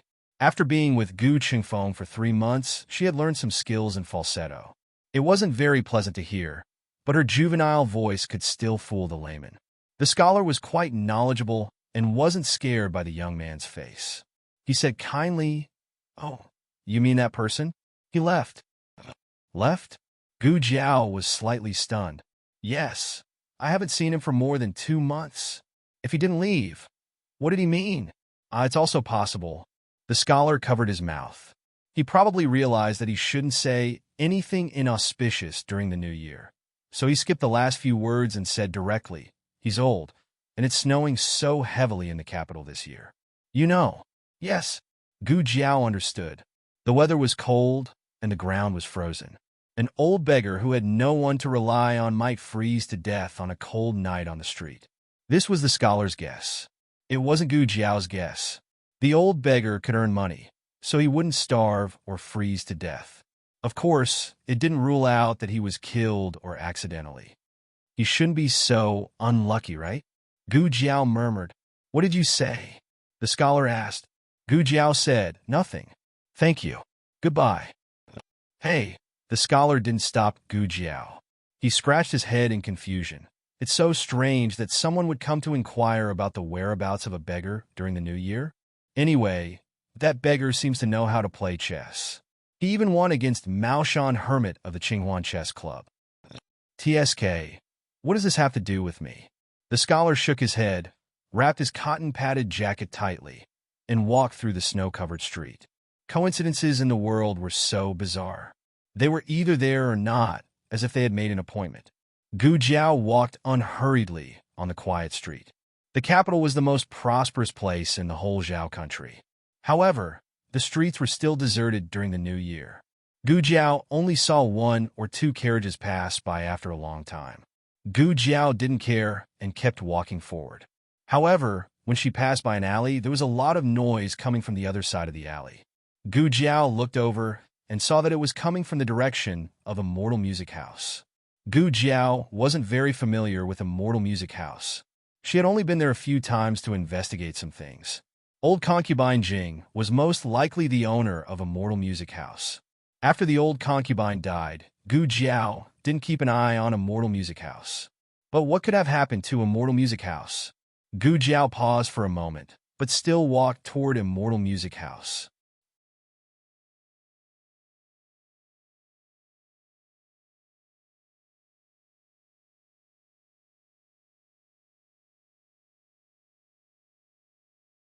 Chapter 533.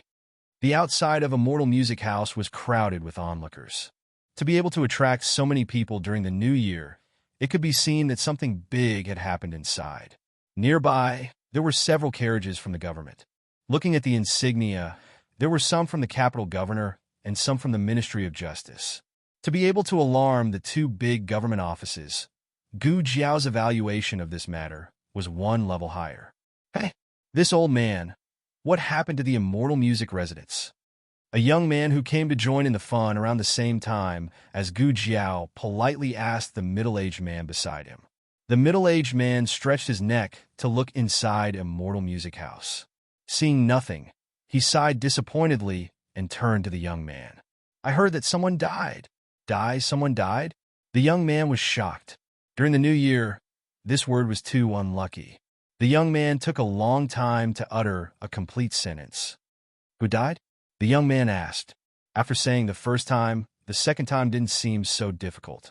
Gu Jiao originally didn't pay much attention to their conversation until she heard the middle-aged man say, Immortal Music House's top courtesan. If she remembered correctly, Immortal Music House's top courtesan seemed to be Mo Qinxue. Gu Jiao and Mo Qinxue had only met a few times. The first time, Mo Qinxue told her where the emperor's assassin was. The second time, Mo Qinxue told her that the owner of Immortal Music House was a woman. After that, when she went to Immortal Music House, she was told that Mo Qinxue had been ordered to leave. After that, she was no longer in the capital. Did something really happen to Mo Qinxue? She had only left for 3 months, but the capital had a feeling that things had changed. Gu Jiao went to the side door of Immortal Music House and easily jumped in. The walls of Immortal Music House were higher than ordinary walls.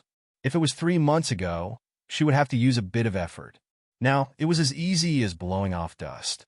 It seemed that the 3 months of fighting at the border weren't in vain. Especially the battle with Sirius. It stimulated a lot of her potential. She was sure that she had recovered more than 30% of her strength. Gu Jiao walked through a corridor hung with red lanterns and followed the sound to the back door of the lobby. The lobby was crowded with people from Immortal Music House, as well as the officials who came to handle the case. Gu Jiao looked at the parasol tree beside her and climbed up without any change in her expression. She found a spot with an excellent view and sat down.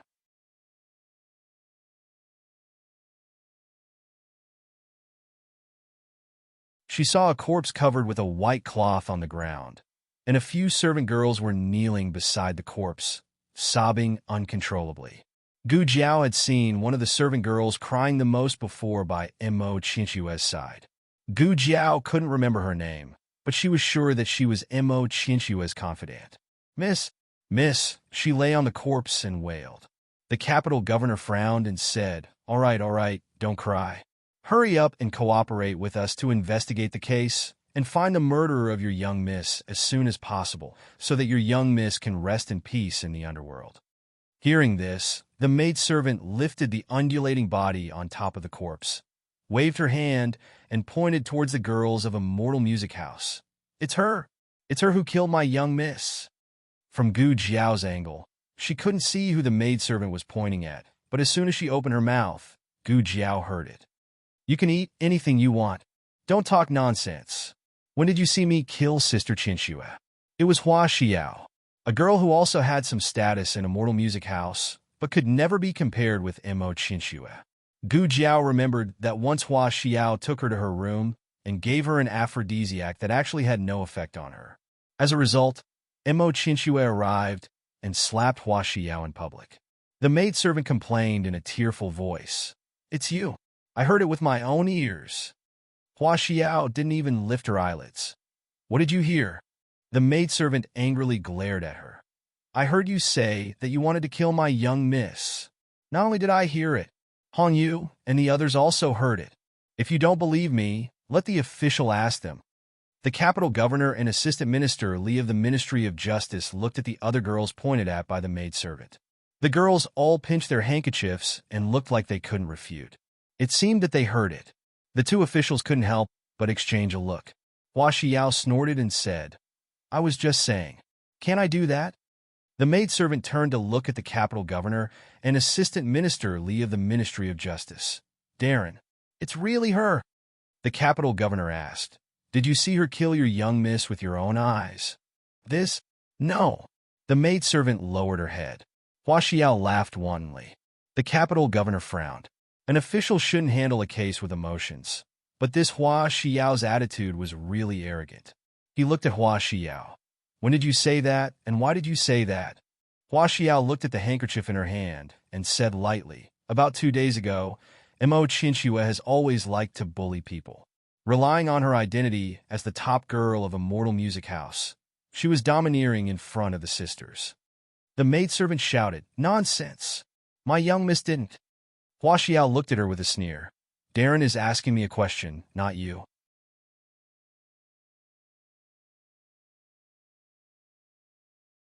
The maidservant was so angry that her face and neck turned red.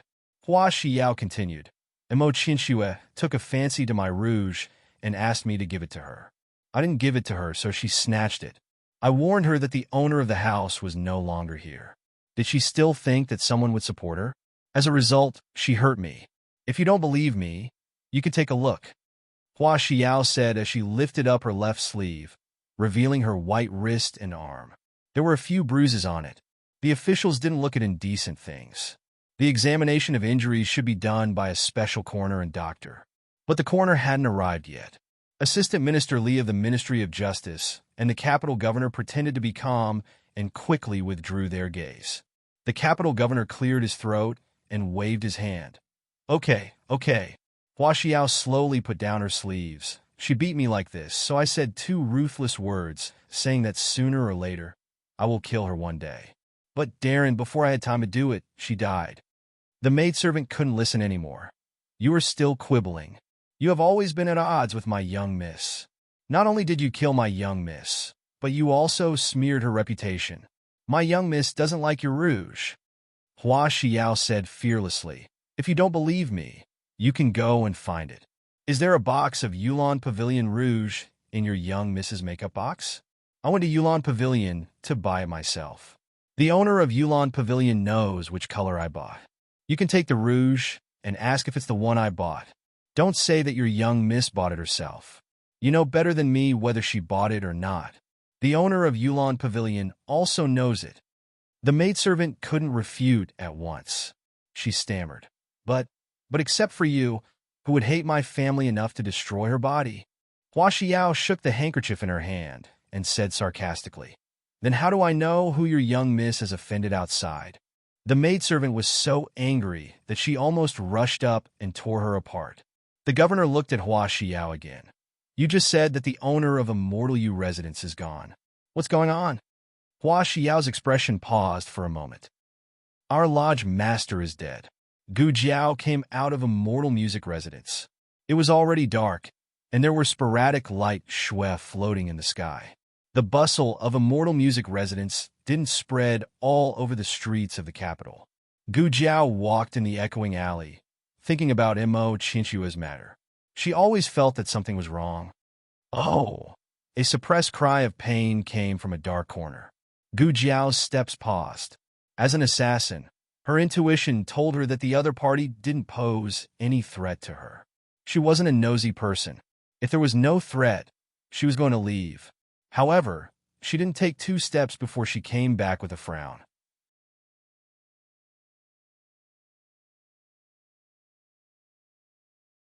She walked into the dark corner and saw a thin figure curled up in the snow.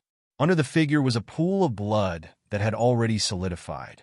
Gu Jiao knelt down on one knee and pushed aside the hair covering the other's cheek to take a look. Mo Qinxue's medical center. The last patient also left, and the second boss was about to close the door. But at this moment, a small figure in green strode in carrying a woman covered in blood. The second boss was almost hit.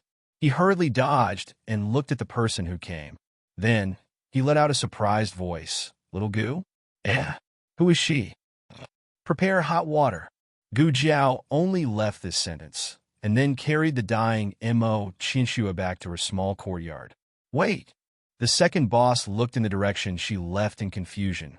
"What kind of patient is she?" And she brought her to her own courtyard. When the second boss asked someone to boil hot water and bring it over, Gu Jiao had already put Mo Chinshue on the operating table in the side room. "Do you need help?" the second boss asked. Gu Jiao opened the small medicine box, took out a pair of gloves, and put them on. "Is Dr. Song here?" She needed an assistant. The second boss said, "No, he went back. Should I call him over?" Gu Jiao looked at the rapidly falling blood pressure on the blood pressure monitor. It's too late. The blood loss was serious, accompanied by tension pneumothorax. She could die at any time and had to be operated on immediately. I'm here." Dr. Tong jogged over and stood outside the door. May I come in and help?" Gu Jiao nodded, took out a thick needle, and touched Mo Chinchua's chest with the tip of her finger. She found the second intercostal collarbone and inserted the needle.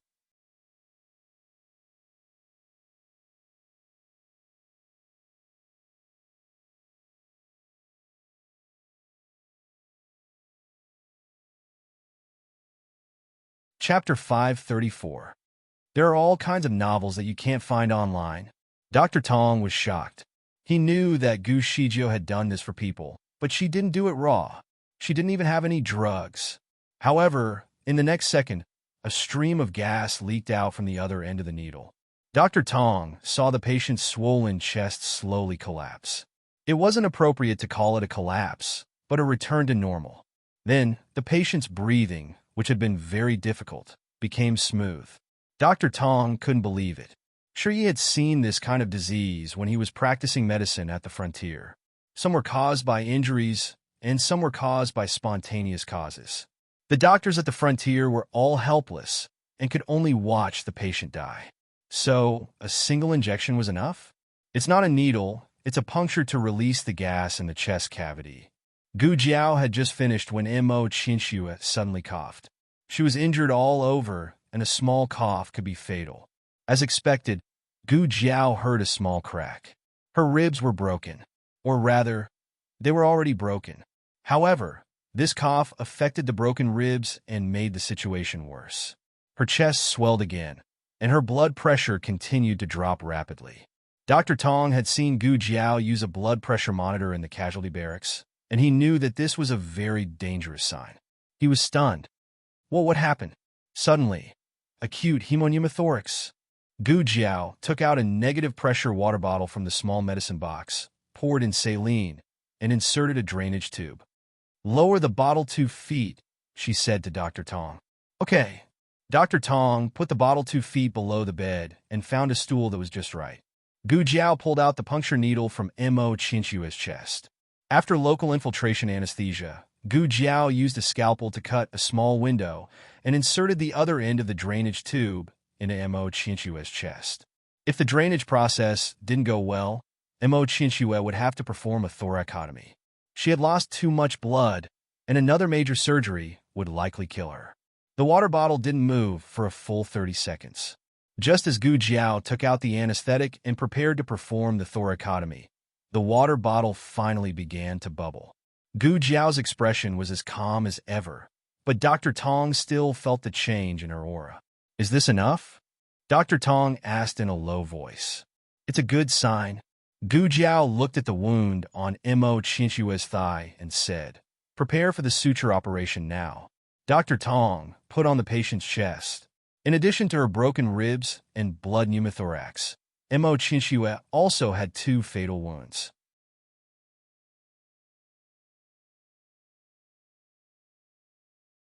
One was a broken artery in her thigh, and the other was a knife wound on her abdomen. She had lost too much blood. Gu Jiao didn't know how she was still alive. She needed a blood transfusion, but after testing the blood type of everyone in the clinic, only Gu Jiao's blood matched hers. "I'll leave the final suture to you," Gu Jiao said to Dr. Tong.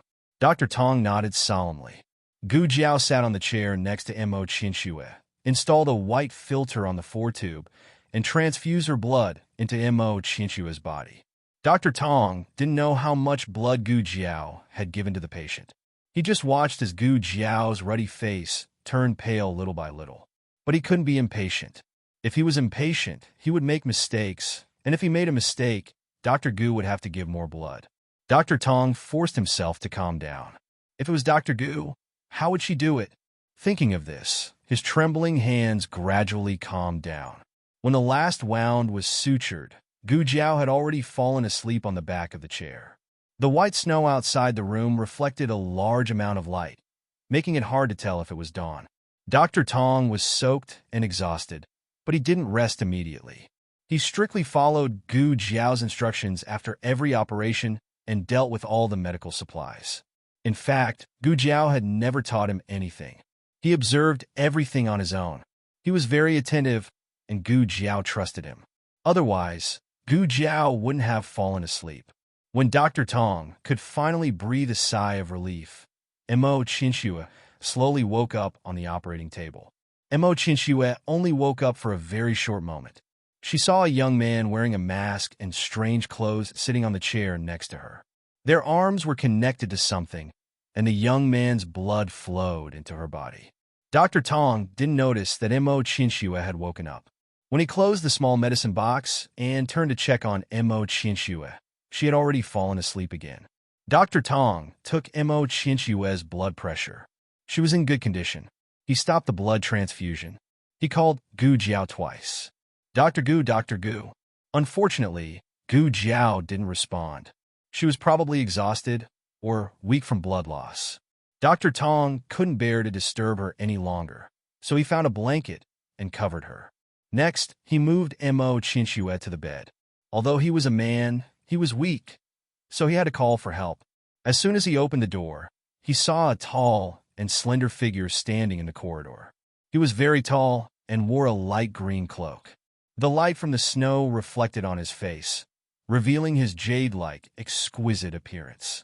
Dr. Tong had never seen such a handsome man before. He was stunned. The man spoke first. "Is the operation done?" His voice was slightly magnetic, cool, and low. It was a voice that matched his appearance. "Ah, yes, it's done," Dr. Tong stammered. "May I go in?" the man asked again. "Ah, yes, yes."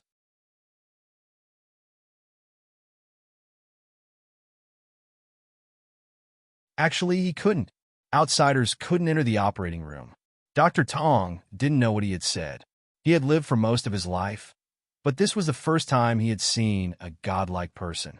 He was allowed to be stunned. Xiao Heng stepped into the room. As he passed by, Dr. Tong noticed that his shoulders were covered with snow.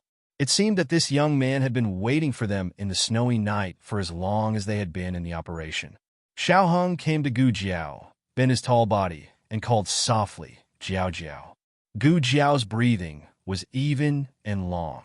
Xiao Heng took off his leather gloves. One hand went around Gu Jiao's back, the other around Gu Jiao's knees, and carried her up. Gu Jiao was wrapped up tightly, and not even her small head was exposed to the wind and snow.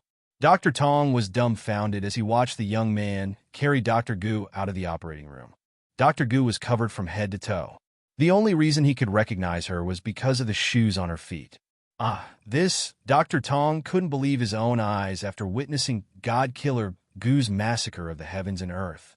Had killing God Gu ever been so obedient? Although he was asleep, his aura was not the same as usual. Xiao Heng carried Gu Jiao to the next room. He had lit the brazier early, so the room was still warm. Unfortunately, Gu Jiao had given too much blood. Her hands and feet were cold, and her body temperature was very low. Xiao Heng gently placed her on the bed, took off his cloak with snowflakes, and took off her shoes and outerwear. He pulled the quilt over her, but she was shivering from the cold. Xiao Heng covered her with 2 quilts, but it still didn't help. Xiao Heng's eyes darkened. "Why would you risk your life for anyone? Have you ever thought about your own life?" She was like this.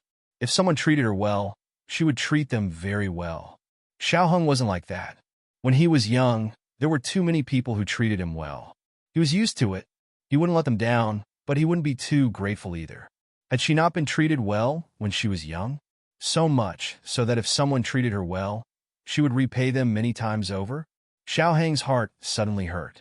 He took off his cold outer clothes, pulled open the quilt, and lay down, wrapping his arms around her small body that was shivering from the cold. He hugged her tightly, his lips kissing her cold forehead. His body was burning hot, and Gu Jiao's body was no longer cold. She stopped trembling and lay quietly in his arms. Xiao Heng untied her hair tie and gently spread her soft hair on the pillow, not bearing to break a single strand. The room was very quiet, so quiet that only their even breathing could be heard. Xiao Heng's back was already covered in sweat. This temperature was a bit hot for him, but it was just right for Gu Jiao. Gu Jiao snuggled into his arms, finding a comfortable position.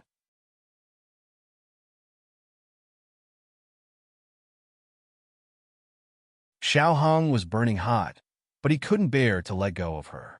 He also didn't sleep all night, and now he was a little sleepy. He closed his eyes, intending to fall into a deep sleep. All of a sudden, a small, restless hand reached over. He was hugging her tightly, so it was normal for her hand to have nowhere to rest. At first, the hand was only on his waist, but after a while, it moved to his chest. Because he was hugging her, the corner of his shirt was slightly lifted, revealing his attractive abdominal muscles. The hand used 2 fingers to sneak in, and as it walked, it slipped in. Xiao Heng didn't move. The hand became bolder, touching and pinching, and after pinching his chest, it went to his abdominal muscles. Xiao Heng watched the hand slide all the way down, and his eyes narrowed. "You're awake?" Gu Jiao closed her eyes. "I'm not." Xiao Heng.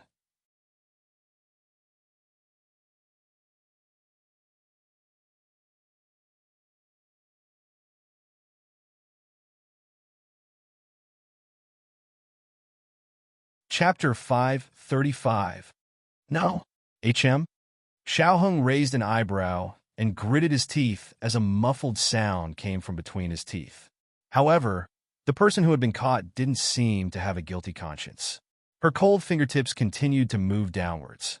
Xiao Heng was so angry that he laughed. Who was the person with the thickest skin in the world? It was none other than this girl. Xiao Heng was a shy person. Normally, just holding hands would cause his face to blush and his heart to beat for a long time. However, he couldn't stand a certain someone taking advantage of him again and again. Moreover, she was taking advantage of him so confidently. Did this girl really think that he didn't dare to do anything to her? He pinched her smooth little chin and said with a hint of threat, "You don't want to sleep anymore, do you?" Gu Jiao's little hand paused. Her eyes were still closed as she said, "I want to." "No, you don't want to." After Xiao Heng said this, he flipped over and put his elbows on both sides of her body, gently pressing her under his body. She was the one who teased him first, so she couldn't blame him for not letting her sleep properly. He lowered his head and covered her soft lips. From the moment she rushed back in the snow and appeared in front of him to say, "Happy birthday," official shout to him, he had wanted to do this. He tried hard to restrain himself. This girl didn't know how hard it was for him to restrain himself, but she easily broke through all of his restraints. After resting at home for a few days, his lips that had been cracked by the wind and snow were moist and soft again. His breathing was disorderly, and his heart almost jumped out of his chest. He briefly let go of her before the last bit of him collapsed. "Your face is red," Gu Jiao said. "Don't talk." He buried his head in her neck. "Your ears are also red," Gu Jiao said again. "Gu Jiao Jiao." His voice was hoarse. Gu Jiao tilted her head slightly and whispered into his red ears, "Your voice isn't even your own." Xiao Heng's breathing stagnated. "Gu Jiao Jiao Jiao." "Yes," Gu Jiao replied obediently. This answer melted Xiao Heng's heart. The flames of shame and anger were instantly extinguished by a basin of ice water. He didn't know whether to laugh or cry as he looked at the person beneath him. A certain someone was still sitting there with his eyes closed. Xiao Heng moved his elbow inwards and hugged her even tighter. Then, the corners of his lips curled up. He laughed and said, "Aren't you still asleep?" Why can you still see? Try being stubborn again. Xiao Heng saw that under her tightly shut eyelids, her eyeballs were moving. Xiao Heng couldn't help but laugh.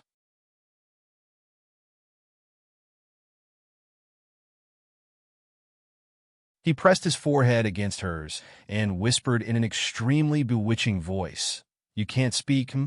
His voice was so pleasant that Gu Jiao's ears melted. Gu Jiao paused for a moment. "You're really delicious." Xiao Heng, how did the topic change so quickly? All right, come, let's talk about a few coins today. Xiao Heng looked at a certain someone who refused to open her eyes. He was amused. Is that so? I didn't even get to eat. How can I be delicious? I ate. Gu Jiao blindly raised her hand and touched his cheek. Then, she touched his lips.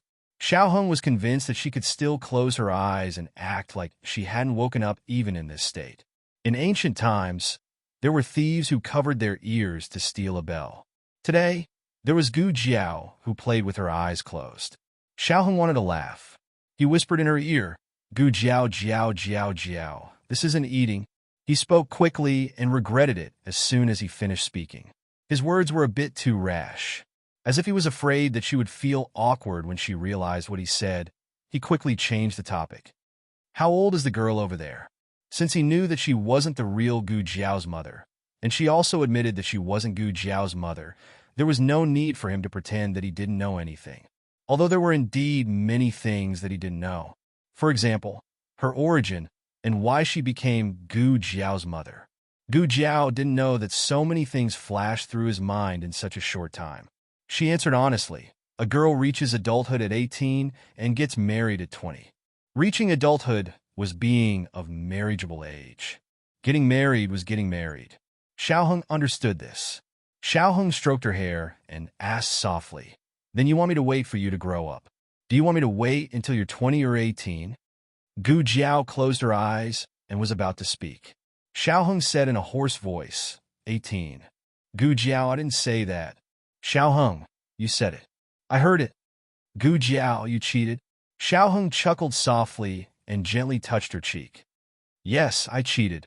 But Dr. Gu, are you sure you can wait until you're 18? Gu Jiao said seriously. Of course I can. Xiao Heng looked at her with a smile. Do you want to take out your hand first before saying this? Gu Jiao tilted her head. I fell asleep. Xiao Heng chuckled softly. Okay, I got it. He lowered his head and covered her lips again. It was lingering and restrained, domineering and gentle. Gu Jiao fell asleep in great joy. When she woke up, she felt indescribably refreshed. Xiao Heng was no longer there. He left a note on the bedside table, saying that he went to the Ministry of Justice to help with the case. The words were full of business, and there was no ambiguous tone. However, Gu Jiao's favorite snacks and dried meat were placed on the table. Gu Jiao tasted a snack. Oh, it's so sweet.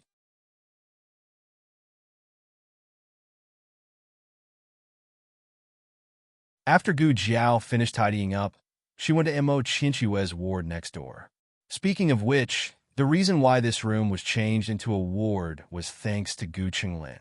During the days when Gu Qinglin stayed here, Gu Jiao simply remodeled the room and added an operating bed. At the same time, she kept the original bed. Dr. Tong stayed up all night, and Dr. Song came over to change his shift. At this moment, Dr. Song was in the room. Dr. Song was not idle while taking care of Mo Qinshui. He was looking through the medical records sorted out during this period, hoping to improve his medical skills as soon as possible. Gu Jiao entered the room. When Dr. Song heard the movement, he got up and greeted Gu Jiao. Dr. Gu, how is she? Gu Jiao asked. Dr. Song said, there is no serious problem for the time being. There is no postoperative infection. The drainage of pleural effusion and gas is also good. During the war in Yuegu City, Dr. Song followed Gu Jiao to perform several pneumothorax surgeries, so he knows what to pay attention to. Gu Jiao nodded. You go and rest for a while, I'll watch. Dr. Song didn't refuse. Gu Jiao doesn't like superficial skills, such as deliberately pretending to be diligent. A person's diligence is reflected in his medical skills and medical ethics, not in these trivial matters. I'll come back after having a meal. Dr. Song said. Gu Jiao, okay. Mo Chinchua's case spread throughout the capital overnight. After all, she was the most popular courtesan in Xinla House and died so miserably. Hua Xiao was the biggest suspect, but all kinds of evidence finally showed that Hua Xiao was not the murderer of Mo Chinchua. Because of Mo Chinchua's case, the tea house, which was supposed to open after the 15th day of the month, started to open in advance. There were a lot of people sitting in the tea house to listen to the gossip. Regarding Mo Chinchua's murder, there were many different theories. Some said it was a vendetta, some said it was a crime of passion, and some said it was a competition between people of the same trade. Soft Fragrance Pavilion and Cool Breeze Brothel, whose reputation was second only to Immortal Music Abode, suddenly became the target of public criticism. It's been 3 days, but I heard that the murderer hasn't been found yet. In Gu Jiao's small courtyard, the second boss and Gu Jiao were sitting in the corridor and drinking tea. The one who spoke was the second boss. These days, the medical center was not busy, so he came to find Gu Jiao to gossip. The second boss said, "The murderer is too cruel. Not only did he kill, but also cut her face 17 or 18 times. How much hatred and resentment is there? Not 17 or 18 times, but 5 times." An arrogant woman's voice came from the ward. The second boss was stunned and looked back. "Who's talking?" "Your grandaunt." The second boss. "Is that girl awake?" The second boss asked Gu Jiao in a low voice. "Should be."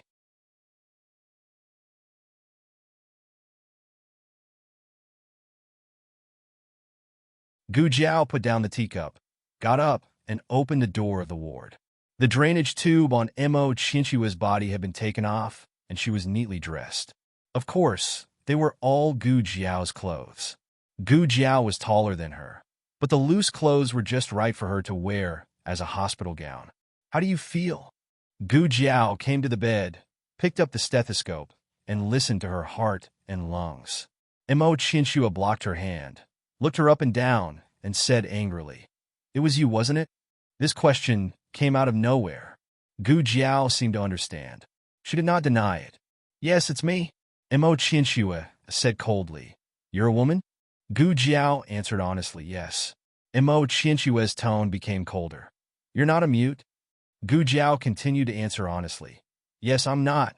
Mo Chinchua gritted her teeth. "Liar." Gu Jiao. Gu Jiao pushed away Mo Chinchua's hand. Mo Chinchua struggled, but she was seriously injured and was no match for Gu Jiao. Gu Jiao grabbed her wrist. "Listen to me. Don't move, or the wound will open again." Mo Chinchua's lips moved a few times. Then she snorted coldly and turned her face away. Gu Jiao's stethoscope went into Mo Chinchua's clothes. Only a thin doo-doo between them. Gu Jiao listened carefully, without any distracting thoughts. Mo Chinchua blushed. Her eyelashes trembled, and she said, "Aren't you going to ask me how I found out?" Gu Jiao listened to the first part, then put the stethoscope on Mo Chinchua's back. "Oh, how did you find out?" Mo Chinchua felt an itch on her back, and her whole body tensed up. She bit her lip. "I don't want to talk about it." Gu Jiao. Are all women so fickle? Gu Jiao did not intend to ask further, but Mo Chinchua said, "I recognized you that night." She was referring to the night Gu Jiao picked her up. Gu Jiao was wearing a mask, but it was different from wearing a mask, but Mo Chinchua was very familiar with her green clothes. Mo Chinchua was not in a coma all the time these days. She would wake up occasionally, and when she woke up, she could hear the commotion in the yard. After listening for a while, she naturally guessed Gu Jiao's identity. "You're recovering well." Gu Jiao put away the stethoscope. "It's not a big problem for now, but pneumothorax is prone to recurring attacks, so you have to be careful in the future." "Be careful of what?" Mo Chinchua asked angrily. Gu Jiao thought for a moment. "Don't be angry." Mo Chinchua. The second boss did not enter the room, but waited outside. Gu Jiao came out after examining Mo Chinchua. "Why do you look like you have a headache?" Just as the second boss finished asking, a vase smashed against the door and broke. Mo Chinchua's teeth were clenched. "You little liar, when I recover, I'll teach you a lesson." Gu Jiao sighed helplessly. "Well, that's what happened. The second boss, She looks just like my wife when she's angry. But who is that girl? The second boss asked in a low voice. I'm your aunt.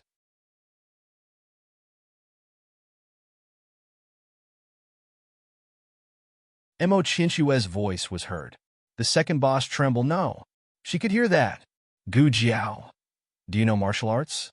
Mo Chinchue's anger flowed like the Yellow River. Also, didn't you want to know who the murderer of Immortal Music House is? Why can't the authorities catch the murderer? It's me. That person wanted to kill me, but I killed her in the end. Then, I ruined her face and escaped like a cicada. The second boss looked like he was struck by lightning. You ruined her face, and she escaped. Wait, you are, Mo Chinchua smiled coldly. Yes, I'm the dead courtesan of Immortal Music House, Mo Chinchua. The second boss pinched his philtrum and fainted again. Mo Chinchua's situation was a bit special. Gu Jiao told her family that she would be staying at the clinic for the next few days. Xiaoheng came over for the first 2 nights. On the 3rd night, there was a murder case in the capital. The suspect was Assistant Minister Li of the Ministry of Justice. Assistant Minister Li was one of the officials in charge of Mo Chinchue's case. His character was trusted by the Ministry of Justice. In order to get first-hand evidence, the Ministry of Justice took Xiaoheng out of the capital to investigate the case. In the clinic, Mo Chinchue's anger had not subsided. She wanted to quarrel with Gu Jiao, but Gu Jiao was not someone who could quarrel with people. She did not even show any expression and never got angry. She did not give people the pleasure of quarreling. Therefore, Mo Chinchua grabbed the second boss and gave him a good beating. The second boss was bald. When women quarreled, they could be compared to thousands of soldiers and horses. That night, after Mo Chinchua gave the second boss a good beating as usual, she closed her eyes and snorted coldly. In the middle of the night, several black shadows quietly sneaked into the small courtyard of the medical center.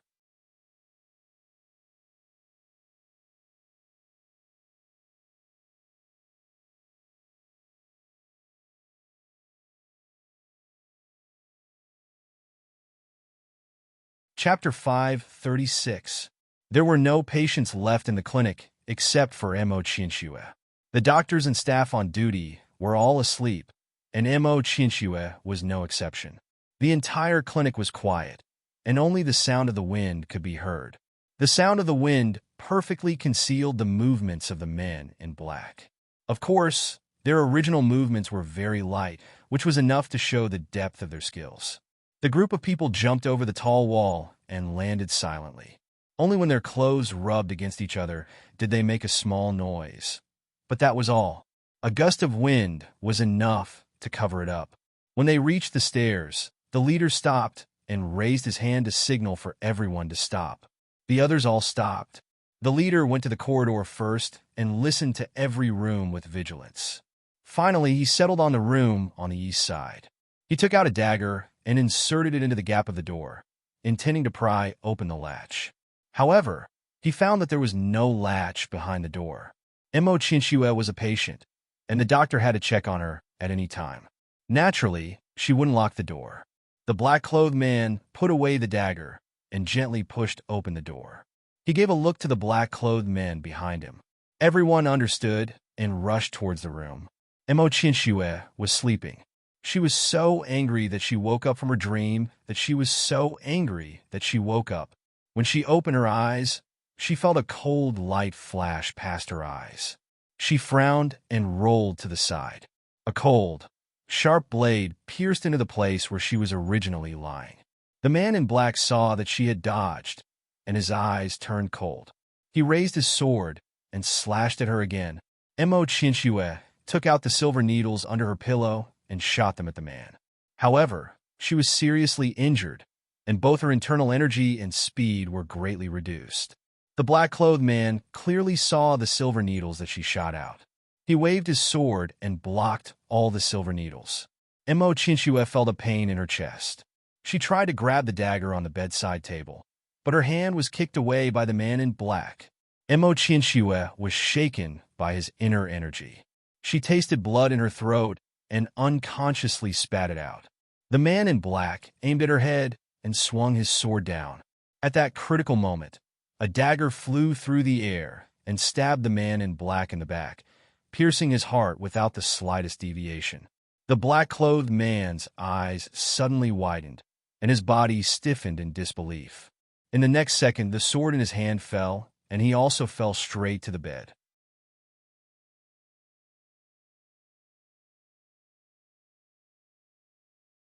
Chinchua looked at the man in black beside her with disgust. She wanted nothing more than to kick him off the bed. At the same time, the other 3 black-clothed men in the room quickly reacted. They hurriedly drew their swords from their waists. Unfortunately, before the sword could leave its sheath, it was pressed back by a cold hand. With a clang, the sharp blade returned to its sheath. Before they could react, they were knocked down one by one. Gu Jiao was clear-headed. She stepped on the other party's chest with one foot and looked down at him. She said indifferently, "Who sent you?" That person gritted his teeth and spat out a mouthful of black blood. "They have poison sacs in their mouths. We can't get anything out of them," Chinchua said, panting. Gu Jiao calmly removed her foot. She stepped over the black-clothed men on the floor and came to the bed. She grabbed the black-clothed man's body and dragged it out like a sack. Then, she wiped her hands and returned to the bed. She looked at Chinchua with a calm expression. Chinchua spat out blood. The blanket was stained with blood. Gu Jiao handed her a handkerchief. Chinchua was stunned. "What?" Gu Jiao handed it to her. Chinchua still didn't understand. Gu Jiao held the handkerchief in her hand and bent down to wipe the blood from the corner of her mouth.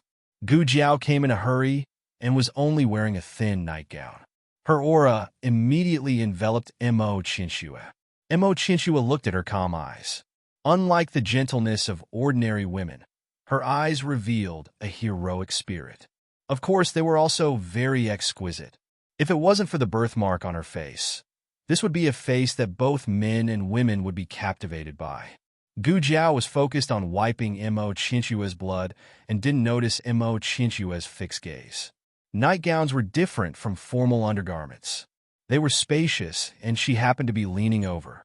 Chinchua didn't do it on purpose, but accidentally looked in. This figure was such a seductive figure. How many corsets did she wear to turn herself into a man? Little liar. Chinchua gritted her teeth. Gu Jiao. Why was she a little liar again?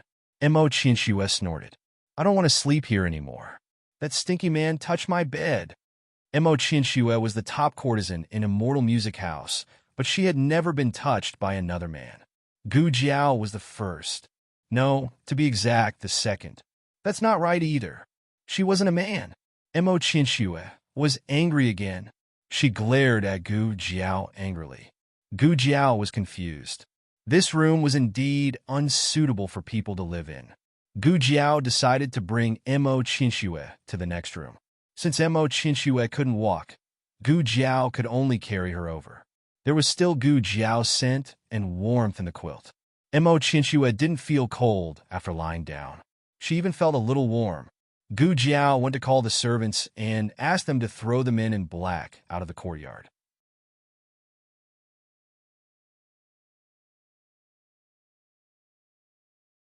There was no need to report it to the authorities. They wouldn't be able to find anything. Gu Jiao went back to the room, closed the door, and lay down next to Chinchua. Chinchua couldn't sleep. She stared at the top of the bed for a while, and then suddenly turned to look at Gu Jiao. Gu Jiao's eyes were slightly closed, and her breathing was calm. Chinchua opened her mouth to speak, but stopped. Gu Jiao opened her mouth. "Who are they?" Chinchua knew that the moment she said that they had poison sacs in their mouths, she had exposed the fact that she recognized them. Chinchua lowered her eyes and said in a low voice, "People from Immortal Music House." Gu Jiao wasn't surprised by this answer. She still asked in confusion, "Why did they want to kill you?" Chinchua said, "I don't know. I went out for a while and then came back. I was killed for no reason." Gu Jiao asked, "Where did you go?" Chinchua was silent. Gu Jiao said again, "Okay, I'll change the question. Is the owner of Immortal Music House really dead?" Gu Jiao didn't wait for a response. She opened her eyes and turned her head. She saw that Mo Chinchue had fallen asleep on her side. Under the quilt, Mo Chinchue's fingers were carefully pinching a section of her sleeve. Gu Jiao didn't speak again. She turned her face away and soon closed her eyes and fell asleep. In the following few nights, Mo Chinchue encountered several waves of assassins. With Gu Jiao around, they were all scared but not in danger. Those people seemed to have learned their lesson. They didn't fight Gu Jiao head-on and only restrained Gu Jiao from attacking Mo Chinchue. Gu Jiao dealt with the first two waves of assassins with ease. However, by the third wave, Gu Jiao could clearly feel that the opponent's strength was not on the same level as the previous assassins. 3 men in black. All of them were men of sacrifice. Are they also from Immortal Music House? Gu Jiao asked while holding Mo Chinchue in her arms to avoid the ambush. Mo Chinchue shook her head. I don't know. I don't know them. She really didn't know them and had never seen them before. Mo Chinchue's expression was complicated as she watched Gu Jiao fight with the 3 men of sacrifice. These 3 men of sacrifice were slightly weaker than the Dragon Shadow Guards. With Gu Jiao's current strength, she could deal with them. However, the prerequisite was that they had to fight Gu Jiao properly. However, their target was Mo Chinchue. This made the battle even more difficult. When the 3 men of sacrifice were finally dealt with, Gu Jiao's arm hurt a little. Mo Chinchue sat in the snow, her ankle swollen and painful. Gu Jiao knelt down on one knee and checked her ankle. Mo Chinchue's gaze fell on the bloodstains on her sleeve. Her expression changed. Your hand is bleeding. Gu Jiao didn't mind. She lifted Mo Chinchue's swollen ankle. It's not dislocated. It's just sprained. It'll heal in a few days.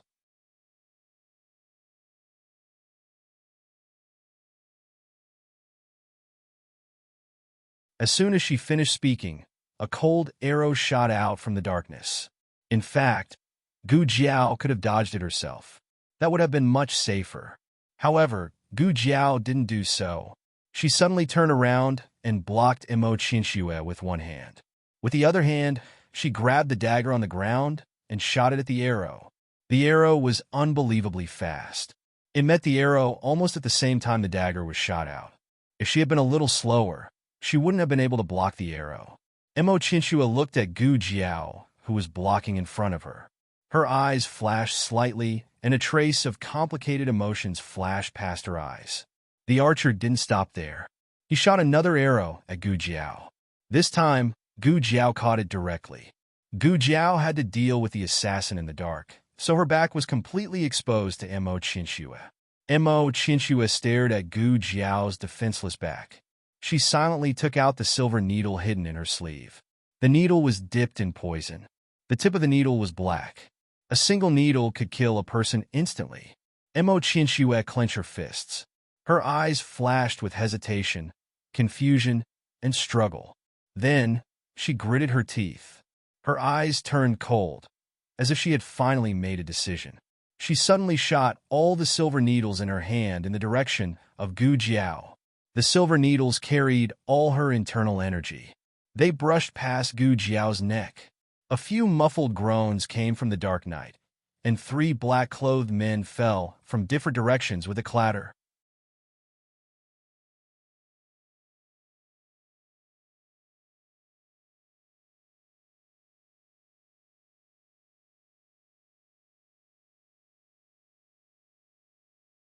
Chapter 537. The novel will be updated faster. Gu Jiao thought there was only one man in black. Who would have thought there were 2 more hiding in the dark? Mo Chinchue was already severely injured, and this attack with all her strength had almost drained her of all her energy. The moment the 3 men in black fell from above, she couldn't hold on any longer. She spat out a mouthful of blood and fainted. Gu Jiao bent down and carried Mo Chinchue back to the room. The clinic's manservant would clean up the place. Mo Chinchue was covered in snow. The wound on her leg was slightly torn. Blood seeped out and dyed her nightgown red. Gu Jiao took off her clothes and stuffed them under the blanket. Then, she opened the closet door and found a clean set of nightgown for her to change into. In a daze, Mo Chinchue felt someone touch her body. Her face turned pale, and she grabbed the other person's hand. "It's me," Gu Jiao said. Mo Qinxue let go of her hand. She leaned her head against Gu Jiao's chest and fell into a deep sleep. In fact, several groups of people had already come to the clinic. However, Gu Jiao clearly felt that Mo Qinxue's mood had changed. Maybe it was because tonight was especially serious. In the latter half of the night, Mo Qinxue even had nightmares. She was afraid.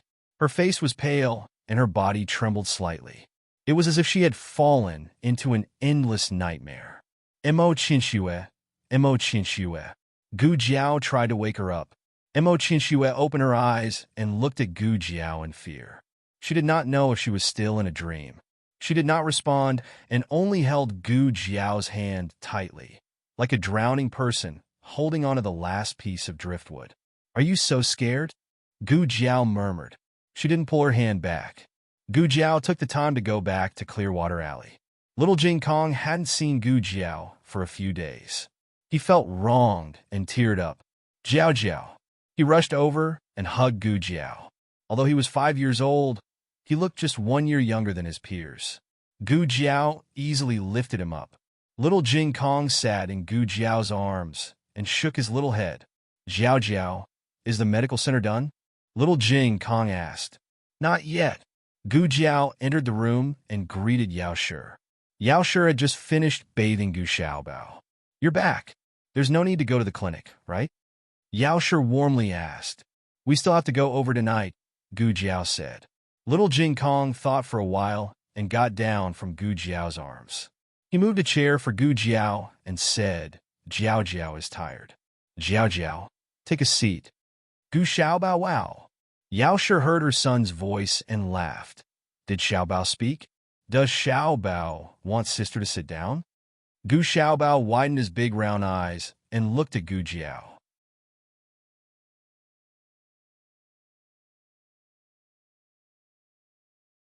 Gu Jiao walked over and poked Gu Xiaobao's face. Gu Xiaobao chuckled. A 3-month-old child could laugh, but Gu Xiaobao was a baby who did not cry, make a fuss, or like to laugh. Other than a chuckle on the day he turned 3 months old, he did not make a sound after that. Gu Jiao found it amusing and gently poked his chubby little face again. Gu Xiaobao laughed again. Gu Jiao poked him again, and Gu Xiaobao laughed again. Little Jing Kong clapped his hands excitedly and jumped up and down. Younger brother is laughing. Younger brother is laughing. At this moment, Marquis Gu came over from the newly renovated residence. It snowed heavily a few days ago, and the finishing work was delayed. Now that the weather was better, he led the workmen from the Ministry of Works to rush the work day and night. Today, he was here to transport materials and took a detour to see his wife and son. When he reached the door, he heard little Jing Kong's voice. He held his breath and really heard his son's laughter. His son knew how to laugh. Marquis Gu walked into the house in high spirits. "Son, father is here to see you." He did not look at Gu Jiao and went straight to his wife, Yao Shi, and carried Gu Xiaobao over with fatherly love. Then, Gu Xiaobao stopped laughing. Marquis Gu teased him. "Son, give father a smile." Under his father's expectant gaze, Gu Xiaobao calmly took out his little finger, put it in his mouth, and fell asleep in a second. Marquis Gu. Mo Qinxue slept until the afternoon. Midway, Dr. Tong came to check on her. He took her pulse and checked on her wound. Everything was fine. Because of the accident at Xian Lu House, the tea house reopened early.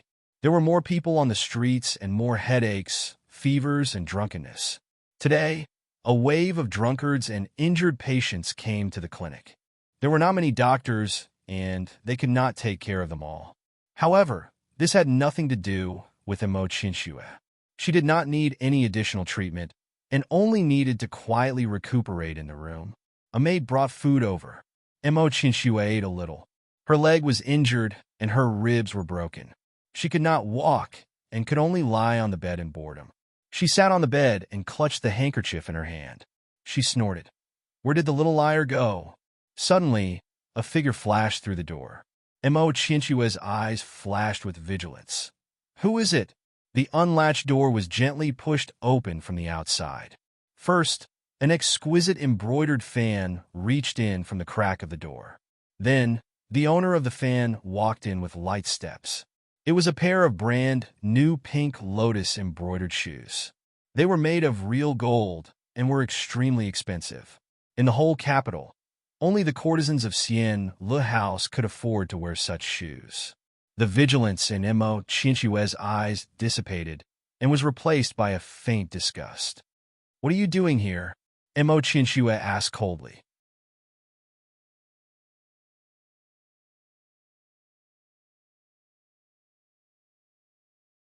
Hua Xiao smiled brightly. "I'm here to see my elder sister." Hua Xiao closed the door behind her and walked toward Mo Chinchue's bedside. Mo Chinchue said with disdain, "Who is your elder sister? Don't randomly recognize relatives here." "Oh!" Hua Xiao covered half of her face with the fan and laughed. "We are all girls in the brothel. Who is more noble than who? Don't make it sound like your elder sister is a daughter of a good family." Mo Chinchue impatiently said, "If you have something to say, say it quickly." Hua Xiao laughed. "I haven't seen you for a few days, but you are still so vulgar. Does that little Gongzi also know your character? Is it hard for you to pretend in front of him?" "Ah, I forgot. He is not a little Gongzi, but a little girl." "Elder sister, your infatuation has been misplaced." Mo Chinchua looked at her coldly. "Hua Xiao, do you have nothing to do, so you came to tell me this?" Hua Xiao removed the round fan in front of her face, revealing an innocent look. "Of course not. I came to remind elder sister, don't forget your identity. Don't be a traitor of a mortal music house." Mo Chinchua turned her face and said lightly, "I didn't." Hua Xiao sneered and took out 3 silver needles from her arms. "So you didn't kill those 3 people?" "These silver needles are made by imitating the Tang sex Tang flower needle. In the capital, except for you, it seems that no one else uses this kind of silver needle." Mo Chinchue's hand holding the handkerchief tightened and said without changing her expression, "I don't need to explain to you what I do." Hua Xiao threw the 3 silver needles on Mo Chinchue's quilt. "Young master asked me to come." Mo Chinchue's eyes moved slightly, and she said seriously, "I killed those 3 people in order to gain her trust." Hua Xiao sat down on the edge of Mo Chinchue's bed and looked into Mo Chinchue's eyes with a smile. "She doesn't trust you enough?" Mo Chinchua blinked lightly and looked up to meet Hua Xiao's eyes. "Not enough, I didn't have a chance." Hua Xiao smiled, stood up, and went to the wardrobe. She opened the door and brushed Gu Jiao's clothes with her fingertips. "You slept in the same room and didn't have a chance? Who are you fooling?" "Then why don't you do it?" Mo Chinchua asked. Hua Xiao closed the wardrobe door. "I don't have sister's luck. Casually hooking up with a young master can become a big fish." Mo Chinchua glanced at her and said, "It's good that you know you don't have the ability. Go back and tell young master that I will kill her. But I need time." 3 days. Hua Xiao stretched out 3 fingers. Mo Chinchua looked at Hua Xiao coldly. Hua Xiao smiled charmingly. "Young master only wanted to give you 1 day, but I fought for 2 more days for sister." "Sister, don't waste your sister's kindness." Hua Xiao. Mo Chinchua called out to Hua Xiao, who had turned and walked out. Hua Xiao stopped and looked back with a smile. "Sister, is there anything else?"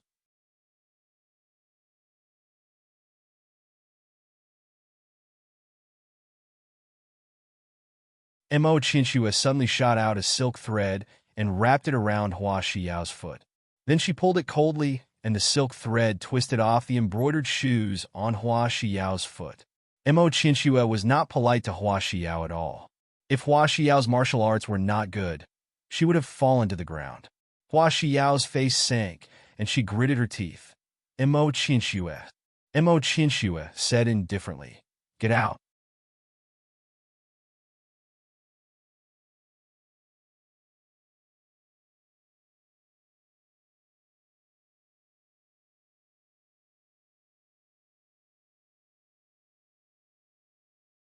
Chapter 538. Clearwater Alley. Being ignored by his son, Marquis Gu felt a little embarrassed. He cleared his throat and placed his sleeping son back into Yao Shi's arms. Other than visiting the Yao family and his son, he had come today for another matter Gu Jinyu's marriage. Gu Jinyu and Royal Prince and were originally scheduled to get married before the new year. Who would have thought that other than the war, the commoners' marriages were not restricted? However, Royal Prince and was an official of the court, and Gu Jinyu was the daughter of a marquis. The two of them could not get married during a time of national crisis. Therefore, it was pushed back to a year later. It's next month, Marquis Gu said to Yao Shi, Jinyu is your daughter. How can a daughter get married without her mother by her side? Why don't you follow me back to my residence for a few days and wait for Jinyu to get married? The conflict between Yao Shi and the Marquis Fu mainly came from the fact that everyone in the Marquis Fu did not welcome her. Old Madame Gu was the leader, followed by Gu Changqing and the other two. As for the servants, they did not need to care too much. Anyway, they did not dare to cause trouble in front of Yao Shi. Now that all sorts of misunderstandings had been resolved, the Gu brothers no longer had any resentment towards Yao Shi. Marquis Gu felt that it was time to bring Yao Shi back to live. Yao Shi was a little hesitant. She knew that old Madame Gu still didn't want to see her son, who had appeared out of nowhere, and it was impossible for them to have no grudges between them. Moreover, even if she went back, Gu Yin and Gu Jiao would not go back with her. She couldn't bear to part with her children, and she also couldn't bear to part with this large family in Jadewater Lane. But Master Ho was right. Jinyu was also her daughter. Back then, Gu Sanlang and his wife treated Jiao Jiao like a treasure. What reason did she have to treat Jinyu harshly? Mother's health hasn't been good recently. She can't manage the household. Marquis Gu looked at her and said. Yao Shi looked at Gu Jiao, who was fixing Kuju's flirtatious eyes in the inner courtyard, and said to Marquis Gu, You've been here for so long. Why don't you talk to Jiao Jiao? Marquis Gu scoffed. She's the one who doesn't want to talk to me. I've been here for so long. Have you heard her call me father? Yao Shi said, Jiao Jiao is just not used to it. Moreover, do you treat Jiao Jiao like a father? Marquis Gu hesitated. Yao Shi continued. You even used a whip to hit her? That's... Marquis Gu coughed guiltily. How long has it been? Do you still remember?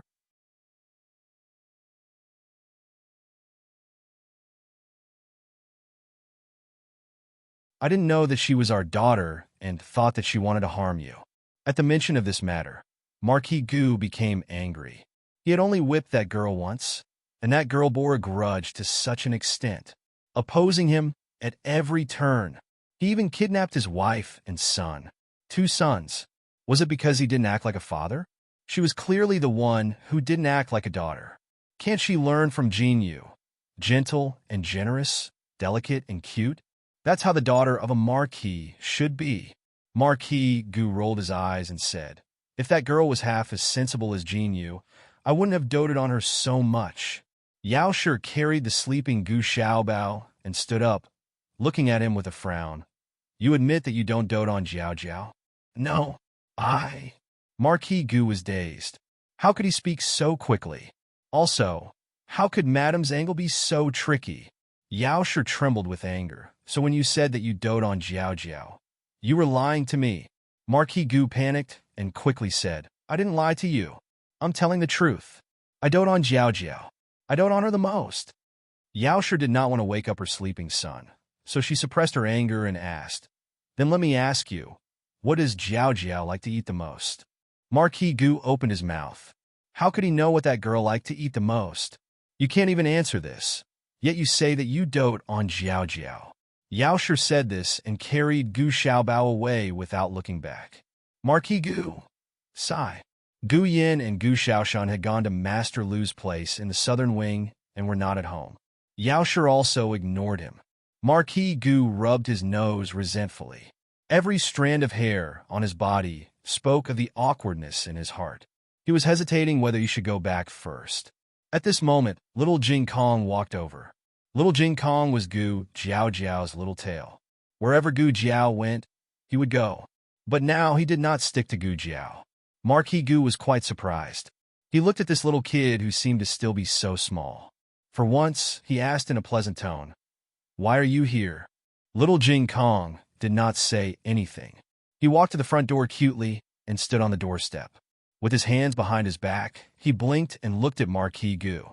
Marquis Gu's mouth twitched. "Are you chasing me away?" Little Jing Kong shook his head. Jiao Jiao said that we must be polite children. Those who come are guests. We can't chase them away just because they don't welcome them. That's the adults' business.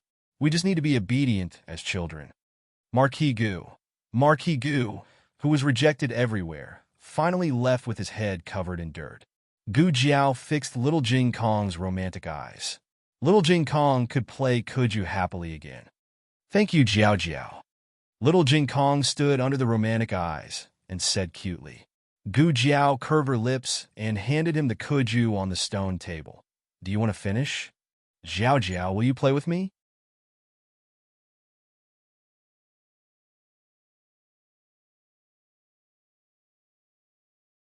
Little Jing Kong asked. "Okay." Gu Jiao nodded. Gu Jiao played with Little Jing Kong for a while.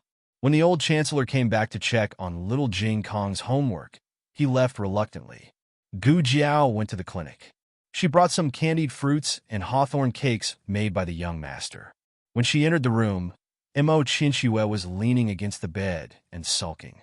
When she saw her, she snorted coldly and rolled her eyes. She turned her body sideways and showed Gu Jiao the back of her head. Gu Jiao had always been right about people and not about things. She could indulge the people she accepted to do anything. Mo Qinxue's little temper was like a drizzle in her eyes, the kind that wouldn't even get her clothes wet. "How do you feel today? Do you feel uncomfortable anywhere?" Dr. Gu asked routinely. Mo Qinxue grabbed the handkerchief and said angrily, "Not good. I feel uncomfortable everywhere." Gu Jiao put the snacks on the bedside table and reached out to check her pulse. "Really? Let me see." Mo Qinxue pulled back her hand. "I won't show you, you little liar." She was so lively. It seemed that she had nothing to do in the afternoon. Gu Jiao was a doctor, so she naturally had to care about the patient's diet. She asked the maid and found that Mo Qinxue didn't eat much. There were 2 dishes and 1 soup, and she only ate 1 or 2 mouthfuls. Gu Jiao opened the food box and took out a stack of glittering hawthorn cakes, saying, "This is my granduncle's hawthorn cake. Try it." When one person cared about another, the focus would become very strange. Mo Qinxue sneered, "Your grandfather doesn't have a sister. How can you have a young master?" Gu Jiao paused and looked at her. "You investigated me." Mo Qinxue's eyes flashed. "Oh no, she spilled the beans." Mo Qinxue was saved by Gu Jiao and brought back to Immortal Music House. Only then did she recognize Gu Jiao as the mute youth who had taken liberties with her. Moreover, Gu Jiao had never said who she was or who her grandfather was. In other words, before she recognized Gu Jiao, she, Mo Qinxue, had investigated the daughter of Marquis Ding and Fu. This was very thought-provoking. Why did Mo Qinxue investigate her? Mo Qinxue composed herself and said in a normal tone, "Is there a need to investigate this?" The fact that the daughter of Marquis Ding and Fu works as a doctor in the medical hall has long been known by everyone. Gu Jiao looked at her without blinking. "So you were so sure that I am that doctor?" Mo Qinxue almost couldn't stand her seemingly casual but hidden sharp gaze. "Isn't your surname Gu?" Gu Jiao indifferently placed the hawthorn cake in Mo Qinxue's hand. "That's true." Mo Qinxue secretly let out a sigh of relief. Luckily, she was smart. After Gu Jiao gave the cake to Mo Qinxue, she went out to get medicine for Mo Qinxue. Consolidating one's foundation required proper Chinese medicine.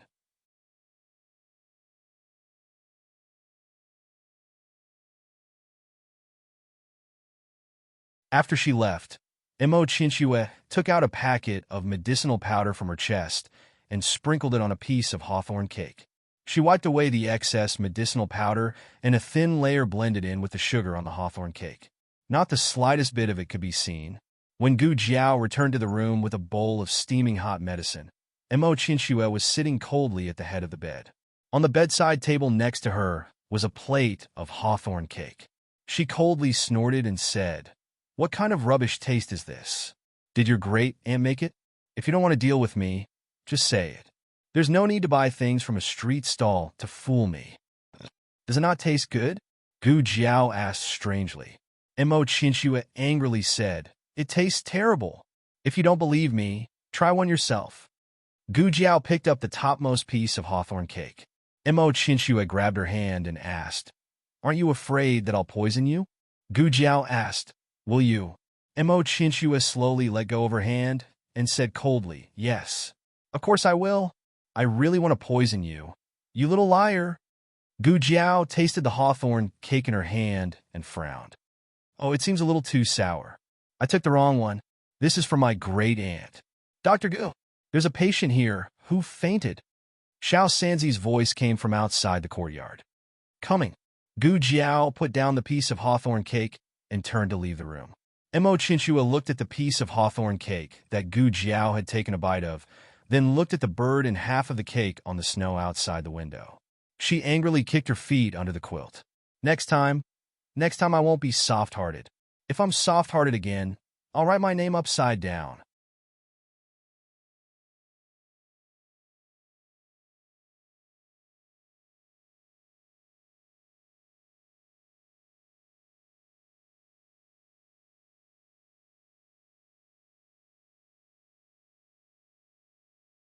Chapter 539.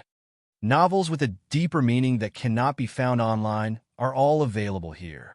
On the other side, the Minister of Justice took Xiao Hung out of the city to investigate a case that very night. Xiao Hung was only a scribe in the Ministry of Justice. Logically speaking, he should not be involved in the investigation, but Minister Xing had originally wanted him because of his ability to handle cases. The scribe position was just a cover. The Minister of Justice was surnamed Xing, and his name was Shuan.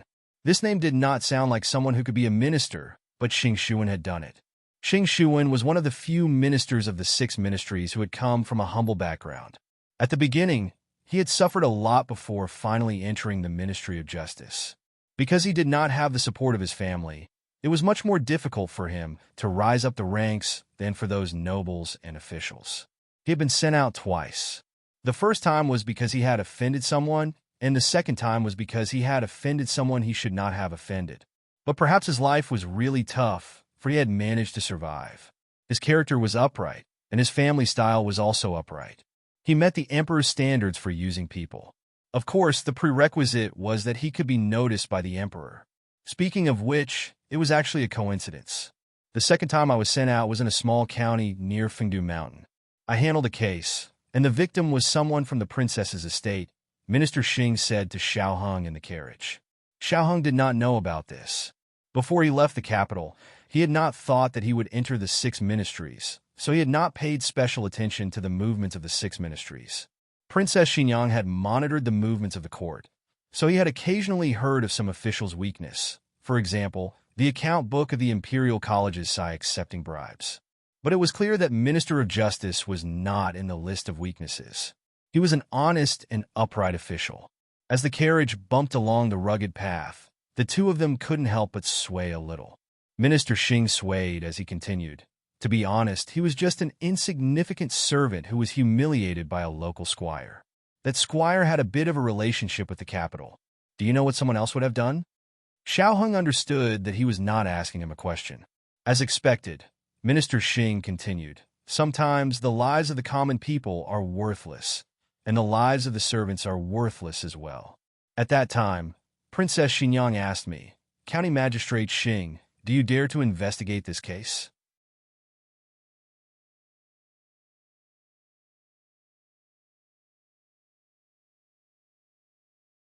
Xiao Hung could almost imagine Princess Xinyang's expression at that time. I asked the princess, "I've checked and something happened. Can the princess protect my family?" The princess said, "I can't. Your case isn't for me to investigate. That's your duty. You can choose to be a good official or a corrupt official. You'll have to bear the consequences." So unreasonable, I thought. Actually, when he thought about it now, he still felt that the princess was too cold-hearted. She was a princess. Wasn't it easy for her to protect a few people? She's putting me on the fire and not giving my family a way out. But Lulang, the world is like this. From the day I chose to be an official, I sent my family's fate down an unpredictable path. No one forced me. It was all my own choice. The case spread to the capital. Did you know that the squire was related to the Duke Luo's family? I almost died, but the heavens didn't want me to die. His Majesty heard about this case and transferred me back to the capital. My life was saved. She helped you, Xiao Heng suddenly said. What? Minister Xing looked at Xiao Heng in confusion. Xiao Heng said, Princess Xinyang, she helped you. Minister Xing was stunned. Xiao Heng brushed his wide sleeves. Otherwise, why would His Majesty hear about your case and suddenly transfer you back to the capital? There are so many murder cases in the world. Minister Xing couldn't accept such a huge shock. To be honest, it wasn't that he hadn't thought of this possibility. However, he had seen Princess Xinyang several times after the incident, and she didn't want him to thank her at all. In fact, she didn't even talk to him. How could she do a good deed without leaving a name? What did Princess Xinyang want? Because he was a good official? Because of his face? It was rumored that Princess Xinyang had many handsome men. Minister Xing touched his coarse face. Speaking of which, he was indeed the most handsome man in their county town once upon a time. Sir, we're here. The drivers stopped the carriage. Minister Xing had said all this to Xiao Heng in the carriage because he sensed that this matter wasn't simple. The power behind it might be beyond their imagination. He was worried that Xiao Heng wouldn't dare to investigate further. So he wanted to use his own deeds to influence Xiao Heng and make him determined to be a good official who didn't fear power. Even if he didn't have anyone to protect him, he would definitely be able to soar to a high position. However, it seemed that he had failed. Cough, cough. Minister Xing cleared his throat. Let's go. This was the residence of the third witness they had found. Unfortunately, they didn't find anything. The witness hadn't returned home for the past few days. Assistant Minister Li's case could be said to be both simple and complicated. Assistant Minister Li had left the capital to visit his concubine and concubine's son.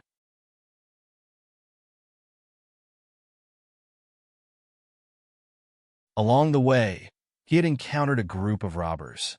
Assistant Minister Li's accompanying bodyguards had promptly chased the robbers away. Two of the robbers had seriously resisted and injured Assistant Minister Li. The bodyguards had no choice but to kill them. However, who would have thought that when they were sent to the local yamen, one of the victims turned out to be a good citizen? The family of the good citizen came to the door and said that Assistant Minister Li had killed their son. The identities of the rest of the robbers were also ascertained. Their eyewitnesses at the time were not at home. Based on Minister Xing's many years of experience in handling cases, this was a premeditated framing. The goal wasn't Assistant Minister Li, but the case in his hands. Xiao Heng was a trustworthy person. Minister Xing didn't beat around the bush in front of him. The Xian Le House case is of great importance. The capital government and the Ministry of Justice are investigating this case. Xiao Heng nodded and said, Then why are the people from the capital government fine? Minister Xing thoughtfully said, There's only one possibility. The capital government had already been bribed. Xiao Heng also guessed this possibility. He sternly said, If Assistant Minister Li continues to investigate, there will be danger. It's your danger, Darren. Assistant Minister Li was only following orders. The decision was in Minister Xing's hands. Therefore, the other party was actually targeting Minister Xing. The above was a guess based on the clues they currently had. Whether this was the case or not still needed to be confirmed later. Since they couldn't find a witness, Minister Xing took Xiao Heng to the carriage to return to the capital. The carriage hadn't gone far when an arrow shot into their carriage and nailed itself to the wall of the carriage between Xiao Heng and Minister Xing. Because the force was too great, the arrow had already pierced into the wall. The tail of the arrow was still shaking violently. It could be seen that if this arrow had shot into either of them, it would have killed them instantly. Minister Xing's eyes turned cold. Assassinate an official of the imperial court? Fortunately, I was already prepared. After he finished speaking, he took out a bone whistle and blew it forcefully. 1 ring, 2 rings, 3 rings passed. The expert who should have appeared didn't appear. Minister Xing was stunned. What's going on? This official spent a lot of money to buy an expert from the Jianghu. He's gone. Xiao Heng lightly said, It can't be. Minister Xing's eyes widened. Another arrow shot in. This time, it hit Minister Xing's crotch. Minister Xing only felt that his little minister was a bit cold. "Get out of the carriage," Xiao Heng said. Minister Xing lifted the curtain and grabbed Xiao Heng's hand before jumping out of the carriage with him.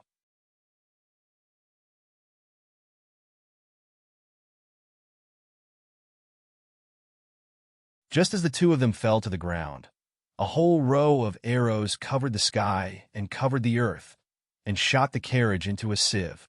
Minister Xing held his breath. If he and Xiao Lulang hadn't jumped out of the carriage in time, they would have become sieves by now. Too hateful. Who did this? Don't let this official find out. Otherwise, this official will definitely find out who did this. Whoosh! Another arrow was shot, and it almost hit Minister Xing's butt. Minister Xing suddenly jumped, grabbed Xiao Heng's hand, and ran. At first, Xiao Heng thought that the group of people came from Minister Xing. However, when they entered a forest and Minister Xing fell down the hill, the group of people didn't chase after Minister Xing. Instead, they attacked Xiao Heng. Xiao Heng finally understood that shooting Minister Xing was a mistake. Their target was him from the start. They didn't want to use Assistant Minister Li's case to warn Minister Xing to stop. They wanted to use Minister Xing to take him out of the capital to investigate the case and kill him on the way. What a good plan. It seemed that Mo Chinchua's case was a trap from the start. Xiao Heng looked at the 5 men in black approaching him and asked coldly, "Who is your master?" The leader of the men in black said coldly, "You're going to die anyway. What's the use of knowing our master?" Xiao Heng said calmly, "You have to let me know before I die." The leader of the men in black sneered. "Fine, I'll tell you. The person who wants to kill you is our young master." Xiao Heng looked at him coldly. "Who is your young master?"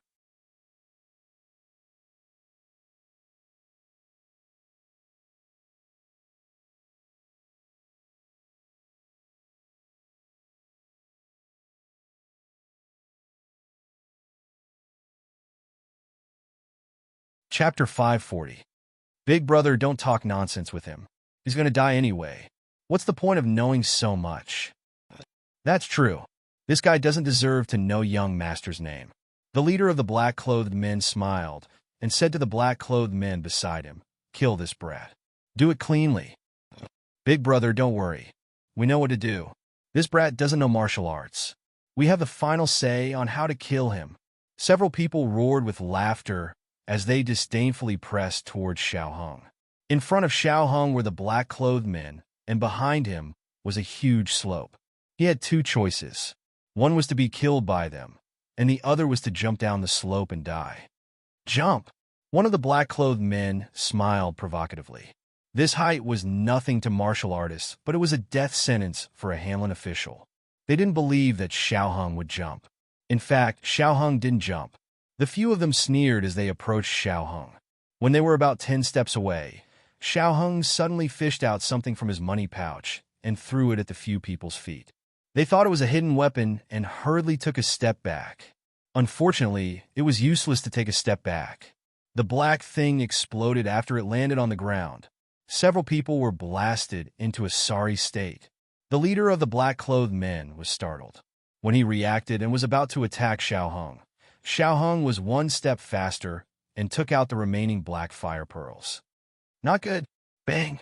He didn't have time to escape and was knocked out by a series of black fire pearls.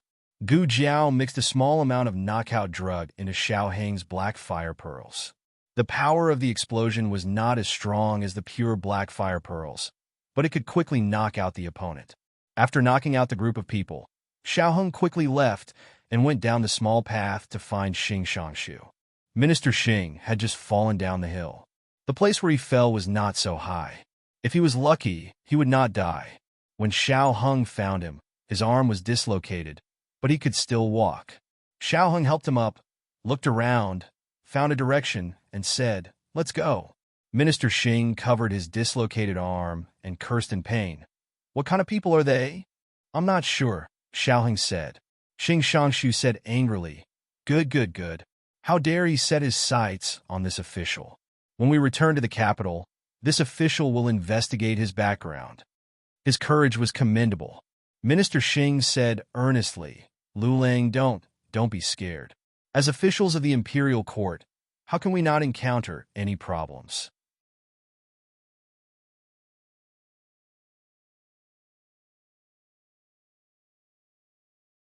Don't back out just because of this little disturbance. Xiao Hung supported him and accurately identified the direction of the capital. Yes, he won't. What was this little disturbance? What's more, they were targeting him. It had nothing to do with him being an official of the imperial court. They had set up such a situation to deal with him. From the beginning of the murder case at Immortal Music House, this game had started. All of them were chess pieces on the chessboard. He just didn't know who the young master was, and what relationship did he have with Immortal Music House. Xiao Hung said, Darren, after returning to the capital, I want to go to Immortal Music House again. Okay, I'll listen to you. I also feel that there's something wrong with this Immortal Music House. Minister Xing was so angry that he cursed. Regarding the background of Immortal Music House, the people in the capital had many guesses. Unfortunately, no one had gotten a handle on Immortal Music House. It was not good to close it down or destroy it. Moreover, so what if they destroyed Immortal Music House? Was the main point Immortal Music House? It was the people behind Immortal Music House. Minister Xing had a toothache. After the two walked for a while, Minister Xing suddenly asked, That's right, I seem to have heard a strange sound. Are you okay? After Minister Xing fell down, he was dizzy for a while. In addition, he was far away, so he couldn't hear clearly. He didn't know if he had misheard or what happened. I'm fine. Xiao Hung didn't mention the gunpowder. Only Yin country had gunpowder. God knows how Gu Jiao had it. It was better to have less trouble. Since Minister Xing wasn't sure, then he must have misheard. That's right. What about that group of people? Minister Xing asked again. Xiao Hung said, We've shaken them off for the time being, but they may catch up in a while. We have to leave as soon as possible. But where is this? Minister Xing was completely lost. Xiao Hung pointed to the front and said, Go east for another li and you'll reach Xiaohe village. After passing through the village, there'll be a relay station. We'll hire a carriage there. Oh. Minister Xing nodded blankly. He vaguely felt that something was wrong, but he couldn't figure out what it was. That group of people still caught up with him, but Xiao Hung was too familiar with the terrain around the capital. He was able to shake them off no matter what. After the carriage passed through the city gates, Minister Xing suddenly realized something. Aren't you from Yuzhou? How come you're more familiar with the capital than me? Those who didn't know would think that you grew up in the capital. That group of people didn't seem to want to make a move in the capital. After entering the capital, the two's journey was much smoother. They didn't have to hide anymore and walked faster. Minister Xing was injured, so Xiao Hung sent him to the Miracle Hall.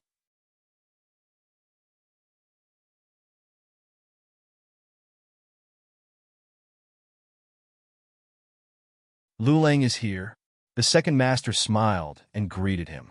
You're here to look for Xiao Gu, right? She's treating a patient. She'll be fine in a while. Xiao Hung nodded and turned to introduce him to the second master. This is Lord Xing. His arm is injured. I'll have to trouble you to find a doctor to treat him.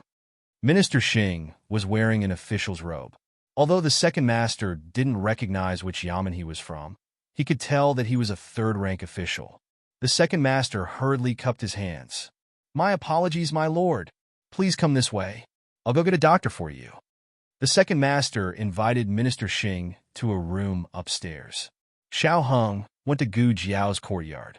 Xiao Hung knew that there was a female patient living in the courtyard. He never interfered with Gu Jiao's medical practice, but he didn't know that the patient had moved into Gu Jiao's room. He pushed the door open and entered. He was caught off guard and bumped into the other party. After Gu Jiao left, Mo Qinxue tried to sneak off the bed. She had just walked to the table when Xiao Hung came in. Xiao Hung saw her, and she saw Xiao Hung. She was wearing Gu Jiao's clothes. She was dressed neatly, without any disrespect or inconvenience. However, she still caught him off guard. Her walking posture was different from normal people. Xiao Hung quickly realized that she was a patient. He quickly looked away, nodded slightly, and turned to leave. At that moment, Mo Qinxue called out to him. Stop! Xiao Hung paused. He hesitated and looked at Mo Qinxue. In all fairness, Mo Qinxue was beautiful. It was hard to find a woman in the capital who was more beautiful than her. Even the second master and the doctors in the clinic were shocked speechless when they saw Mo Chinchua's clean face for the first time. Xiao Heng was very calm. There was no surprise or admiration in his eyes. It was purely the look of someone looking at a stranger. It was no different from looking at a commoner on the street. Mo Chinchua frowned. "Is this your reaction when you see me?" Xiao Heng was confused. What was wrong with his reaction? What kind of reaction did she think he would have when he saw her? Xiao Heng looked at Mo Chinchua, puzzled. Mo Chinchua endured the pain of her wound and moved step by step towards Xiao Heng. When she was 3 steps away from Xiao Heng, he unconsciously took a step back. It was obvious that he wanted to avoid suspicion. Mo Chinchua frowned even more. "What's wrong with you?" If the first sentence made Xiao Heng confused, the second sentence made Xiao Heng realize that something was wrong. She didn't sound like a stranger to him. "You recognize me?" Xiao Heng looked at her suspiciously. Mo Chinchua pointed at his right eye. "Do you think I won't recognize you just because you don't have that mole? Although your appearance has changed a little from a few years ago, I can still recognize you." Xiao Heng frowned slightly.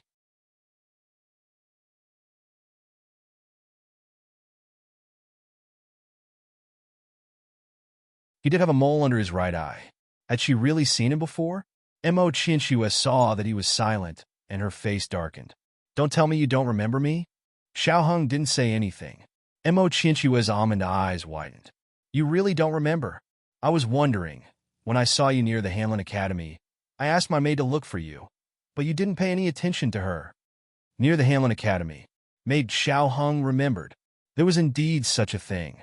It was even seen by Tsin Xiu, who spread rumors in the Hanlon Academy that he had an affair with a brothel girl. Xiao Heng stared at her. "You were the one that day?" Mo Chinchua nodded. "Yes, it was me. I purposely dropped a token on the ground. Who knew that you didn't pick it up? But it was picked up by a random person. After that, that person dared to go to the Immortal Music House to look for me." Xiao Heng's eyes flickered. Immortal Music House? Tsin Xiu had indeed met with an accident near the Immortal Music House. At that time, the result of the investigation was that Tsin Xiu was bold and reckless. He coveted the girls in the Immortal Music House, but he didn't have a token to enter. So he tried to sneak in by climbing over the wall, but was killed by the guards. So he wasn't killed by a thief, but by the woman in front of him? Mo Chinchua didn't realize what kind of impact her words had brought to the room. She said calmly, "Didn't I tell you before that if I saw you again, I would tell you who I was?" Xiao Heng looked at her, his eyes cold and probing. "Is that so? Then who are you?" Mo Chinchua raised her eyebrows and smiled. "I am the top courtesan of the Immortal Music House, Mo Chinchua."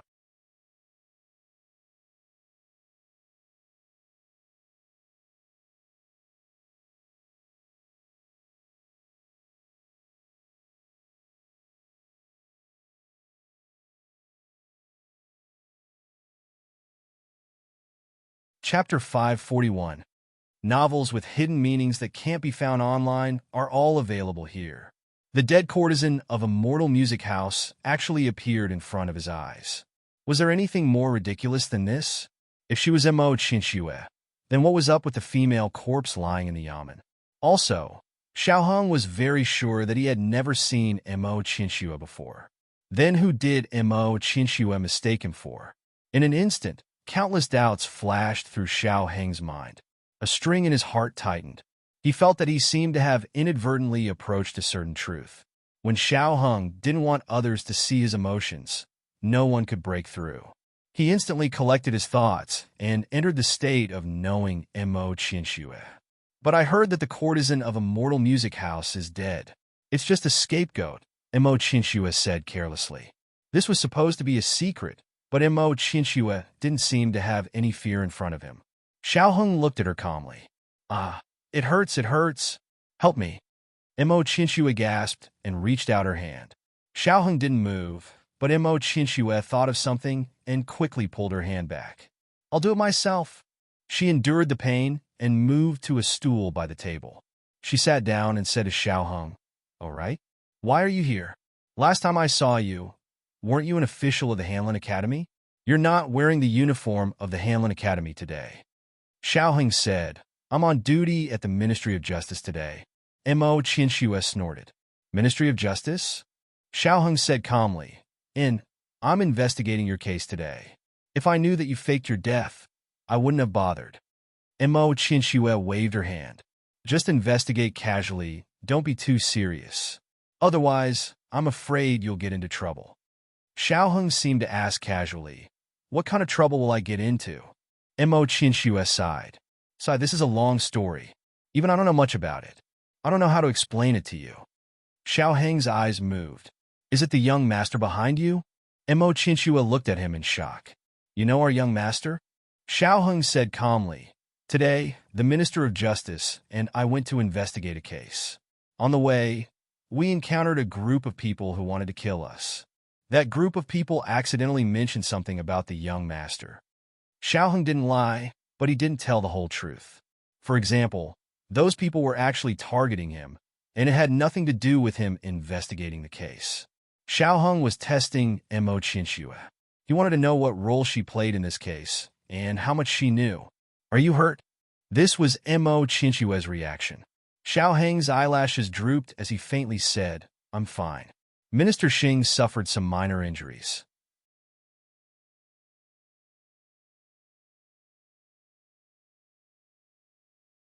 This sentence easily made people think that the group of people were targeting Minister Xing. Mo Chinshue pursed her lips and said, It must be because you investigated the case too closely.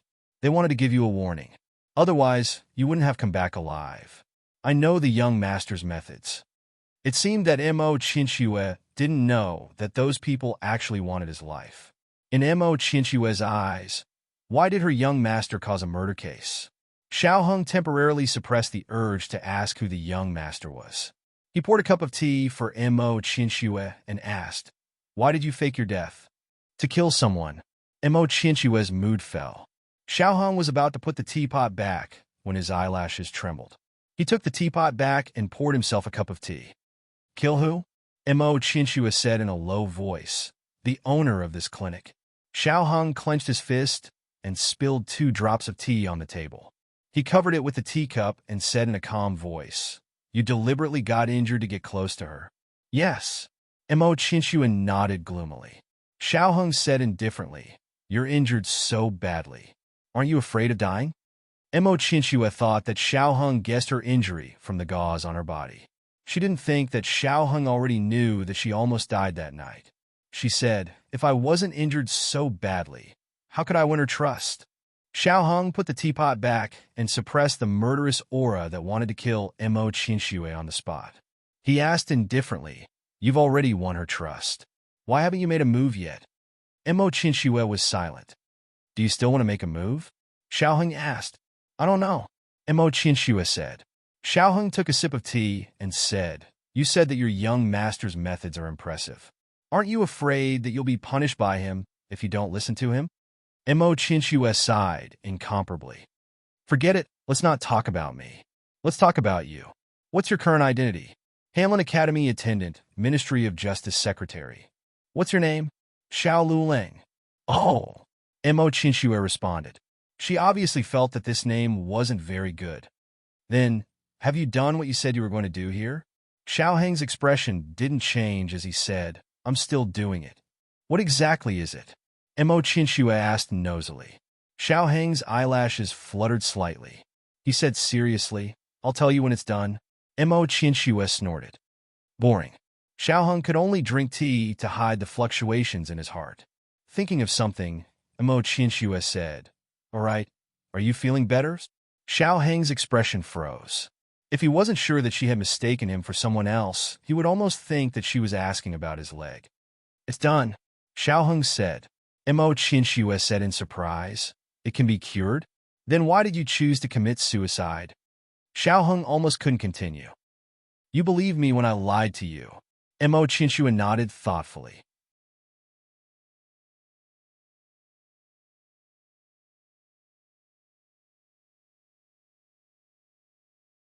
I knew it. You didn't look like you were trying to commit suicide. From the lobby came a few shouts from the second boss. Mo Chinshue hurriedly said, Hurry up and leave. The owner of this clinic will be back soon. It'll be bad if she finds out about you. Xiaoheng. She's my wife. Thank you. Mo Qinxue continued. Also, you can't tell anyone that you know me. If word gets out and reaches our young master's ears, I'm afraid you'll be killed. Xiaoheng was thinking about how to bring the topic back to this mysterious young master. He didn't expect Mo Qinxue to bring it up herself. He didn't ask before because he felt that it was too sudden and suspicious. Now he could push the boat with the current. Xiaoheng looked at her with a trace of curiosity. You keep mentioning your young master. I'm very curious. Who is he? A trace of fear flashed through Mo Qinxue's eyes. He's someone we can't afford to offend in Zhao country. Let's hear it, Xiaoheng said in an unconvinced tone. Mo Qinxue thought for a while and waved her hand. Forget it. It's not good for you to know too much. Xiaoheng said seriously. If you don't tell me who he is, how will I know how powerful he is? Is he worth the risk of being expelled from the Ministry of Justice to dissuade the Minister of Justice from suppressing this case?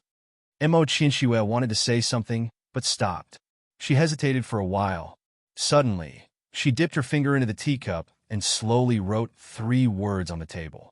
This is the young master's name, she said. Xiaoheng's gaze fell on the name that was not unfamiliar, and his eyes were cold. The Imperial College hadn't started yet. Little Jing Kong had a lot of free time every day. The number of times he went out for a chicken walk had also increased. He went out once in the morning and again in the afternoon. When he brought 7 chickens, an eagle, and a dog back to the house, he saw his bad brother-in-law standing motionlessly at the door. He stuck his head out and looked into the house. Zhao Jiao wasn't there. In a second, he turned into a street bully in Qingshui Alley. He ordered arrogantly, "What are you doing?" Xiaoheng was both angry and amused. He patted his little mushroom head and said, "Do you want to enter the palace?" Little Jing Kong, "I don't want to." Xiaoheng, "No, you want to?" Then, little Jing Kong was taken away with a confused look on his face. Little Jing Kong, who was once again a tool, was dragged into the carriage by his bad brother-in-law. They arrived at the palace with great resentment. The guards stopped the carriage. Xiaoheng lifted the curtain and lifted little Jing Kong up. The guard saw a familiar expressionless face and smiled. So it's the young master of Jing Kong. Sorry for the disrespect. The guards let him go. Sure enough, the little monk's face was more useful than the token. The carriage stopped after entering the palace. Xiaoheng held little Jing Kong's hand and walked forward.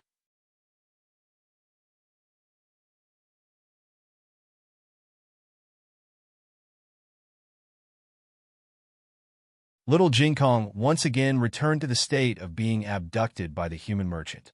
He drooped his little head and walked unwillingly like a soulless puppet. However, when he passed by the Imperial Garden and saw beautiful flowers, he quickly picked one.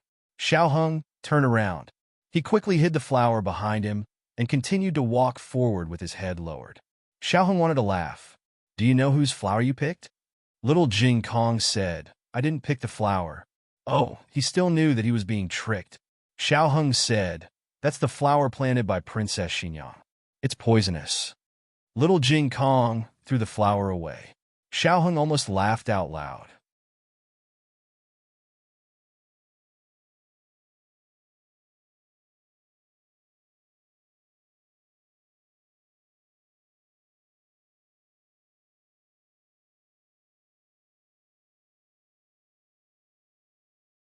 Chapter 542. The novel was updated faster. Millions of novels were free to read. There were all kinds of novels that couldn't be found on the internet. Little Jing Kong was still too inexperienced to fight with his bad brother-in-law. Xiaoheng was just teasing him. It would be a waste to throw it away since he had already picked it. Xiaoheng picked up the flower and handed it to him. "Here, I'm just teasing you. It's not poisonous." Little Jing Kong looked at the little flower suspiciously and didn't reach out to take it. His bad brother-in-law had no credibility. Little Jing Kong didn't believe what he said. Thus, Xiaoheng held the flowers for him to prevent this brat from harming other flowers. Little Jing Kong observed his bad brother-in-law all the way. He looked at his hand holding the flower and then at his face. "Why do you keep looking at me?" Xiaoheng asked. I want to see if your glabello is black, little Jing Kong said honestly. Xiao Hung was speechless. Little Jing Kong didn't take the flower until they entered Rinshou Palace and found that his bad brother-in-law still didn't show any signs of being poisoned. Xiao Hung was now an official in the Hanlin Academy and also worked in the Ministry of Justice. There were many people watching him, so he couldn't go in and out of Rinshou Palace as willfully as before. He could only use the excuse of sending little Jing Kong to avoid giving others a hard time. Little Jing Kong said that he didn't want to go to the palace, but he was quite happy when he went in. Hello, Sister Feitsue. Hello, Sister Jinju. He greeted the little maids in Rinshou Palace one by one, and then went to find his grandaunt. Empress Dowager Zhuang's condition wasn't good. Maybe she was too worried about Ning and her son. She looked a little haggard, especially after Huang Fuxian left. Empress Dowager Zhuang would be in a daze for a long time. That afternoon, Huang Fuxian had just come over and had something to eat before leaving. Empress Dowager Zhuang sat by the window and looked at the scenery in the courtyard. Suddenly, a small round head grew out from under the windowsill. Grandaunt! Empress Dowager Zhuang's eyelids twitched. Why is it you again? Little Jing Kong stood on his tiptoes and handed Hua Hua in from outside the window. This beautiful Hua Hua is for my beautiful great-aunt. Empress Dowager Zhuang's mouth twitched. Even if you were to change the wording, you wouldn't be so perfunctory. Empress Dowager Zhuang calmly took the peony. You went to ruin Princess Xinyang's flowers again? Little Jing Kong put his hands behind his back and said seriously, I got it from my brother-in-law. He wasn't lying. He had just taken it from his bad brother-in-law, even though he was the one who plucked it. How could Empress Dowager Zhuang not understand him?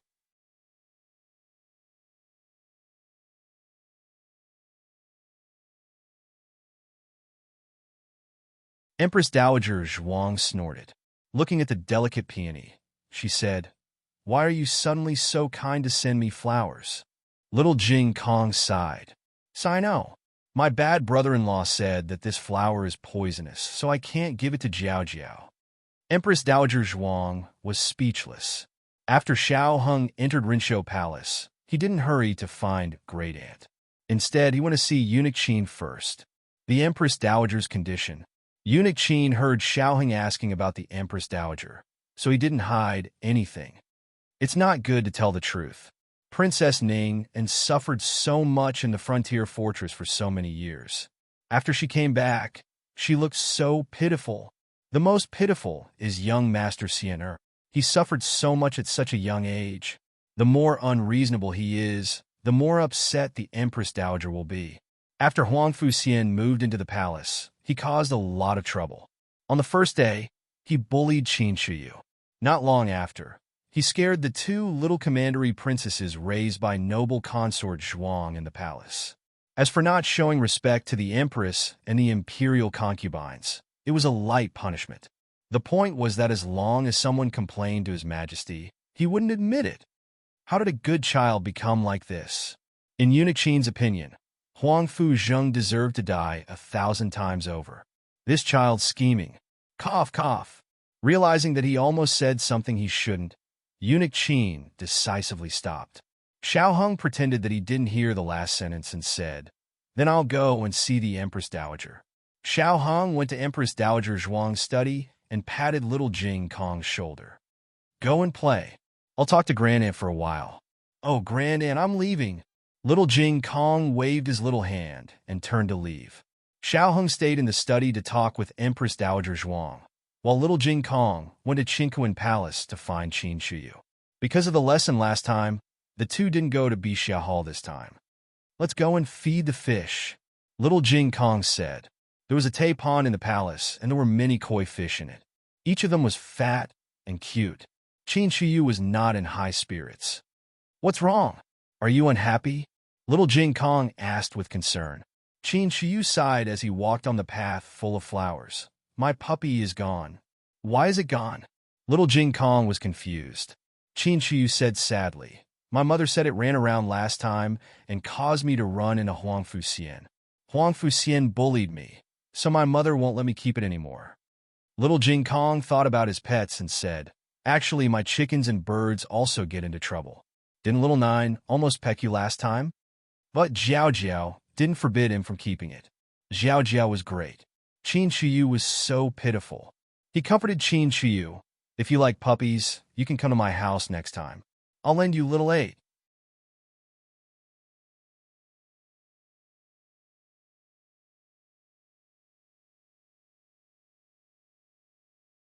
I just want my dog, Qin Shiyu said sullenly. Huh, listen. Little Jing Kong suddenly pulled him to a stop. Listen to what? Qin Shiyu asked strangely. Your dog, Little Jing Kong said crisply. Qin Shiyu looked around. Where? I heard it. Little Jing Kong pointed. Over there. The two children ran in the direction pointed out by Little Jing Kong. Behind a rockery, the two of them really saw Qin Shiyu's dog. However, the scene was different from what they had imagined. Huang Fuxian was here too. Huang Fuxian sat alone in a cold wheelchair without any servants around him.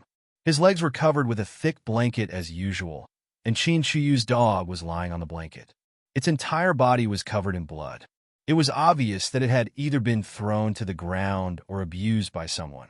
Huang Fuxian was choking it with one hand and forcing something into its mouth with the other. The puppy whimpered in pain, but Huang Fuxian didn't show any mercy. He forced the dog's mouth open. His expression was ferocious. At that moment, he was no longer a disabled young man, but a twisted devil. Qin Shiyu had never seen such a terrifying person. He was so scared that he fell to the ground and even forgot to scream. Little Jing Kong was also shocked. He stared at the man and the dog in the wheelchair with his eyes wide open. Huang Fuxian sensed the movement from the side. He slowly turned his head, revealing a pair of malicious eyes. Ah! Qin Shiyu's hair stood on end, and he finally screamed. Qin Shiyu was so young that he couldn't bear such a terrifying shock. He trembled and almost crawled forward. Help! Help! Someone is killing the puppy! He ran away. Little Jing Kong didn't run away. Huang Fuxian's malicious eyes flashed with a hint of surprise. He asked sarcastically, Aren't you going to run, little thing? Little Jing Kong looked at him, and then looked at the dying puppy on his leg. He didn't know if he hesitated for a moment, but in the end he turned around and ran away. Huh! Huang Fuxian sneered disdainfully. When it was time for court, the emperor called the cabinet ministers and military officials to the imperial study to discuss the rewards for the meritorious officials at the frontier fortress. Tang Yueshan was already the grand marshal of the world. He couldn't be promoted, so the emperor planned to give him a title. Gu Chongqing, as the heir of Marquis Ding, and was ordered to reorganize the Gu army and go north to fight the enemy. His contributions couldn't go unnoticed. The emperor planned to promote him to a 3rd-rank northern general. He was promoted 3 ranks from a 6th-rank military officer. He could be considered the fastest promoted general during the emperor's reign. Gu Chengfeng performed well in the Battle of Yuegu City, so the emperor decided to give him the position of military officer of the Yu cavalry. As for the other generals, the emperor also mentioned their rewards one by one.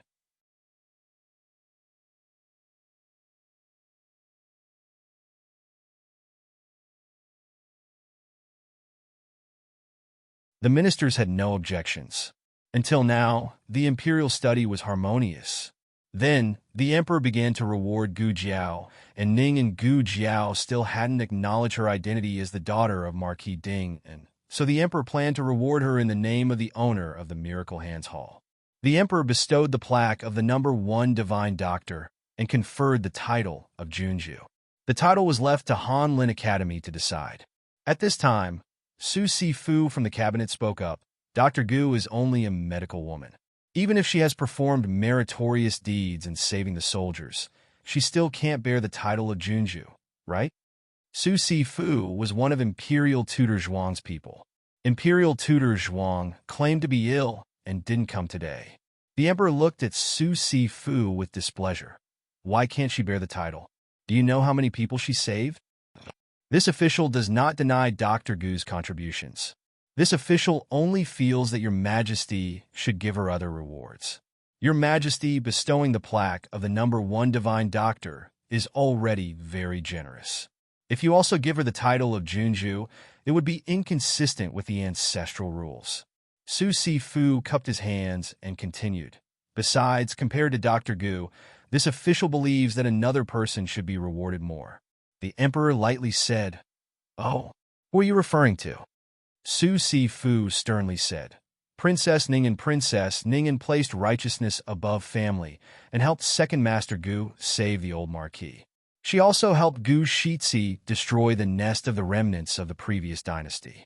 If it wasn't for Princess Ning An's wit and bravery, the Gu family's army commander might not have been able to leave the snowy mountains.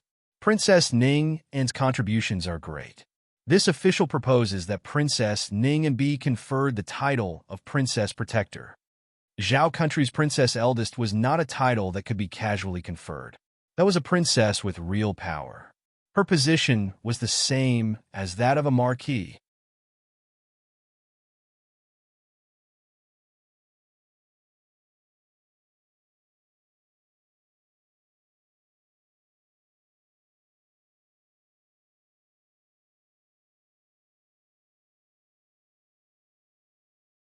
Chapter 543. Princess Ning and was very popular among the people. Her action of putting righteousness before family spread all the way from the frontier fortress to the capital. The people all praised her for her loyalty and patriotism. Moreover, she had a son who had lost his legs. People couldn't help but feel pity for her under the praise. Therefore, when the conversation in the imperial study spread, the people received a lot of praise. Of course, the praise came from Princess Ningen. They all said that she deserved to be the first princess of the Protector. Tang Yueshan heard the news in the barracks. His injury had healed, but he still needed to do rehabilitation every day. He was bored at home, so he came to the barracks to train with the soldiers. Today's Tiger Mountain Barracks was not the same as before. The Gu clan army was no longer in the Tiger Mountain Barracks after being reorganized. They went to the nearby Wolf Mountain Barracks, while the soldiers of the Wolf Mountain Barracks were transferred here. Tang Yueshan's archers were also there. 500 of them came back from the frontier fortress after fighting in the war. They were trapped in Yi City with the guards of the imperial court. Tang Yueshan used a trick to lure them out of Yi City. On the way, they were chased by the Chun army.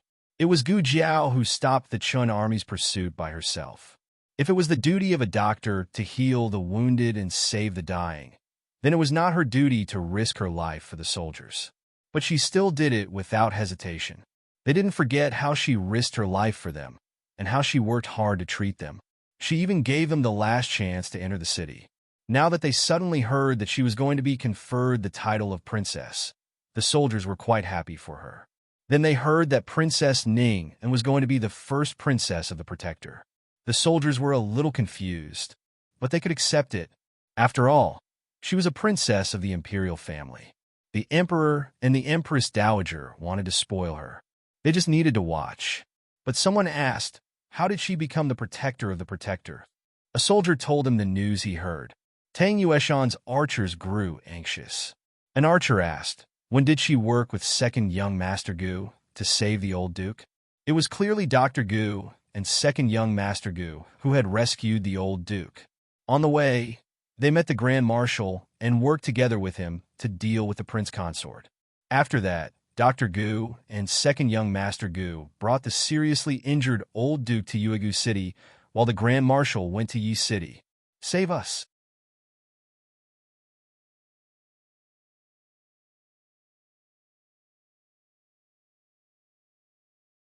The soldier analyzed for him. The old marquis was locked up in the governor's manor. The governor's manor was heavily guarded and filled with experts. Without Princess Ningen holding back the prince consort and diverting their attention, how could that doctor and Second Young Master Gu succeed? The archer said angrily, "Why can't we succeed? You don't know how amazing Dr. Gu is?" Back then, she alone scared off 5,000 Chun cavalrymen. The soldier waved his hand. "Keep bragging. Do you think the Chun State's cavalry is made of paper?" The archer was furious. "You've never been there. How do you know I'm just bluffing?" The soldier chuckled. "Is there a need to go? Just think about it and you know it's impossible. Even if that Dr. Gu is extremely capable, it can't be as exaggerated as you say, right? In fact, Everyone only had a little doubt about whether Princess Ning was qualified to be conferred the title of First Princess Protector. They had no right to comment on it. Now that the conflict had arisen, it immediately aroused everyone's desire to win. Just like that, the two sides began to argue. As they argued, they began to fight. At first, it was just two people fighting, but as they fought, it became two rows of people fighting. One row was made up of archers who had been to the frontier fortress, while the other row was made up of soldiers who had just come from the Wolf Mountain barracks. The commotion alerted Tang Yueshan, who also found out about Princess Ning An's conferment. Tang Yueshan was the Grand Marshal. At his current height, he naturally saw the problem from a different perspective than the soldiers below. He knew very well why things would change when they reached the capital. It was because this was the officialdom. It didn't matter whether Princess Ning An had really made those contributions. She was the favorite of the Emperor and Empress Dowager Zhuang, so there would be people rushing to flatter her. Wasn't that what the civil officials were best at?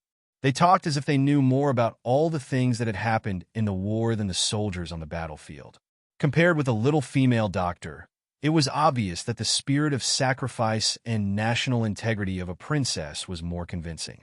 But then again, if Tang Yueshan hadn't experienced it himself, he wouldn't have believed that Gu Jiao had risked her life like that. How could anyone fight to that extent? She fought on the city tower for an entire night with her own strength, just to keep the flag of the Zhao kingdom from falling, just to protect the border fortress from being broken. Just this alone made Tang Yueshan's chest surge when he thought of it. This didn't mean that the other soldiers didn't contribute, or that whoever contributed more or less had contributed less. Every soldier had done a good job, but the claims about Princess Ning An's contributions were indeed exaggerated.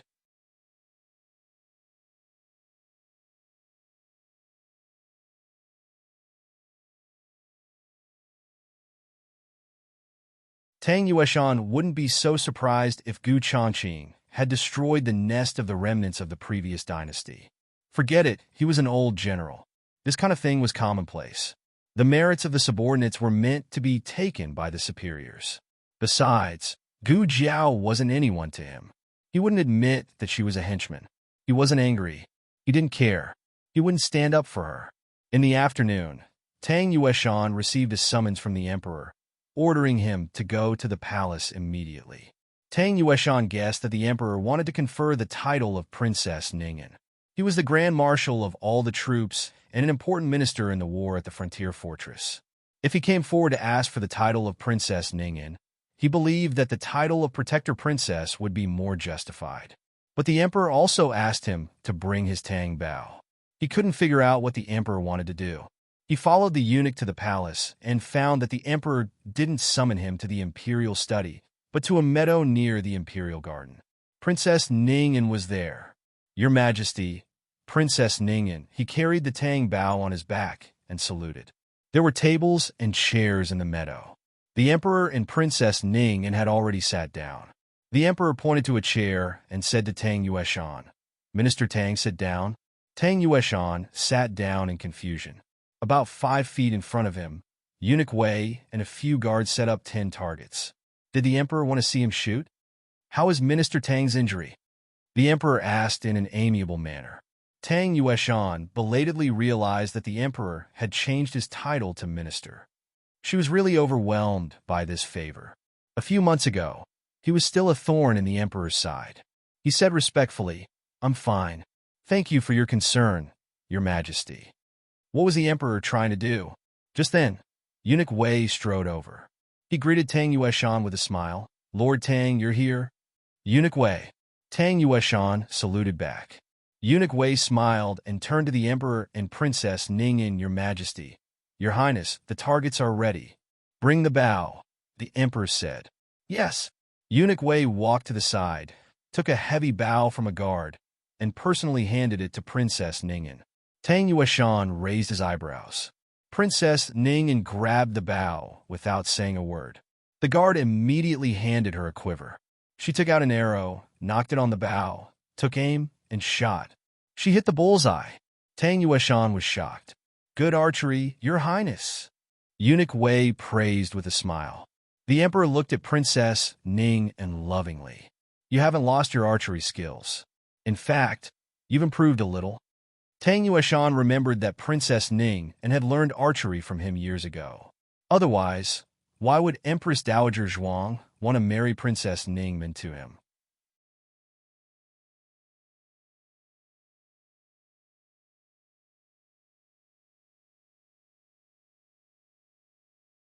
It was just his father's voice that broke the silence. He wanted to tell the Empress Dowager that he and Princess Ning and seemed to be in love with each other. To be honest, he didn't have that kind of feeling for Princess Ningen.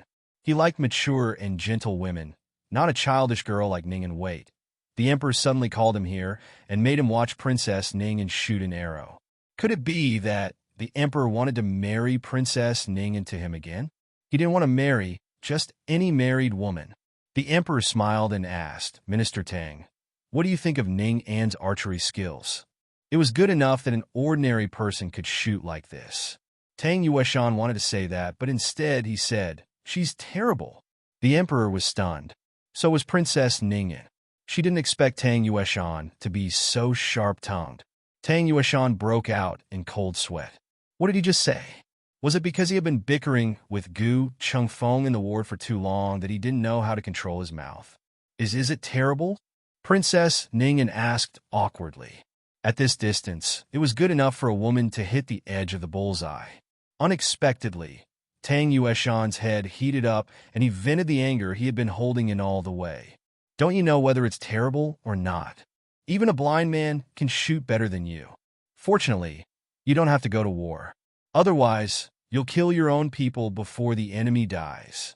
And you call yourself the Princess Protector? Look at you. Do you deserve it? Have you ever killed an enemy or shed blood? Have you ever saved a person or cured a plague? Just because you're a princess, you think you can take all the credit? Bah, you're nothing.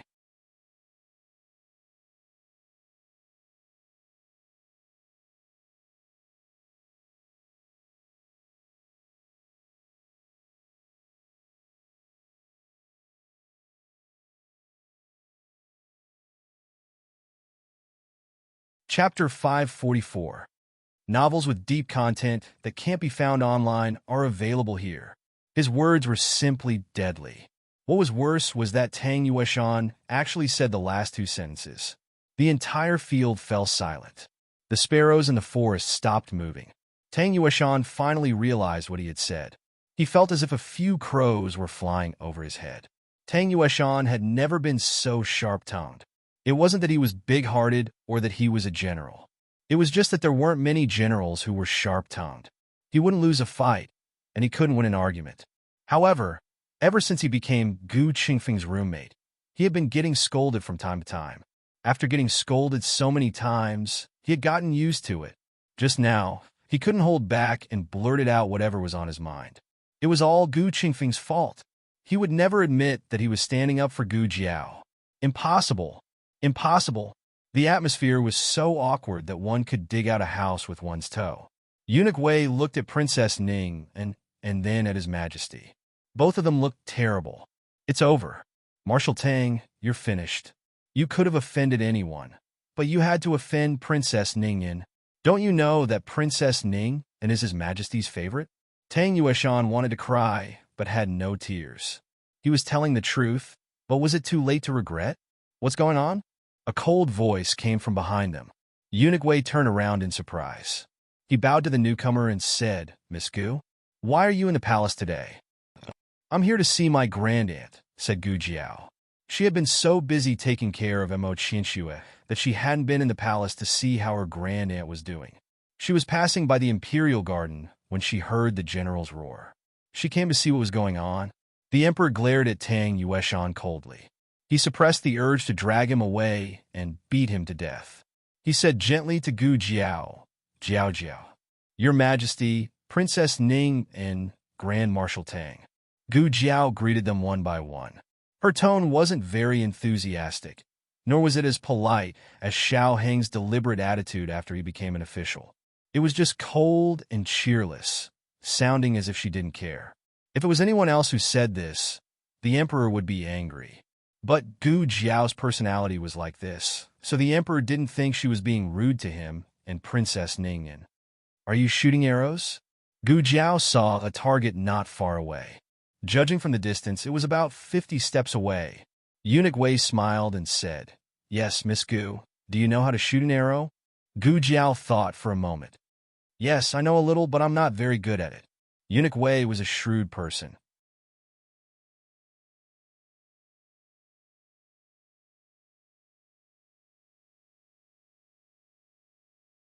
He quickly asked with a smile, Miss Gu, do you want to try it? Okay. Gu Jiao nodded. Ah. Eunuch Wei glanced at Princess Ningyan awkwardly. He had only prepared one bow. Princess Ningyan handed the bow in her hand to Eunuch Wei. Thank you, Princess. Eunuch Wei reached out with both hands and respectfully handed the bow to Gu Jiao. Gu Jiao was holding the bow in her right hand and an arrow in her left hand. This made Eunuch Wei and the emperor both look askance. Gu Jiao didn't look like a left-handed person, so how could she use her left hand to draw the bow? Could it be that she wasn't very good at it, so she didn't know which hand to use to draw the bow? Gu Jiao, who wasn't very good at it, took 3 arrows from the guard's quiver, knocked them on the bowstring, took aim, and shot. 3 arrows were shot at the same time. Each arrow hit the center of the target and went through the center, directly piercing through the bull's eye. The emperor was so shocked that he held onto the armrest of his chair and sat up straight. This is called not very good at it. Yes. Gu Jiao nodded and said seriously. The Tang family's archers can shoot 4 arrows at the same time, and each arrow can hit a willow tree from 100 paces away. This bullseye is so big and only 50 paces away. A Tang family archer can hit it with his eyes closed. But she still had to open her eyes. If it were 100 paces away, she wouldn't be able to hit it with such accuracy even with her eyes open. The emperor looked at the target that had been shot through by Gu Jiao, and then looked at Princess Ningyan's arrow that had only hit the edge of the bullseye. In a trance, he felt that Tang Yueshan's words, "Even a blind man can shoot better than you," were not offensive words, but an incomparably cruel truth. Is it really that good? The emperor asked Tang Yueshan seriously. I wouldn't dare. Although Tang Yueshan said that he didn't dare, he drew his Tang bow, knocked 4 arrows, and shot them out. He didn't seem to have hit anything. However, when Eunuch Wei brought the guards to retrieve the arrows he had shot, they found that each arrow had hit the root of a flower and nailed it firmly to the branch. This was much more difficult than shooting a willow tree from 100 paces away. At least the leaves of the willow tree were not so thin. Eunuch Wei took the flowers back. The emperor was completely speechless. Princess Ningyan said, Miss Gu and Marshal Tang look very similar when it comes to drawing a bow. Did Miss Gu learn archery from Marshal Tang? No. Gu Jiao and Tang Yueshan denied it in unison. In the next second, the emperor and the others saw the two of them take out handkerchiefs to wipe the bows in their hands. Their movements were so synchronized that they even habitually flicked the handkerchiefs on the bowstrings. The emperor was speechless. Everyone was speechless.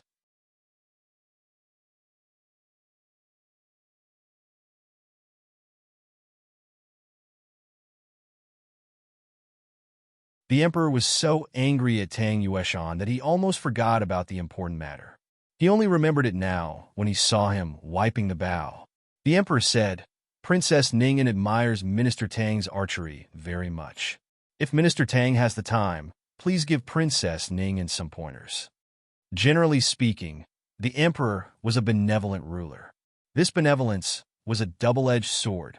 It allowed him to be loyal to those around him, but it also allowed him to be merciful to those who offended him verbally. If the late emperor were here today, Tang Yueshan would have been skinned alive, no matter how useful he was to the emperor. When Tang Yueshan heard the emperor's words, he knew that his life was saved. He secretly sighed in relief and wiped the cold sweat from his forehead.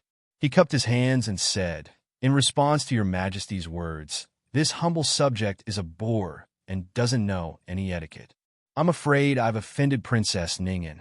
If Princess Ningyan really wants to learn archery, this humble subject can recommend 1 or 2 candidates. The emperor had just experienced Tang Yueshan's sharp tongue and was worried that Tang Yueshan would offend Princess Ning'an again.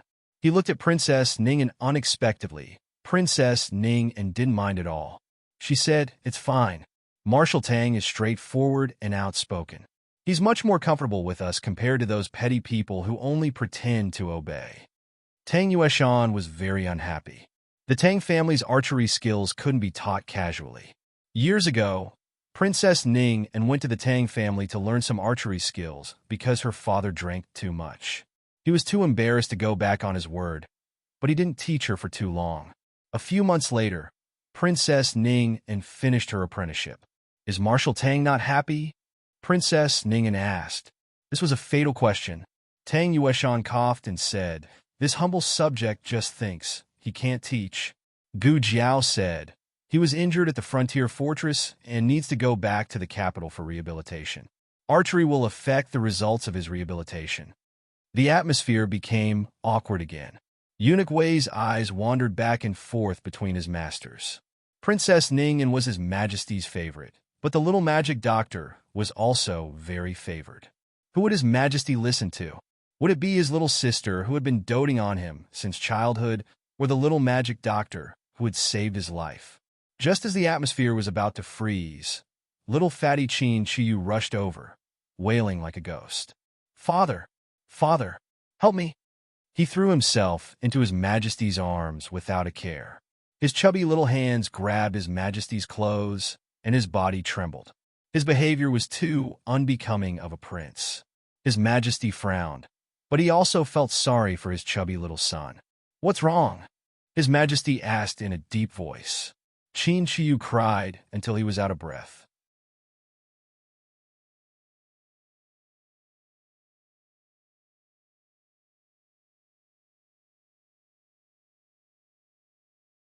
My dog," His Majesty frowned. "Speak properly. What happened to your dog?" Qin Chiyu cried out. "Huang Fuxian killed my dog." Everyone's expression changed. Huang Fuxian's strange temperament was no secret in the palace. But killing a dog, especially a prince's dog, was too much. His Majesty frowned and tried to help the chubby little fatty up from his arms. "Are you mistaken? Why would your cousin kill your dog?" Qin Chiyu didn't get up from his father's arms. He buried his head in his father's arms. "I saw it with my own eyes. I saw it in Jing Kong too. He's right there. He's right by the supreme liquid pool. If you don't believe me, you can go and see for yourself." Ning'an stood up and said, "Your Majesty, I'll go and see." His Majesty said, "I'll go with you." Qin Chiyu grabbed His Majesty's clothes. "Father, don't go," His Majesty said. "Didn't you ask me to go?" Qin Chiyu cried. "What will happen to me if you go? I'm scared." His Majesty sighed and said, "Let Eunuch Wei send you back to the palace of earthly tranquility." Because of this sudden change, His Majesty didn't have time to deal with Tang Yueshan teaching archery to Princess Ning'an. He went to the supreme liquid pool with Princess Ning'an. Tang Yueshan watched them leave and muttered, "These delicate princesses can't be beaten or scolded when they practice archery. Whoever teaches them will be unlucky." After he said that, he suddenly saw Gu Jiao staring at the Tang bow in his hand. Her eyes were shining. Tang Yueshan's heart skipped a beat. He quickly held the Tang bow in his arms. "Don't even think about it. I won't let you touch it. If you touch it, I'll be a donkey." That you're tuning into the Romance Rendezvous YouTube channel. We're so grateful for your support, and don't forget to subscribe to join us on this incredible journey through captivating stories. Your generosity through donations truly makes a world of difference, as it's the primary source of revenue that allows me to expand and enhance this channel for you. Thank you from the bottom of my heart for being a part of this adventure.